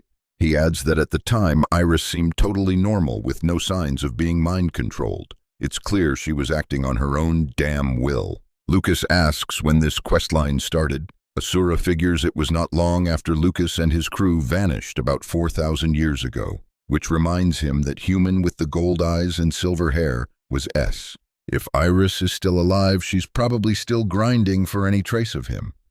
He remembers hearing her muttering that she had to find his heartstone at all costs, which is none other than Anasta, the heartstone of a golem known as S's legendary masterpiece artifact. But why would Iris be hunting for it? It's all clicking for Lucas now. He needs to successfully craft Anasta to connect all these plot points. He's running out of time. Asura considers his debt paid. "We're even now, no more IOUs. He admits Lucas is built different. "For real, I thought you'd ask for some legendary power to conquer the world." But instead, all Lucas wanted was intel on a girl from his past. Lucas doesn't see what the big deal is. Asura is just impressed. The fact that you could be PK'd the second you leave this space and you're still this calm. Damn. Yo, Lucas totally spaced that Asura's entire side quest was to PK him, so he's like, "Hold up, fam, don't just dip. You gotta pay your debt first." Bruh, the man literally just said they were all square, the audacity is real. Then our boy drops a bombshell and suggests they form a new pact. Asura is legit shook, cause Lucas is usually super sus when it comes to magical contracts. But hey, when you're in the middle of a boss fight, you can't be a picky player. Asura gets the vibe, the situation is critical. But he's like, "And what kind of loot could a low-level player like you possibly offer me?" Lucas, with ultimate main character energy, just says, "The end of a demigod." Asura just busts out laughing. The fact that Lucas is still grinding for that impossible quest to defeat a demigod is peak comedy to him. But here's the kicker: if Lucas fails this epic showdown, Asura gets to yoink his soul. High risk, high reward. Asura's in. Bet. Lucas officially passed the vibe check and is now Asura's new contractor, ready to level up. He snaps back to the real world, and Yvonne is freaking out. Bro, are you good? Your eyes did a full 180 into the back of your skull. That was terrifying. Lucas just deadpans. Yeah, I just took a quick trip to hell. Asura gives Eden the new phone who dis look, and Eden is absolutely losing his mind, completely clueless about the plot twist that just happened. When Eden doesn't get it, Asura spells it out. Listen up, my guy. Lucas is my new contractor now, so I can't kill him. So I'm out. Eden is positively fuming. Who gave you permission to just leave? It took me so much mana to finish that incantation. But before he can finish his villain monologue, Asura just poofs, not forgetting to drop, maybe focus on surviving this scrub. For a being of legendary power like Asura, Eden is just a pitiful puppet. He's just standing there in a massive pool of red stuff, laughing like a total clown. Yvonne is completely lost, like, what in the F rank just happened? So the giant, scary boss just vanished. Lucas explains, yeah, I just got back from hell. I made him a better offer. This news makes Eden rage quit his sanity and unleash a massive wave of dark aura. He spams his summon ability, popping up a whole new horde of undead. But this isn't the tutorial anymore. These are elite mobs. They're not just more numerous, their power and level have skyrocketed, especially those S-rank looking dudes on skeletal horses. The power level of this new wave is several times stronger than anything they've faced. But Yvonne, bless his heart, just charges forward ready for a brawl. To him, they're just more punching bags for his martial arts practice. Okay, maybe slightly tougher punching bags, he thinks. But then get this, Eden, the supposed boss, just bolts, an apostle running away, super sus. Lucas immediately gives chase, knowing his main quest objective is the World Tree. If that little rat conquers the World Tree, it's game over. He'll become totally OP. So the plan is simple. Yvonne holds the line against the mob wave while Lucas goes to PK that cowardly trash mob. Lucas is a little worried for his boy Ivan, since these ads are seriously strong, so he quickly casts some combat magic, imbuing his fists with mana. Yvonne feels that sweet power-up and roars, "Let's go!" before diving headfirst into the skeleton army. Lucas zooms after the two of them reach a clearing, basically a new boss arena. Eden is seething that a mere mortal like Lucas stole his S-rank summon Asura. He throws his hands to the sky, beginning an incantation to summon a monstrous undead dragon. But Lucas, now juiced up with legendary power, just one-shots it, with some insane elemental magic shattering the beast into a million icy pieces. Then he hits Eden with the ultimate taunt. Yo, besides summoning these weak mobs, do you have any other special abilities in that grimoire of yours? Eden puffs out his chest, all confident. This is the power of death. I am the apostle who controls it. Lucas just scoffs. Nah, fam, this is just basic necromancy. The real ruler of death, the demigod No-Dog, is on a whole different level. Lucas starts dropping major lore. No-Dog can actually revive the undead. A tiny whiff of the purple smoke from his aura is an instant kill. Just getting near him creates a thunderstorm that melts your skin. Oh, and he controls actual demons too. Lucas casually strolls toward Eden while info dumping. The guy is just utterly confused. Then bam, Lucas grabs him by the throat and slams him into the ground. You're pathetic. Are you even a real apostle of No-Dog? Turns out Eden was using his fake eye as an artifact, a medium to call No-Dog. No wonder Lucas couldn't sense the hidden item. Suddenly the mana pressure is insane, a suffocating aura so intense it's hard to breathe. Yup, no doubt about it. This is the raid boss himself, the demigod No-Dog, and Eden summoned him just to get his honor back. He's whining to No-Dog, I, your apostle, was humiliated by this mortal. Lucas is just like I called you a dog, 'cause you act like one. A true apostle of a demigod wouldn't be this pathetically weak. So yeah, this guy summoned a god tier being to protect his fragile ego. No-Dog just laughs, finding the whole thing amusing. Oh, you were just temporary bait, little one. I just didn't expect you to expose yourself this quickly. Eden's whole world shatters. He wasn't the elite student. He was just a decoy. This means the real apostle, the true hidden talent, is operating somewhere else. Well, damn. This means even if Lucas defeats Eden, he can't actually kill No Dog. This entire quest was a bust. The demigod seems intrigued, asking, "And how exactly did a little prodigy like you figure all that out?" Lucas is like, "Bruh, this entire forest is drenched in your divine power. Your aura is literally everywhere. How could I not know?"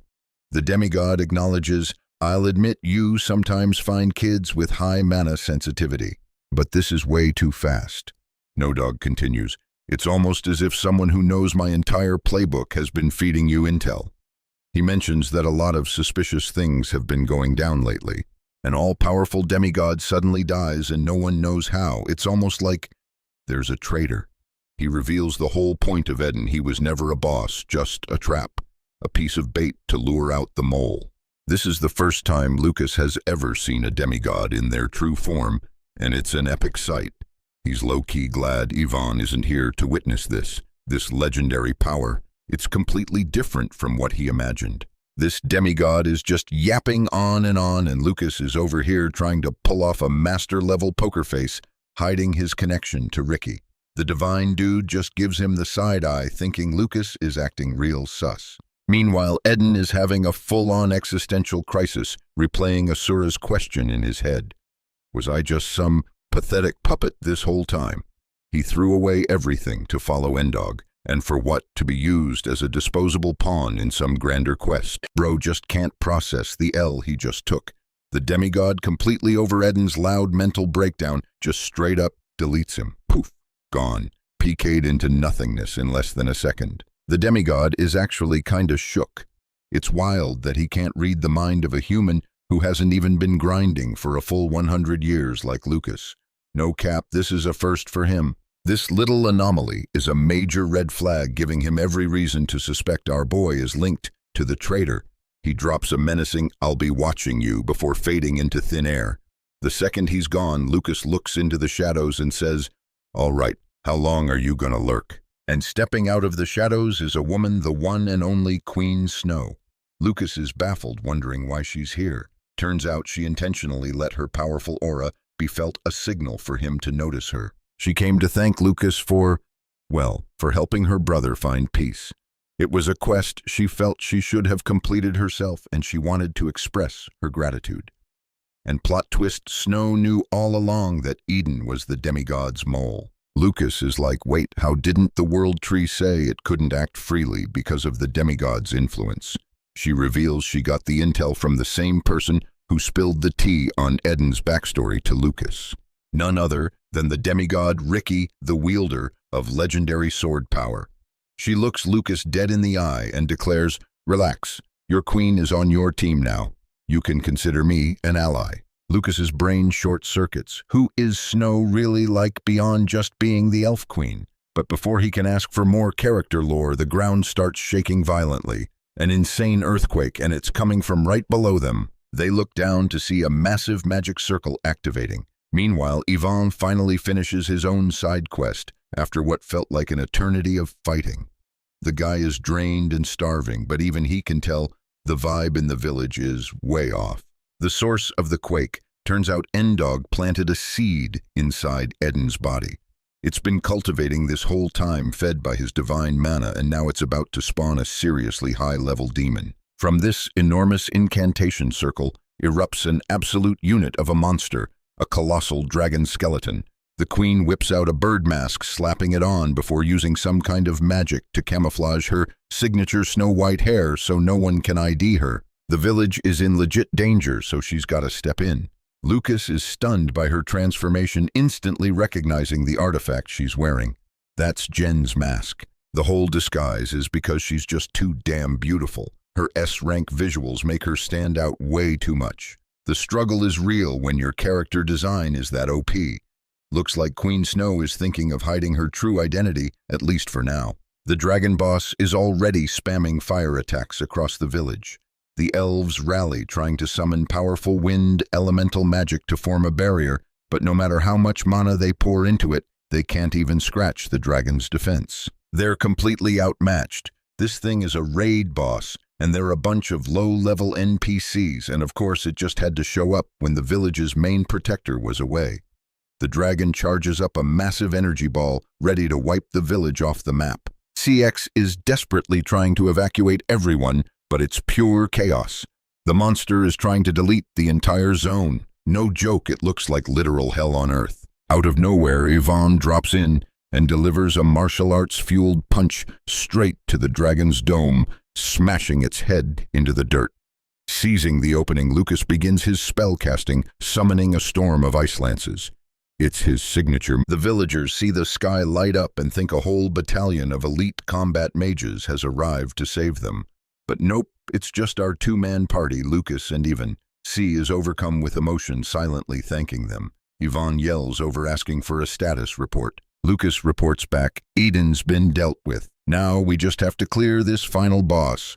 Easier said than done, my guy. The dragon roars back to its feet, ready for round 2, but then Snow blitzes in and lands a clean, powerful slash on it. Yvonne is just bewildered, like, who is this new player with the chicken feather hair who just joined the boss fight? She just looks at him and says, Yvonne, this is no time to sound so weak. We absolutely have to take this thing down. The villagers recognize her as Sonda, a hero from the forest. Lucas just smirks, thinking to himself that the queen's second character, her alt, is pretty damn famous in its own right. Everyone seems to know Sonda. This gets Snow thinking, maybe she needs to create a third secret identity. Meanwhile, Yvonne's still wondering who this arrogant, chicken-haired fighter is, someone even cockier than CX. Little does he know it's the beautiful queen he's totally crushing on. Lucas knows that for now they have to put their trust issues aside and team up.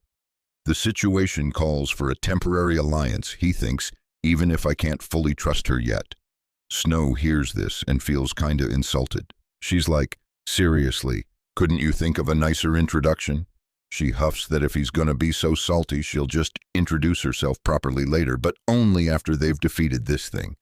And with that, the three of them party up. They stand ready to face the skeletal dragon, an epic showdown against a beast overflowing with divine power. The villagers are in awe, realizing the heroes fighting alongside Sonda were brought by CX. They've never witnessed a battle this intense. It is an absolutely brutal fight. The three of them coordinate their attacks, faking out the dragon with slick tag team tactics. Lucas unleashes a powerful debuff, Great Earth Gravity, pinning the monster inside a magic circle. With the beast immobilized, Snow dashes in from afar and slices its head clean off. The massive skull topples over, about to crush CX, but Yvonne reacts instantly, kicking it away like a soccer ball. He turns to her after saving her life and says just one thing. Tonight, I'm in the mood for some meat, not a bunch of rabbit food.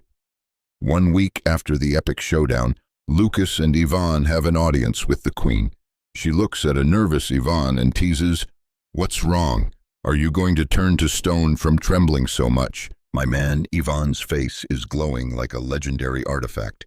He can't even open his eyes to look at the queen and starts going off, "Yo, why are you being so careless, chilling with another dude with 0 guards around? Seriously." Snow just deadpans, "Open your eyes and talk to me." Yvonne's brain is about to blue screen, thinking, no cap, this is the woman I'm down bad for. He slowly cracks his eyes open, and wait, that's not the queen, it's the chicken head girl sitting across from him. It's that disrespectful troll. Snow, in her stand-in role, gives a formal thank you for all their hard grinding. She gives a special shout-out to Lucas, who went beast mode, helping them rebuild. Lucas's combat magic is so next level, it's hard to believe his character class is even human. But okay, enough with the pleasantries. Lucas cuts to the chase. Who is the real queen? Turns out she's an apostle for the demigod Ricky. Even as shook that dude has apostles. She's also the last of the Ice Elf noble family, the sole survivor on the entire continent. Her entire clan got PK'd by another demigod. Now she's on a revenge quest to settle the score, but that demigod is a final boss she can't even touch. So when the demigod Ricky offered her a deal, she had 0 reason to refuse. Yvonne's like, yeah, I was right, she's way too reckless. Snow lays out a massive what-if scenario. What if everything we told you was a lie? What if Ricky didn't send us? And what if our hidden talent is actually being spies for the other demigod here to check if Ricky betrays him? What's your move then? But she's just trolling, saying it's only a hypothetical. She trusts them not just because Ricky does, but because the world tree itself vibes with them.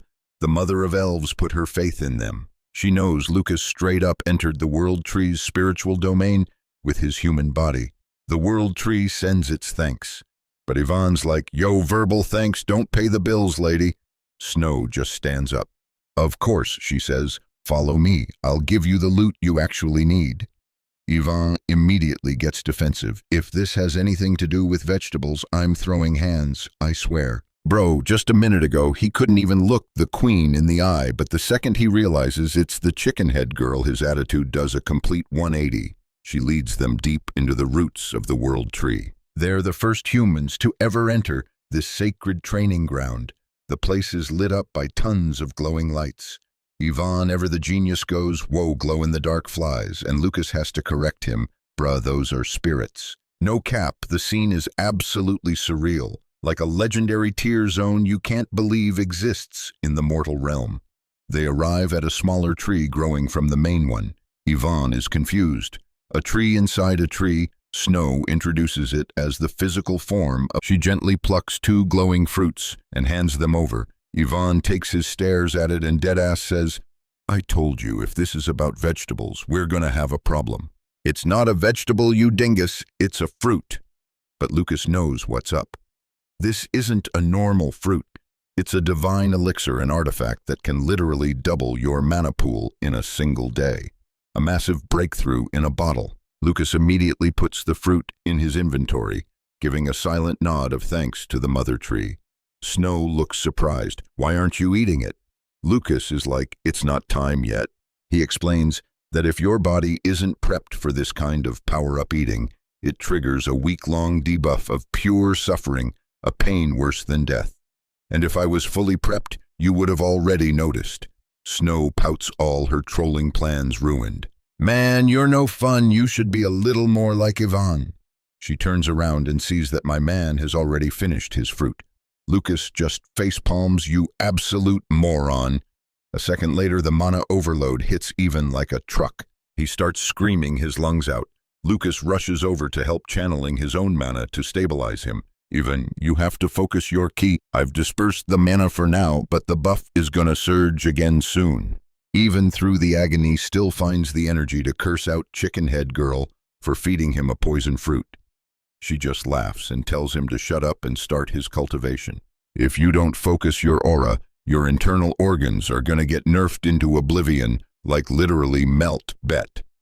Seeing Yvonne in this state of paralyzed agony, it looks like the village is gonna get a week of peace and quiet. Even through gritted teeth, swears he's gonna PK her. Snow takes off the chicken mask, revealing her actual face, and she's a total smoke show. How is this my fault? It was your choice to eat it, dummy. Snow leans in close, her gorgeous face inches from his, totally enjoying his suffering. Teasing you is way more fun than I thought. Evan's brain is short-circuiting, thinking she's a demoness, a legit succubus trying to devour me. Meanwhile, the elf village is throwing a massive party to celebrate with music, dancing, the whole 9 yards. The whole forest is just one big vibe. Everyone is lining up to thank Lucas for saving their lives.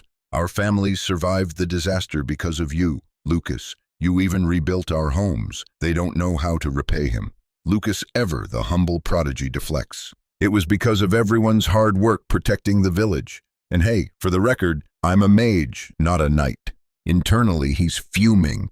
That troll Snow gave him this whole quest to gain the spirit's favor, even forcing events to happen, and then she just dipped, leaving him to do all the grinding alone. He's actually jealous of Yvonne getting to just lie there in agonizing peace. Maybe I should have eaten that fruit with him, he thinks. Just then, Camille shows up. Looks like you've become a hero again, huh? Seeing her is like a godsend, an escape route.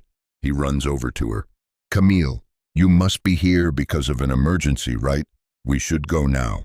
Before she can even process what's happening, he's already dumped all the hero duties on her and yeeted himself back to his room.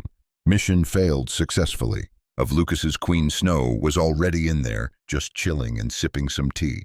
Lucas gives the queen a respectful bow and dips out. She starts spilling the tea about Lucas, telling us she was friends with the queen when she first arrived. Back in the village, Lucas was still her boy, even when Snow was just a regular ice spirit, not yet a queen. The queen then clocks how Lucas looks absolutely gassed, like he just survived a brutal boss fight. The moment my guy gets inside, he face plants onto the bed, trying to become one with the blankets. But sorry to burst your bubble, Lucas. The queen warns him he should probably bounce soon. She's got to go meet up with Ricky. He apparently dropped a new quest marker and said he had something to tell them, so the two of them head out of the forest, but Lucas is like, hold up, is it really cool for a whole queen to just dip out like that? Don't you have a village to protect? Snow just whips out a sick mask and goes into full-on stealth mode, saying it's all good as long as they don't get caught. Seeing the queen's epic artifact, Lucas suddenly wants one too, but she tells him to get a move on because Ricky is not the type to wait around. They were supposed to walk, since using a high-speed movement spell would be way too sus, leaving them with no other choice. Or so she thought. Lucas just whips up a magic circle and pulls her right in. Snow immediately recognizes the teleportation gate, but she's confused, pointing out that for this kind of spellcasting, Lucas should have had to place a matching circle at Ricky's hideout beforehand. Lucas just smirks, basically saying those rules are for noobs. He can go wherever he wants. Thanks to his OP abilities, they instantly arrive at Yvonne's house, which is also Ricky's current base of operations. Snow is tripping out, saying it's her first time ever experiencing such a stable teleportation circle. Our boy didn't even need to precast an incantation or set a magic circle at the destination. They open the door and walk in. And yeah, looks like Snow was right on the money. Ricky does not look happy about being kept waiting, but for Lucas, the timing is perfect. He's got a few things he needs to verify with Ricky himself.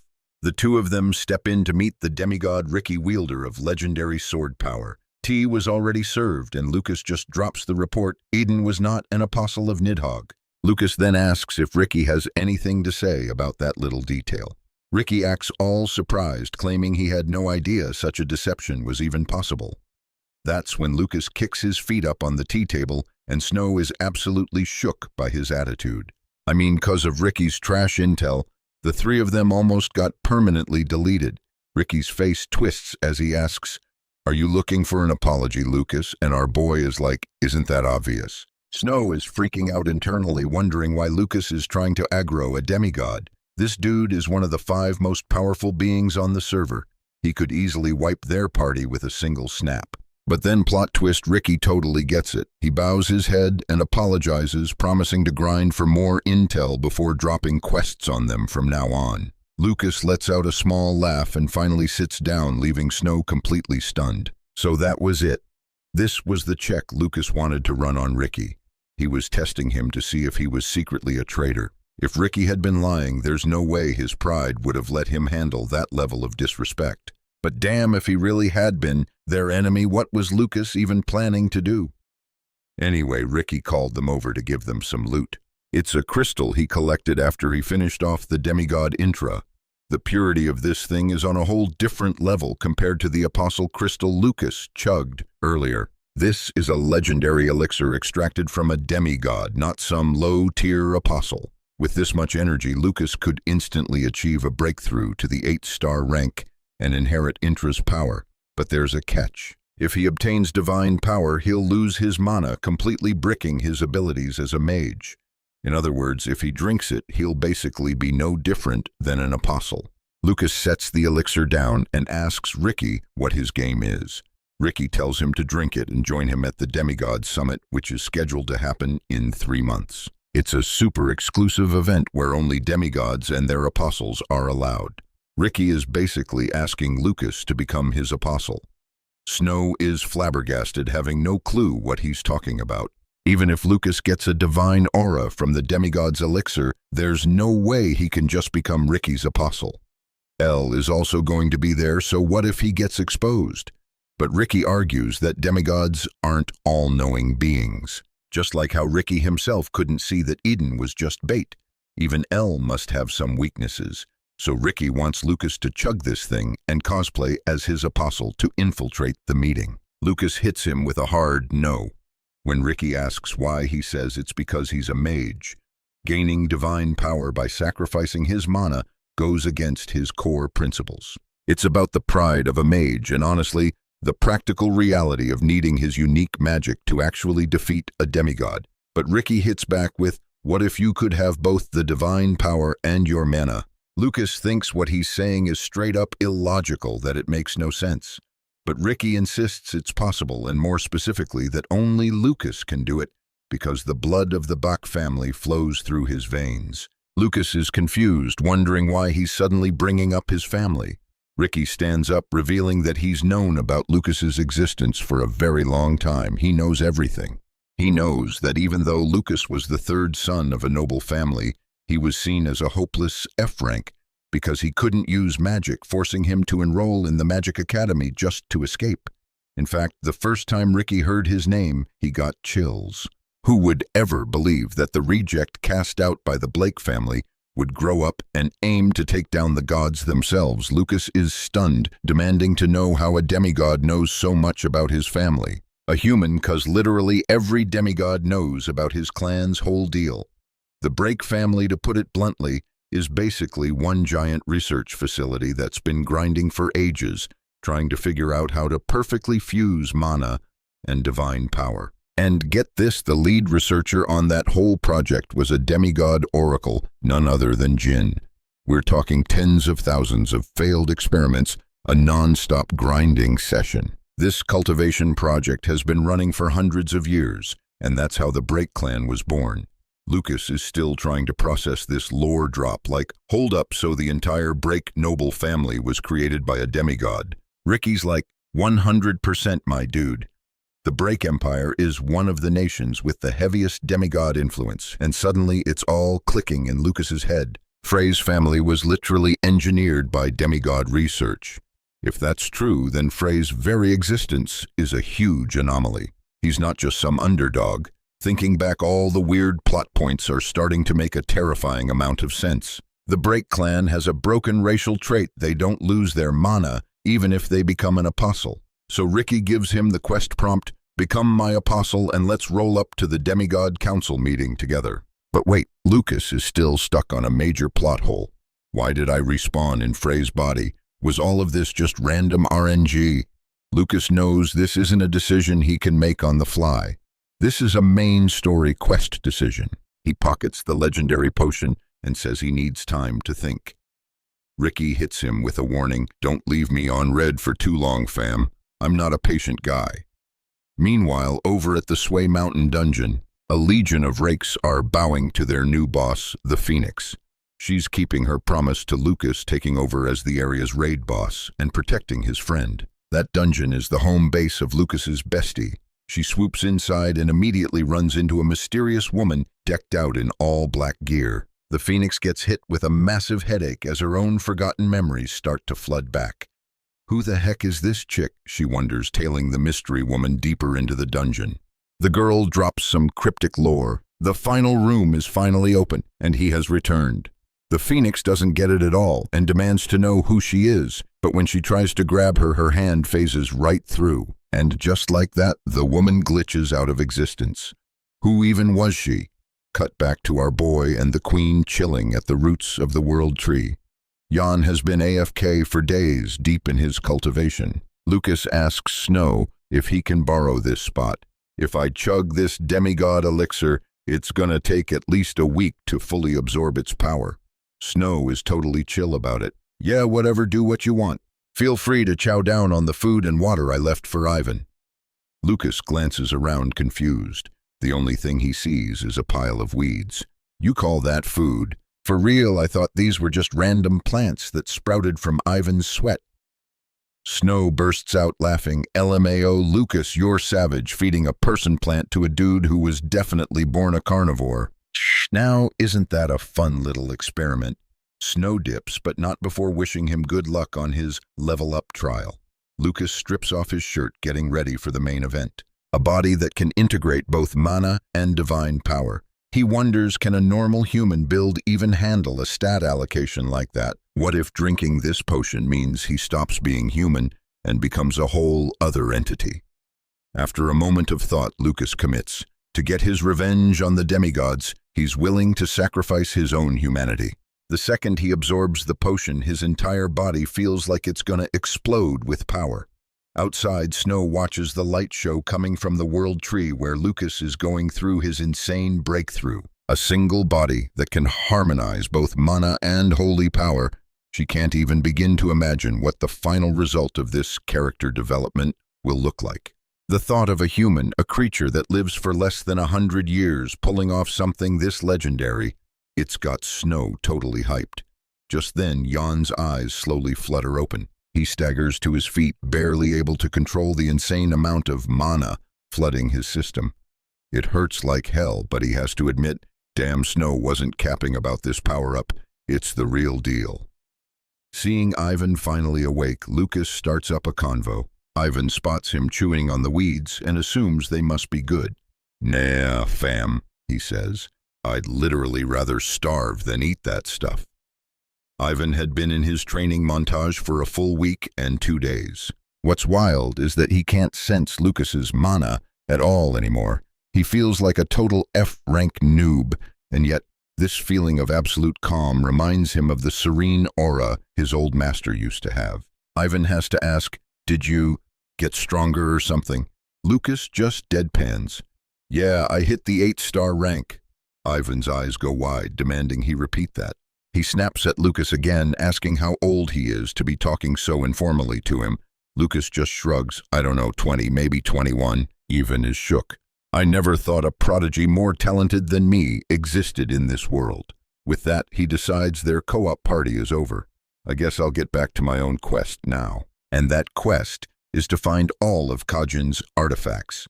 His master told him he needed to collect all 3 of Kajin's holy relics to achieve a true breakthrough with his own power. His master was the previous successor to that power, a man with a fiery temper but absolutely terrifying strength.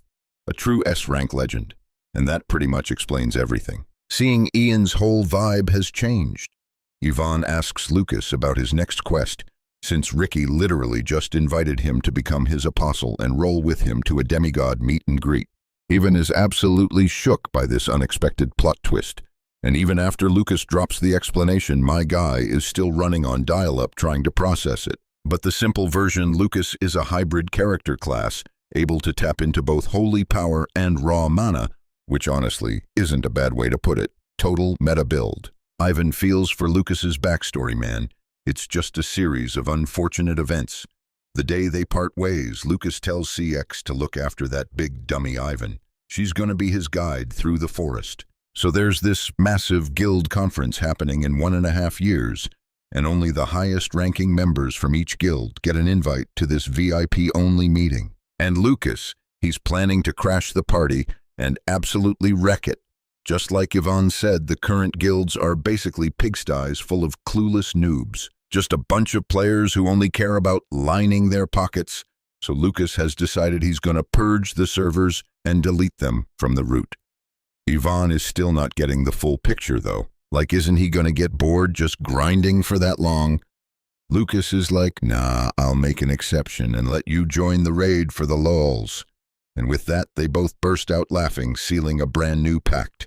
They promise to link up in 1.5 years, and when they do, they're gonna tear that whole organization down together. Epic showdown incoming after Ivan and CX dip. Lucas turns to Snow. "All right, what's your quest now?" She materializes in her alternate form, reminding him to call her Sonda when she's in this disguise. "Bruh, you can't tell what I'm wearing just by sensing my presence, you know." Snow gives Lucas a good look over. Dude looks like a whole new character after some serious character development. That crystal must have been a legendary artifact. She asks if he's heading to Ricky's place and says she wants to party up. So the two of them roll up to Ricky's spot, the log cabin. But right as they're about to enter, they get this telepathic pop-up message screaming at them not to open the door. "Get out of here now!" But it's too late. The door creaks open and out steps a demigod with a literal head full of snakes. She's confused. "Swear I just felt some mana around here." But Lucas and Snow had already activated stealth mode. The demigod Hydra seems to have detected something. Then classic stealth mission fail. Snow makes a noise from the bushes, instantly a growing hydra. She's like, I sense a presence over there, but Ricky smoothly covers, saying, oh, that's just my apostle. Hydra's not buying it. A second ago you said I was seeing things. Then Ricky hits her with the Uno reverse card, reminding her that demigods are supposed to keep their apostles' identities on the down low. True, she admits Lord did say that, but then adds, my eyes are S rank though. I know your apostle is an elf. She finds it sus because the bait No Dog set up before was also an elf.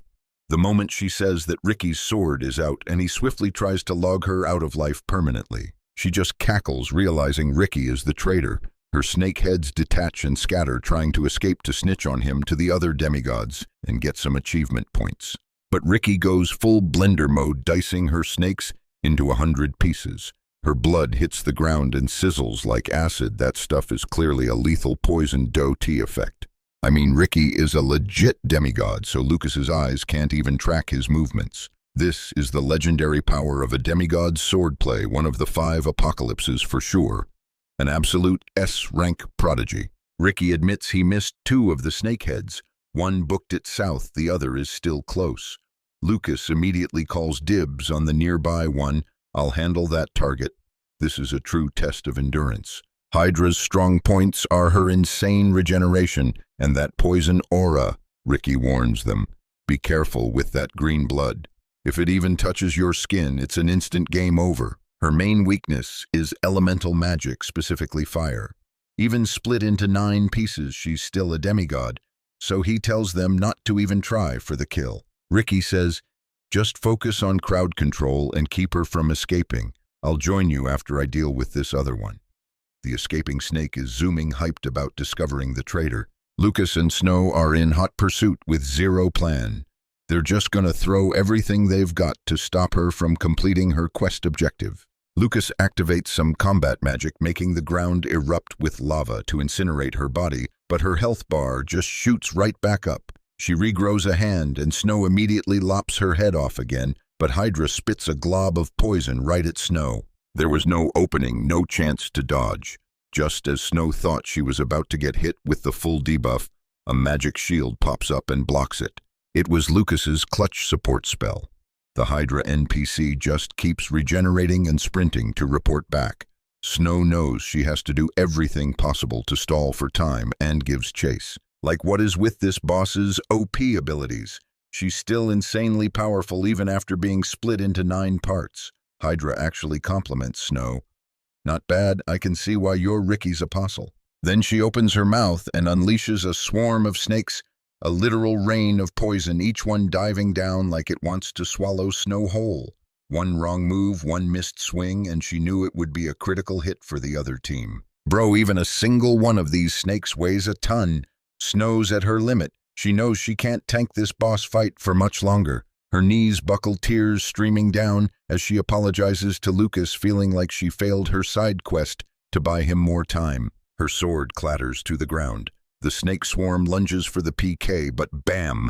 A massive sun shield pops up out of nowhere, blocking them cold and getting the Hydra boss's full attention. But Hydra's just straight up confused, like, hold up, why is the sun rising in the north? That's mad sus. The real sun is literally behind her. So if that's the sun, what the heck is that other thing glowing with main character energy? What else could it be but a freaking giga fireball of combat magic from our boy Lucas? This absolute nuke of a spell slams into her, and all you hear is this ungodly world-shaking scream. Hydra's clone gets absolutely deleted from the server, turning to dust without a trace. Just like that, Lucas one-shotted a demigod. Snow's just thinking, bruh, all I did was get in the way. I'm like a level 1 mob in an S-ranked dungeon. That underdog feeling low-key, the same vibe Lucas had when he was trapped in demigod hell for 4,000 years.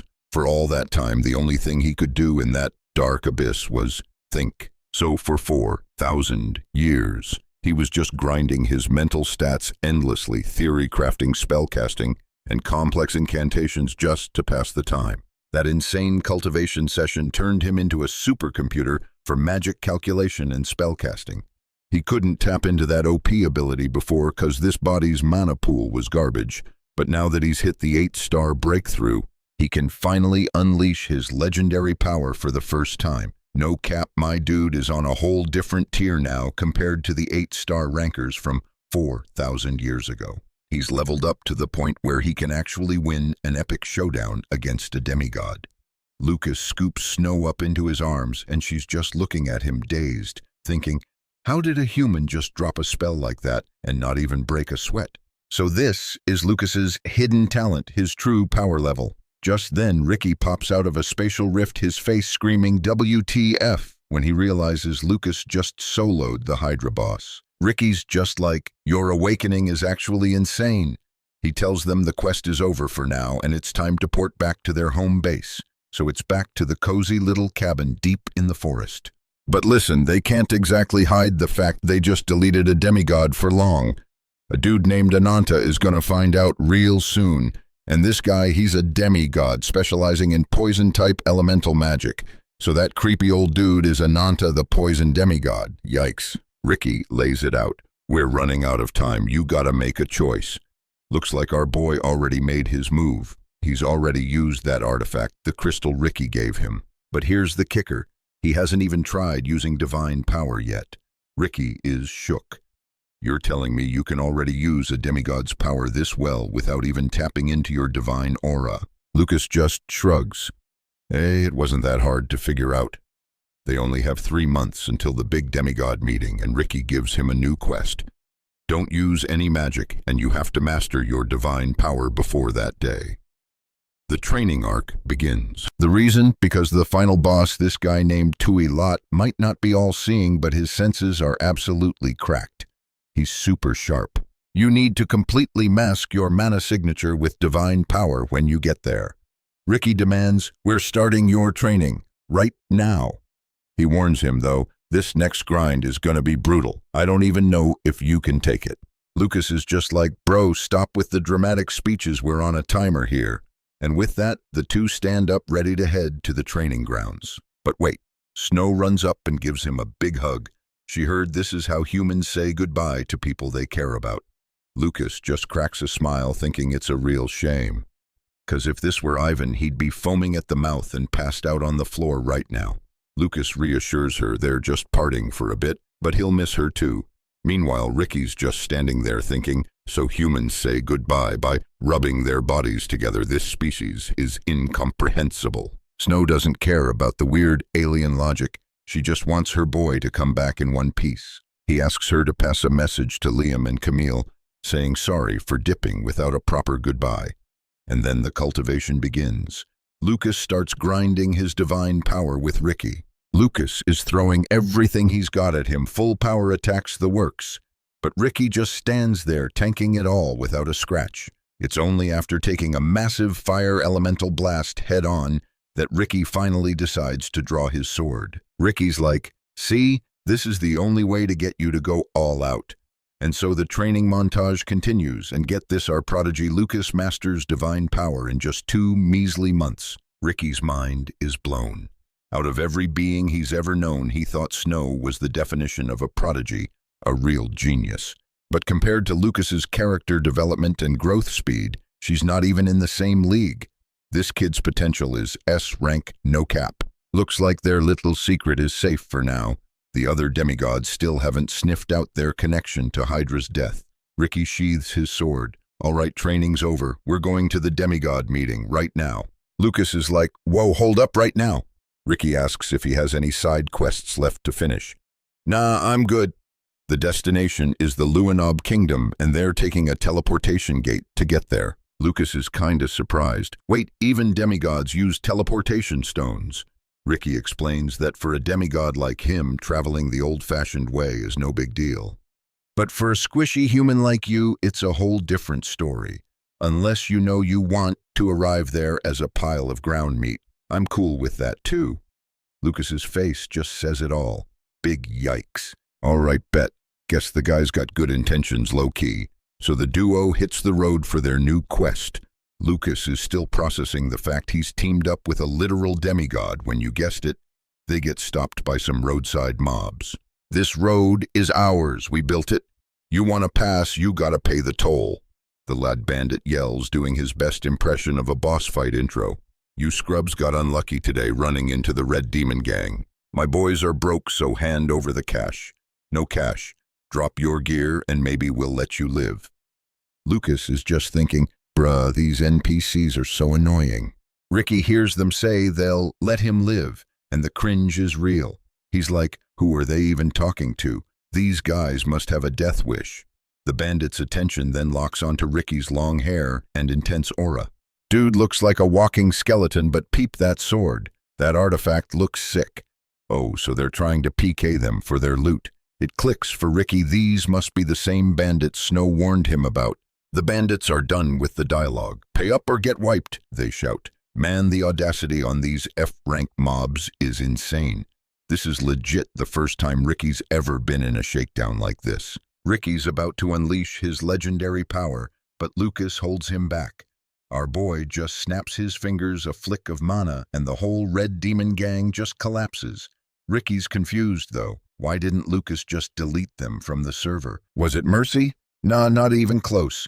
Pitying these guys just gives Lucas the ick. He just shouts to Ricky, let's dip, stop wasting time. And just as Ricky suspected, humans really are fascinating creatures, a whole mess of hormones and emotions. Lucas has no clue what that's supposed to mean. Meanwhile, at a high-level meeting between the human guilds, the rumors are flying the sword demigod is on the move, and it's not Cap. Running this meeting is none other than the second commander of the Empire. And though she looks like a kid, she's actually a vampire who's been grinding for over 100 years. Her aura alone has these guild masters shaking, sending chills down their spines. And the target they're talking about is heading right their way. They're putting together a 5-person party to hunt the demigod. They bring up the last raid on the demigod Nordog. The Joumening Guild tried to compete with the big 3 guilds and got absolutely wiped overnight. And even after sacrificing so many players, they barely got any intel other than the fact that Nordog has OP abilities controlling death itself. They know they can't beat that boss fight. They're just trying to track his movements. The commander turns to Henner, a young famous guild leader, and demands to know his source. He's the one who dropped the intel that the demigods are gathering for a secret meeting. The commander is thinking he probably got this info from his father, who's known to have ties to the demigods. Seeing Henner looking all nervous, she decides to troll him a bit. Weren't you the one who first snitched on your own father for having close ties to a demigod? She asks with a smirk. Yeah, she thinks Henner is super sus. I mean, for real. How can you trust a guy who'd sell out his own noble family? He spills more tea, saying the meeting is going down somewhere in Luinoble, and the sword demigod will use the teleportation stone in Pilot to get there. They're all wondering why a demigod would even need a basic fast travel point. The answer, he's traveling with an apostle, a regular human who can't handle the G-forces of a demigod's personal space-time spellcasting. Turns out for this big meeting, all the demigods are bringing their apostles along. This is their chance. They need to grind for more intel, no matter how high the cost. All the demigods in one place discussing something major, but the guilds know the risks. Tailing a demigod is basically asking for a one-way ticket to the afterlife. One tiny mistake could get the whole guild deleted, but if these apostles are there, even if they get caught, they can just silence the human witness. Problem solved. So the plan is set, they're gonna tail Ricky, the sword demigod. Cut back to our boys. Lucas uses his fake mercenary ID to get through the city gates, while Ricky uses a D-rank mercenary profile, but with his real name. Lucas is shook, who uses their actual name on a burner account. The two head off to register for the teleportation stone, but Ricky's already picked up on something. They've got a shady tail. Lucas tells him the teleporter activates in 3 days. That's actually pretty lucky. For other guilds, traveling to distant cities could take weeks, sometimes even a whole month of grinding on the road. After finishing his meal, Ricky decides he wants to take a walk. Lucas asks where he's going, and he just drops to the Blake estate. Ricky knows those guys have already spotted him. If he doesn't go say hi, they'll come looking for him, and that's a whole vibe kill. And if that happens, Lucas will definitely get dragged into the mess. Plus, if he's lucky, he might get a lead on where Liren is. Then Ricky drops a bombshell warning on Lucas. Your father is the apostle of the demigod Liren. Lucas is floored.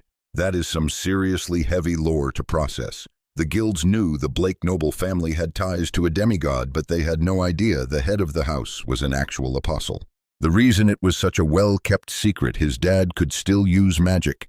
The guild's biggest blind spot was not knowing the truth. The Blake family's hidden talent allows them to use both mana and divine power. The person who leaked Blake's betrayal had to be none other than Henner. But why would that dude expose his own family's biggest secret to the guilds? What's his endgame? What kind of 5D chess is this prodigy playing? Ricky slides over to our boy, and look, he's like, yo, not to be dramatic or anything, but we've got a whole squad of players tailing us, no cap. No wonder Lucas's passive perception stat failed. He knew some mobs were lurking in the forest, but now that his defensive barrier spell is down and he's on the move, they've straight up started the chase quest. Ricky's positive they're from the guild, and their auras are screaming captain rank. He's like, if I dip now, they're gonna aggro you instantly, and trying to PK an apostle is definitely an easier boss fight than dealing with a demigod. But Lucas, with that main character energy, just tells him he can solo these low-level mobs in a flash. He doesn't need a carry. Turns out Lucas is actually curious about the combat magic stats of other guild members. Oh, so this is just a vibe check. He wants to test the power levels of these guys to see if they're even useful for future quests. Ricky just cracks up, finding our boy's OP confidence hilarious. He pieces out, but not before telling Lucas to be careful. Back in the diner, a random ladybug just flies in and lands on a lamp.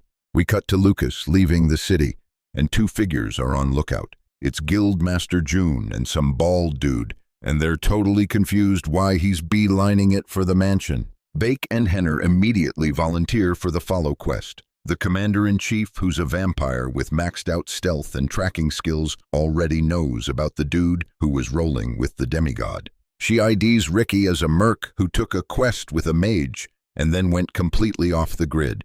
That's a huge red flag that Ricky is just a fake username. Guildmaster June is tasked with a background check to uncover his true identity. But nah, the commander wants to handle this personally. Back in her room, she goes full-on dark arts mode, bites her own hand, paints a summoning circle on the floor with her blood, and starts chanting a powerful incantation. And who pops up? The one and only Lilith. She's all like, for my little darling commander, I'd never refuse. The mission: locate a certain blonde-haired man on the west side of the city. He's crashing in the third inn, and the commander needs Lilith to dive into his dreams. Lilith is kinda thrown, like, you summoned a queen like me just to do a simple mind heist. The commander explains that only she can perform the infiltration without leaving a trace, and she's the only one trustworthy enough for this S-rank quest. She needs to know if this guy is truly allied with the demigod, and if he is, she wants every last detail of their partnership. Lilith dips to start the mission, but returns moments later announcing she failed. Big yikes. She's not even sure Lucas is a normal human. Usually when she turns on the charm, men lose their minds. But my guy showed zero reaction, not even a flinch. How can a human have a will of solid steel like that? She even jokes that he might be a eunuch, referencing that old legend that if a man keeps it in his pants until he's 30, he can achieve a massive breakthrough and unlock his mana flow. She could have tried to force her way into his mind and brainwash him, but she smelled danger and decided to peace out for her own safety. What she did find was that Lucas has a contract with a demon. She couldn't ID which demon it was, but she knew if she pushed any deeper, she'd be the one getting wrecked. Lilith apologizes, saying this quest is above her pay grade. The commander is floored that some no-name F-rank-looking mage could have a contract with a powerful demon. Back in his room, Lucas wakes up knowing he just dodged a massive bullet. And get this, Ezra has been chilling by his side the whole time. Lucas was kinda curious how they were tracking him, but he never expected them to send the literal demon queen Lilith to data mine his brain. He's like, thank God for you, Asra. Otherwise he would have had a serious laundry emergency tonight. Though Lucas boasts he could have resisted her debuffs, even if Asura wasn't there to block the attack. Asura's just like, yeah right, you cold-blooded weirdo. He admits that even if Lucas had resisted, he'd still be in deep trouble. The very mention of that girl makes Asura wanna puke. He calls her a wannabe demon. Lucas is thinking, Damn, Asura really hates Lilith. Are they exes or something? Asura dips out saying he's got business to handle, but reminds Lucas to watch his back. Lucas processes this new info. If they can summon demons with an incantation, a high-ranking guild member has to be the commander-in-chief herself.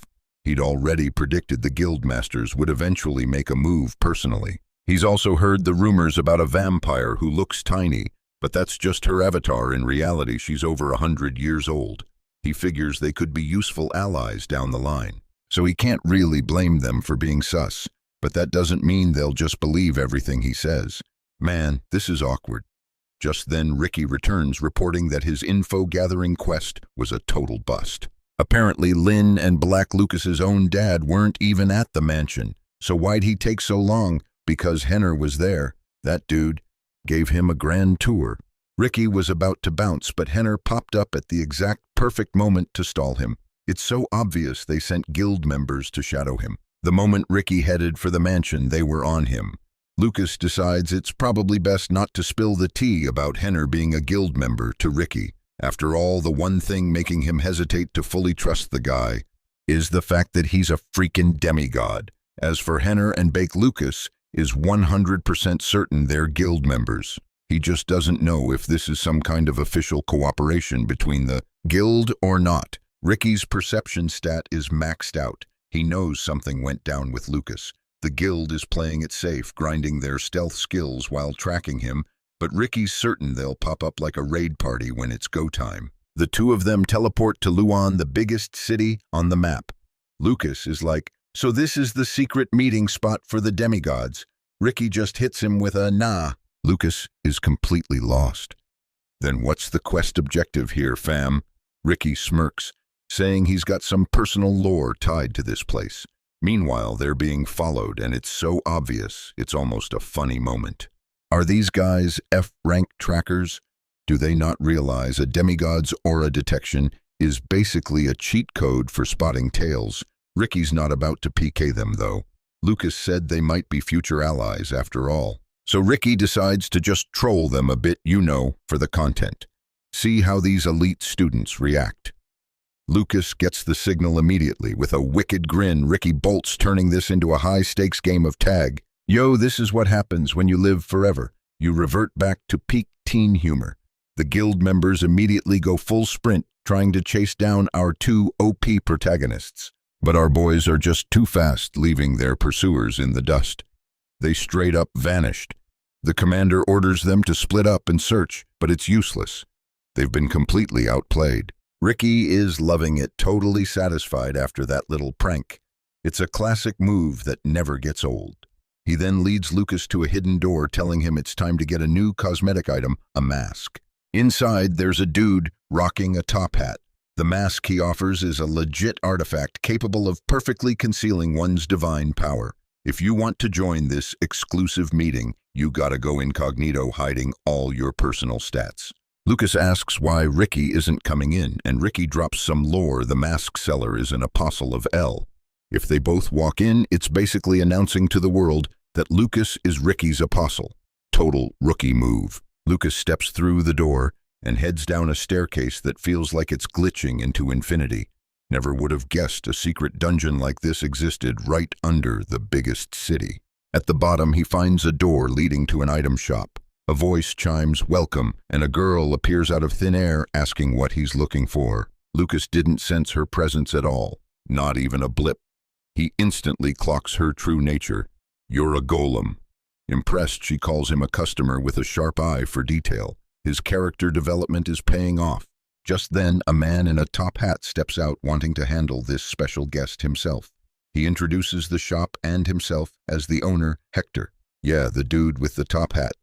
So this is the NPC Ricky mentioned. Hector misreads Lucas's quiet vibe as him being an introvert, then holds out a mask. Is this the artifact you seek on your quest? As Lucas reaches out, his self-made bracelet comes into view, and it immediately aggroes Hector's full attention. The shopkeeper's eyes go wide, his surprise completely unconcealed, as he asks to get a closer look at the artifact. "You need a flawless eye for appraisal in this line of work," Hector says, his voice shaking. He can't be 100% sure, but he can tell that bracelet is a legendary tier masterpiece. He rambles that it's been ages since he's witnessed such a perfect item. He guesses it's from the legendary Great Age of Light, but Lucas just shrugs it off. It's just some limited edition gear. Hector admits even he couldn't craft such a work of art and starts begging Lucas to let him inspect it. Lucas shuts him down. Having a thirst for knowledge is great for your cultivation, but sorry, no. Hector's face flushes red with anger, and he looks like he's about to initiate a boss fight. Lucas braces himself for a sudden change in attitude, but what happens next is not what he expected. The dude drops to his knees and starts begging, "Please, I beg of you, just let me touch it once." So that was the big attitude shift, huh? And for real, how is his hat not falling off while he's bowing like that?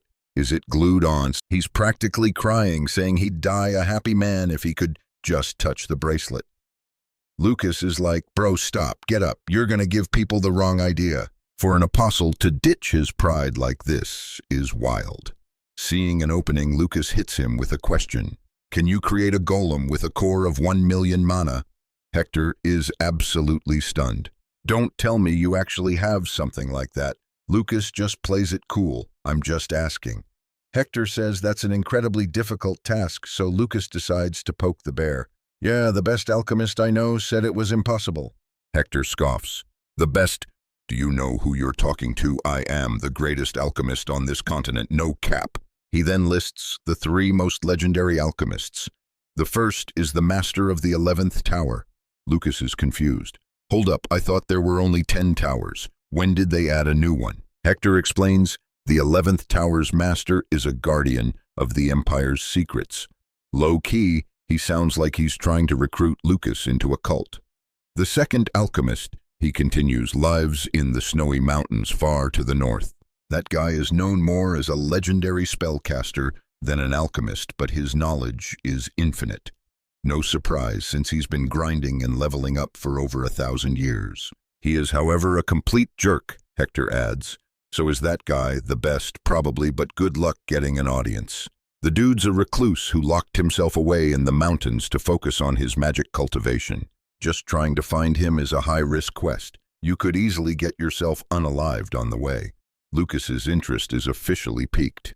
He loves a good challenge. And the final alchemist was the absolute goat. Lucas, completely unfazed, starts asking for the price of some artifacts in the shop, thinking dudes who call themselves the best are usually just all talk, no walk. The old man fires back, insisting he's not capping. He's not just some loudmouth NPC. Right now he's nerfed, stuck inside this squishy human body, so it's hard for anyone to take him seriously when he's rocking this look and attitude. Lucas's curiosity is officially piqued. He's sensing some serious hidden talent. This dude might look like a washed-up merchant now, but he claims he was once revered by all humanity. Bro was an S-rank entity with scales so tough that swords just bounced off. A single stretch of his wings could literally block out the sun. Talk about a legendary power move. His heart was a supercharged core overflowing with immense mana, but he lost it all in a boss fight with a demigod. That jerk discovered his ancient knowledge and basically imprisoned him in this dusty general store for eternity. The demigod keeps him around just to troll him about his glorious past. And that's when it clicks for Lucas. The old man confirms it. "No cap, kid, I am a dragon." According to the ancient grimoires, the dragon race got absolutely wiped out. But weirdly, no one ever found their bodies. All they found in the dragon's nest was a single solitary egg, and that's when the pieces fall into place. Lucas knew something was sus from the get-go. A dragon's corpse is basically S-tier loot, insanely valuable and expensive. Not just the dragon heart, but every single part is a rare crafting material. We're talking claws, bones, organs, even the blood, all legendary grade artifacts, so there's no way they'd just vanish into thin air. Lucas had a theory: the only player powerful enough to collect dragon corpses without leaving a trace would be a demigod. And to a being that OP a dragon's body is basically just vendor trash. So this guy really was a dragon. But now he's been demoted to a mere apostle. The old dragon Hector apologizes for the long, boring backstory dump and tells Lucas not to sweat it. If this guy is telling the truth, then the demigods didn't just PK the entire dragon race. No, they collected their souls and turned them into brainwashed minions. That tracks. That is 100% the demigod's MO. Hector admits Lucas is sharp, a real prodigy. He then explains why the demigod stationed him here. This shop is the main quest hub where all the apostles come to receive their masks. Ever since word got out that a legendary dragon became a demigod's lapdog just to stay in the game, almost every other apostle clowns on him. It's because those other goons had the exact same thought process when they signed their contracts with the demigods. The demigods basically use Hector's situation as a walking advertisement telling all their new recruits. But Lucas hits different. Instead of trolling him or calling him washed up, he actually listens. He shows some empathy, and low-key that makes Hector feel a little better. Lucas clarifies, look, this ain't pity or sympathy, fam. It's respect. 4,000 years ago, the very first creatures to warn humanity about the demigod threat were the dragons. In fact, during the epic showdown 4,000 years back, humanity was basically the support class hiding behind the dragon's massive wings and spamming heal. The only beings who could go one-on-one with a demigod were the dragons. And that's exactly why Lucas's own dragon master passed away. Lucas says with total conviction, they haven't won yet. We're still in this fight. Hector just laughs, seeing a bit of himself in Lucas. Some dragons like him submitted, and others died fighting. He tells Lucas not to worry about it. It's ancient history, and hands him the mask. Lucas asks, "You're gonna be sticking around here, right?" Hector's like, yeah, obviously. I'm literally imprisoned here, my dude." Then Lucas pivots. "About that golem with the 1 million mana core, I need to commission a quest. I need you to craft a new body for it. That build is gonna cost you," Hector says, switching back to merchant mode. Lucas whips out a bracelet to trade, but with one condition: you have to promise me on your honor as a dragon. Hector chuckles, impressed that Lucas knows so much about dragon culture. "I was just messing with you about the bracelet, kid. Don't take it seriously." He's not refusing the oath on his dragon's honor. He was just testing him. Just letting me touch the artifact once is enough payment. Besides, it's not like he can use the loot anyway. Hector asks for the detailed build conditions. What are the specs for this golem? The character, design, the looks? Lucas just shrugs. "Don't care, as long as it can fully sync with my core, that's all that matters. You can leave the rest on default settings for all I care. It'll take at least 6 months to grind for the materials and craft it," Hector says. "Come back then." After Lucas leaves, he mutters to himself, what a bizarre client. His own golem Alice pours him some tea. She notices her master seems pretty hyped up. Looks like even though they're locked in this starter zone, they're about to embark on a new quest. Lucas finally gets back to Ricky, who's totally ticked off. "Bro, what took you so long? I was getting bored out of my mind. Did you get lost or something?" Lucas just asks what the next phase of their quest is. They've still got a whole month before the big meeting, and the country they're in, it's called the Land of Knights. But it's infamous for being the most garbage-tier, trashiest nation on the server. From what Ricky knew of the human nations, even dudes with those fancy noble titles were just a bunch of clowns desperately trying to hang on to their cash. Lucas was kinda curious who this mystery dude was, but then again, it's no surprise. Every kingdom has its share of trash-tier NPCs. Ricky then points to a colossal mountain up ahead. It's the territory of the trashiest knight in the entire nation of Daman, a real scumbag who uses his power for some seriously messed up hobbies. And up on that mountain range, that's his personal slave farm. Lucas is floored, like, hold up, wasn't slavery like nerfed ages ago? But nope, it's still a thing, and in fact, the supply can't even keep up with the demand from these degenerate nobles. Lucas had already gone on record saying he feels zero guilt about deleting scumbags like this. Not to mention right now, Lucas needs to grind some XP and level up his control over that divine power for his next big meeting. So this was Ricky's training quest. He points up at the peak, giving Lucas the main objective: wipe that slave trading camp off the map. Lucas wanted to see it with his own eyes, though. Ricky thought he was hesitating to PK someone, but nope. Our boy just has trust issues and doesn't take anyone's word for it. He launches himself toward the mountain, and Ricky just gives him a classic GLHF. Inside a massive fortress, the guards were all AFK, so Lucas slipped right in. And what he found was grim. Iron cages crammed with people chained by the neck, covered in wounds. Elves, dwarves, beastkin, even monsters. Literally every race was here. Then a guard drags out a woman and casually yeets her body into a massive pit below. A pit already full of corpses. Big yikes. She was probably assaulted and then tossed like trash. So many bodies down there. Even for slaves, aren't they supposed to be valuable loot? Why waste them? His buddy chimes in. Yo, chill out, man. We've been losing too many slaves lately. The Marquis is getting sus. Turns out that noble freak only cares about the elves. It finally clicked for Lucas. They were just using these people to vent their sick urges. Welp, that's all the confirmation he needed for Ricky. He drops down right in front of them, and the guards with all their F-rank NPC energy start yelling, "Who's this stray dog?" Lucas was like, I heard this nation prided itself on the honor of its knights, but what is this clown show? The other dude blows a horn trying to aggro the whole zone and call for backup to jump Lucas. Bad move. Lucas unleashes a sliver of that legendary power, and poof, the two guards are just deleted from the server. The alarm brings more soldiers decked out in knight armor, their oaths probably still fresh. But their auras were pure scum. Lucas wondered what the goat, the great knight Luit, would do. Simple. He'd do what Lucas was about to do, speedrun this mob clearing. Meanwhile, deep inside the castle, the Marquis-d'Amon that Ricky mentioned was busy beating his own soldiers. He was raging because they let another elf die. He prized the elves because they fetched the highest price. The chef asks what he should do with the dead elf. The usual, whip up a tasty sauce. You gotta cook 'em while they're still fresh. That's how you get the best quality meat. The chef hustles off to get started. Just then, a soldier bursts in to report. The Marquis assumes another elf bit the dust, but nope, worse, an intruder. The Marquis is pissed. You should be able to handle that yourselves. Why are you bothering the final boss with this?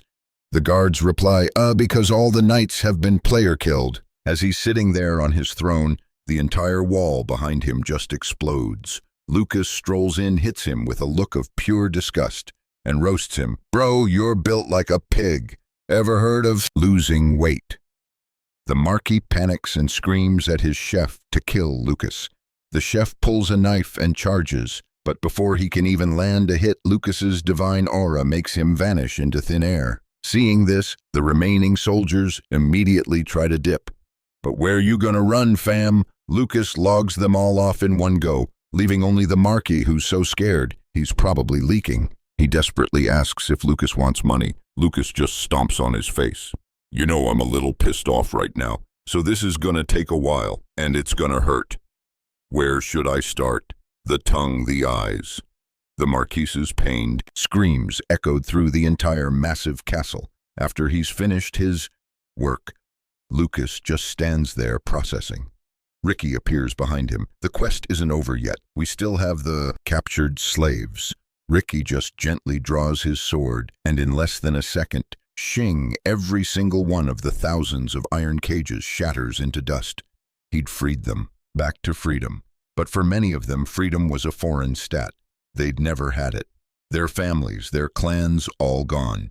No reason to keep grinding, they'd rather just log off permanently. One guy actually asks Ricky to kill him, and Ricky, ever the pragmatist, is like, bet, I promise it'll be a quick one-shot, no-pain debuff. But Lucas steps in and stops him. Should he feel sympathy or outrage?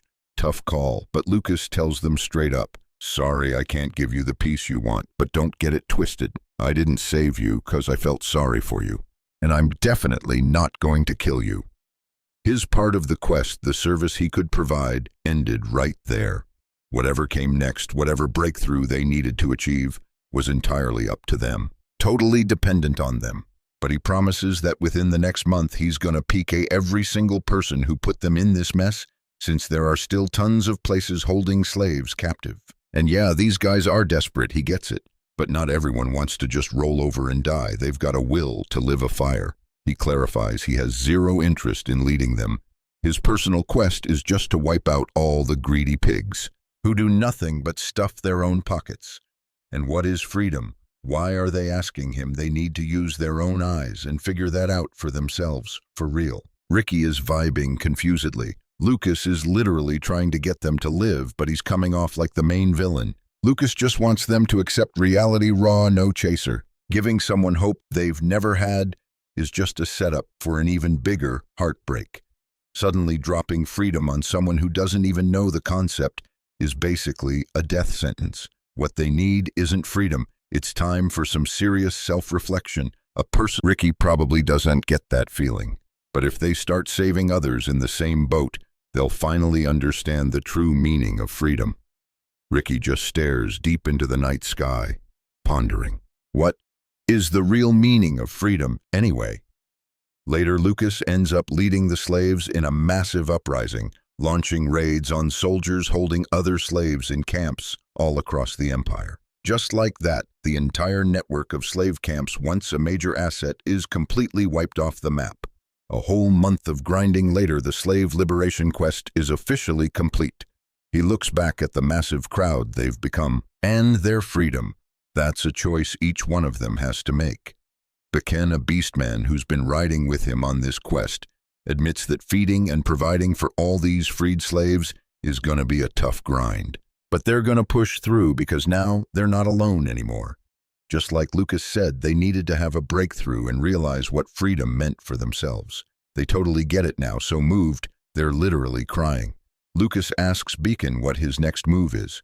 He plans to head to Mount Hispana to build a village, a place where humans can't reach, basically a high-level zone swarming with mobs. It's a good plan, consolidating all the powerful untamed folks in one spot. Bet anything's better than staying here. Besides, he jokes, are there any monsters scarier than humans? Well, except for Lucas, of course. No cap, they're eternally grateful and promise they'll never forget this debt. The group heads out, leaving just Lucas and Ricky. Looks like they finally found their main quest. Lucas knew it from the start. He just bet on that flicker of legendary power, that unextinguished flame inside each of them. Ricky realizes Lucas can be more vicious than any demon, but also more saintly than any angel.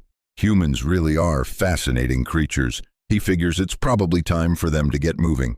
Lucas has already erased almost all traces of his mana signature, a true master of stealth. The big conference is about to kick off, and he thinks if they don't bounce now, they'll be late. Ricky's brain finally loads, and he remembers he never told Lucas the reason they came here. It's because this is the exact spot where the conference is happening. Meanwhile, the guys from the society who were tailing them are having a meltdown. They can't believe a demigod's apostle is out here liberating slaves, and they're shook that a massive slave trading operation was running right under the Empire's nose. Suddenly, the sky itself starts to crack open. A brilliant light floods the area. Bruh, they just got trapped inside the demigod's personal domain barrier. Until this meeting is over, there is absolutely no logging out. Well, that's fine. Since they're already stuck here, they might as well get a front row seat and see what kind of epic showdown is about to happen. The demigod of the fire apocalypse appears. His name is Ani. Ricky warns Lucas to stay quiet. This dude manifests as a massive pillar of flame before morphing into a humanoid shape. Being able to change his form means Ricky's current appearance probably isn't his true one either. Ani's like, didn't expect you to get here first and clean up the mobs, Ricky. Ricky gives a super formal, sarcastic reply. Well, I was in the neighborhood. Ani's gaze shifts to Lucas. Is that your apostle? Looks like a pretty good pull. So Ani's got an apostle too. He claims it took him forever to find one that met his standards. The moment Lucas sees Ani's apostle and their familiar hair, he instantly recognizes them. It's someone from his past. Just then, other apocalypse-class demigods start warping in. It's the first time Lucas has ever seen a female demigod. That's Lion, the one who created the entire Bake Noble family. Standing next to her, you can instantly tell are the demigods Nordog and Ananta. The demigod Ananta looks exactly the same as he did 4,000 years ago, back when he sealed Lucas away. This dude's power level was so OP that even the combined might of Lucas Iris Kajin and Lucas couldn't even scratch him. Ricky wonders why those three are rolling together as a party. Lion just says they spotted something interesting and decided to check it out together. Ricky's curious, but she just teases him. You'll see soon enough. Finally, all the Apocalypse demigods have assembled for the meeting. The lobby is full. Nordog immediately detects intruders. The society members who were stalking them freak out. They were so sure they'd perfectly concealed their mana aura. Lucas also spots them, the same crew that's been on their tail. But now they're locked inside the demigod's barrier, and once you're in, there's no getting out. Truly tragic, LOL. They're stuck right outside the city gates. Thinking about it, Lucas realizes he can also sense a massive presence just outside those gates. It has to be hundreds of people, an entire legion. He puts two and two together. It's the Black Dragon Knights, sent by the Empire to cover up all evidence of the slave camps. A cleanup crew. Nordog finds it sus that Ricky, of all people, wouldn't have sensed them. Ricky's like, of course I knew Nordog. He just wasn't worried. With so many mortals swarming, his only concern was triggering a punishment from the actual gods, not dealing with some low-level NPCs. Ananta's like, look, if Ricky ain't gonna PK these mobs, I will. But Ricky hits him with the reality check. Are you sure a kill count that high is guaranteed to trigger a massive debuff from the gods? Ananta immediately starts flaming Ricky for his poor zone management, since this is his turf. Liren chimes in, yeah, you gotta pay more attention, Ricky. The Lord never said this was the meeting spot. The shade is real. Ricky's just vibing though, like, a spot's a spot, what's the diff? Meanwhile, outside the Black Dragon Knights spot Nordog, and their faces just scream, we're in danger. And for good reason. This dude looks like a final boss monster, fresh out of a nightmare. He smirks. My, what adorable little humans. I shall grant you a gift. And then, with a casual, almost lazy snap of his fingers, the entire legion is just deleted, wiped from the server in an instant. For this psycho, getting sent to the Shadow Realm is the ultimate gift. An entire company of elite knights gone with a single AoE attack. The dude is literally giddy, having the time of his life on this massacre quest. Now that's what I call an epic showdown. He cackles, totally on another level from that demigod scrub hydra. And our boy Lucas is realizing he is absolutely not leveled up enough to face any of these S-rank monsters. A voice then echoes out, you really think beating one little level 9 hydra is something to be proud of? The voice booms from behind a shattered wall, and then he walks through. It's him, the main quest boss himself, Lord. And damn, he has the exact same emotionless, unreadable poker face as he did 4,000 years ago. Nordog tells Ricky to cheer up, whispering, don't even sweat the divine punishment. It's giving Major, I've got a cheat code energy. Ricky's still processing when Lord gives a light wave of his hand towards the sky, and the ruins instantly get a glow up, transforming into a magnificent palace. Lord turns to Ricky. It's been a long time, my friend. He then pulls Ricky into a full-on hug, calling him his oldest friend. Our MC is having an internal system error. Ricky is the BFF of the self-proclaimed god of this world, shaking it off. Ricky asks Nordog, what did you mean about not fearing divine punishment? Nordog gets instantly triggered. Dude, have some respect. You ignore the Lord to ask me a question. But Lord just gives him the stand down signal. The power dynamic is insane. Liren steps forward, presenting a unique artifact, a metal she calls Illum. She smirks. Never heard of it, makes sense. I'm the one who discovered it and named it after all. She continues, now it may look like just a normal piece of ore, but watch this. She breaks off a small piece, eats it, and her entire body begins to radiate with a brilliant light. Did her divine power just get nerfed to 0? Nope.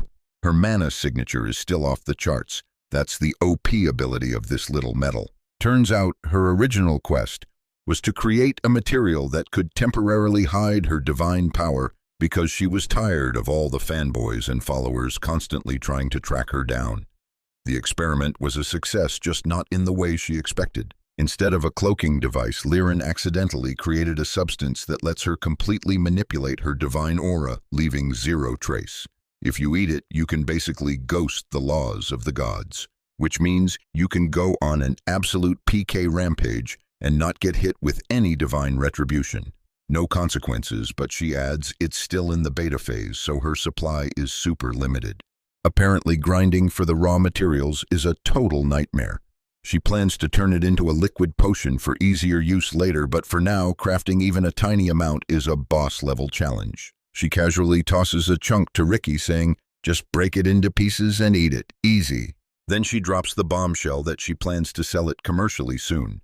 Bro, if that OP artifact goes public, what's even the point of having Apostles? Nordog sees Ricky's shook expression and just sneers. "What's wrong? Isn't this your big chance to slaughter all those little bugs you hate without consequence?" Why the long face? The toxic energy is practically dripping from his voice. Ricky looks down. "It's not that simple." Nordog scoffs, saying he's been acting strange ever since he destroyed Equium 4,000 years ago. Hearing this, Lucas is floored. That was Ricky. He took down both Lucid and Equium. Nordog continues his rant. "You're the strange one for changing. Perfect beings like us don't need character development." It's such a classic arrogant villain monologue. But Ricky claps back hard. "That's where we differ. I don't believe we are perfect beings at all." The tension in the room just shot up to S rank. Nordog is actually speechless. Ananta quickly changes the subject back to Hydra getting smoked. Liren puts on her best shocked face. "Oh my, I just heard the news," but her acting is super sus. Just as the infighting starts to heat up, Lord speaks. "What is the meaning of this? Are we not comrades?" One sentence from the guildmaster and the whole room goes silent. That's some serious legendary power right there. Ananta immediately bows. "Forgive me, Lord." Nordog also admits he was too hasty. Lord turns to Ricky. "Please forgive them. They're just being overly sensitive." But Ricky's just like, "I couldn't care less." You can literally see the other commanders seething with jealousy over the special treatment Lord gives Ricky. But it checks out, since the Lord has always seen Ricky as his actual little brother. And here comes the lore drop. The Lord was the first conscious energy, a fragment that split off from the massive cosmic power known as the laws of the world. And the very next entity to achieve awakening after him was Ricky. Could literally ditch his quest to rule the Empire, build a log cabin in the woods, and go full hermit mode, and L wouldn't even throw a single word of shade his way. The way L treats Ricky compared to the rest of the Apocalypse crew is straight-up favoritism, and you can bet the others are majorly salty about it. Ricky just cuts to the chase, telling L to spill the tea. He knows this whole conference is just a side quest to hunt down a traitor, and they're all looking at him like he's the final boss of betrayal. L just laughs it off, saying, "Don't sweat it," in the most sus way possible. L claims that, yeah, that's the plan, but waiting for the other demigods is a total drag, so he's starting a new party game, Let's Get Real, where everyone reveals the identity of their apostles. The whole room goes silent. Everyone's thinking, "Bro, what are you on? Revealing your apostle's identity while the server is full of suspicion. That's not just a bad strategy, that's like asking to get PK'd. An apostle is a demigod's one and only weak point, their single respawn point. If Lucas gets doxed here, his entire F rank to S rank underdog journey gets a hard reset. This is a game-breaking nerf. While our boy is having a full-on system crash, Ricky's over there looking chill, like he's just waiting for the next match to start. Liren steps in, saying this is no time for funny moments, even though she doesn't believe there's a traitor in their guild. Just as Liren's trying to talk L out of this insane apostle reveal party, L interrupts her. In a total power move, he volunteers to expose his own apostle first. The shock is palpable. Is this for real, or is he trolling? But Lucas's gamer brain starts calculating. This is a high-risk, high-reward quest. If he can figure out L's apostle, he might just be able to take down the final boss.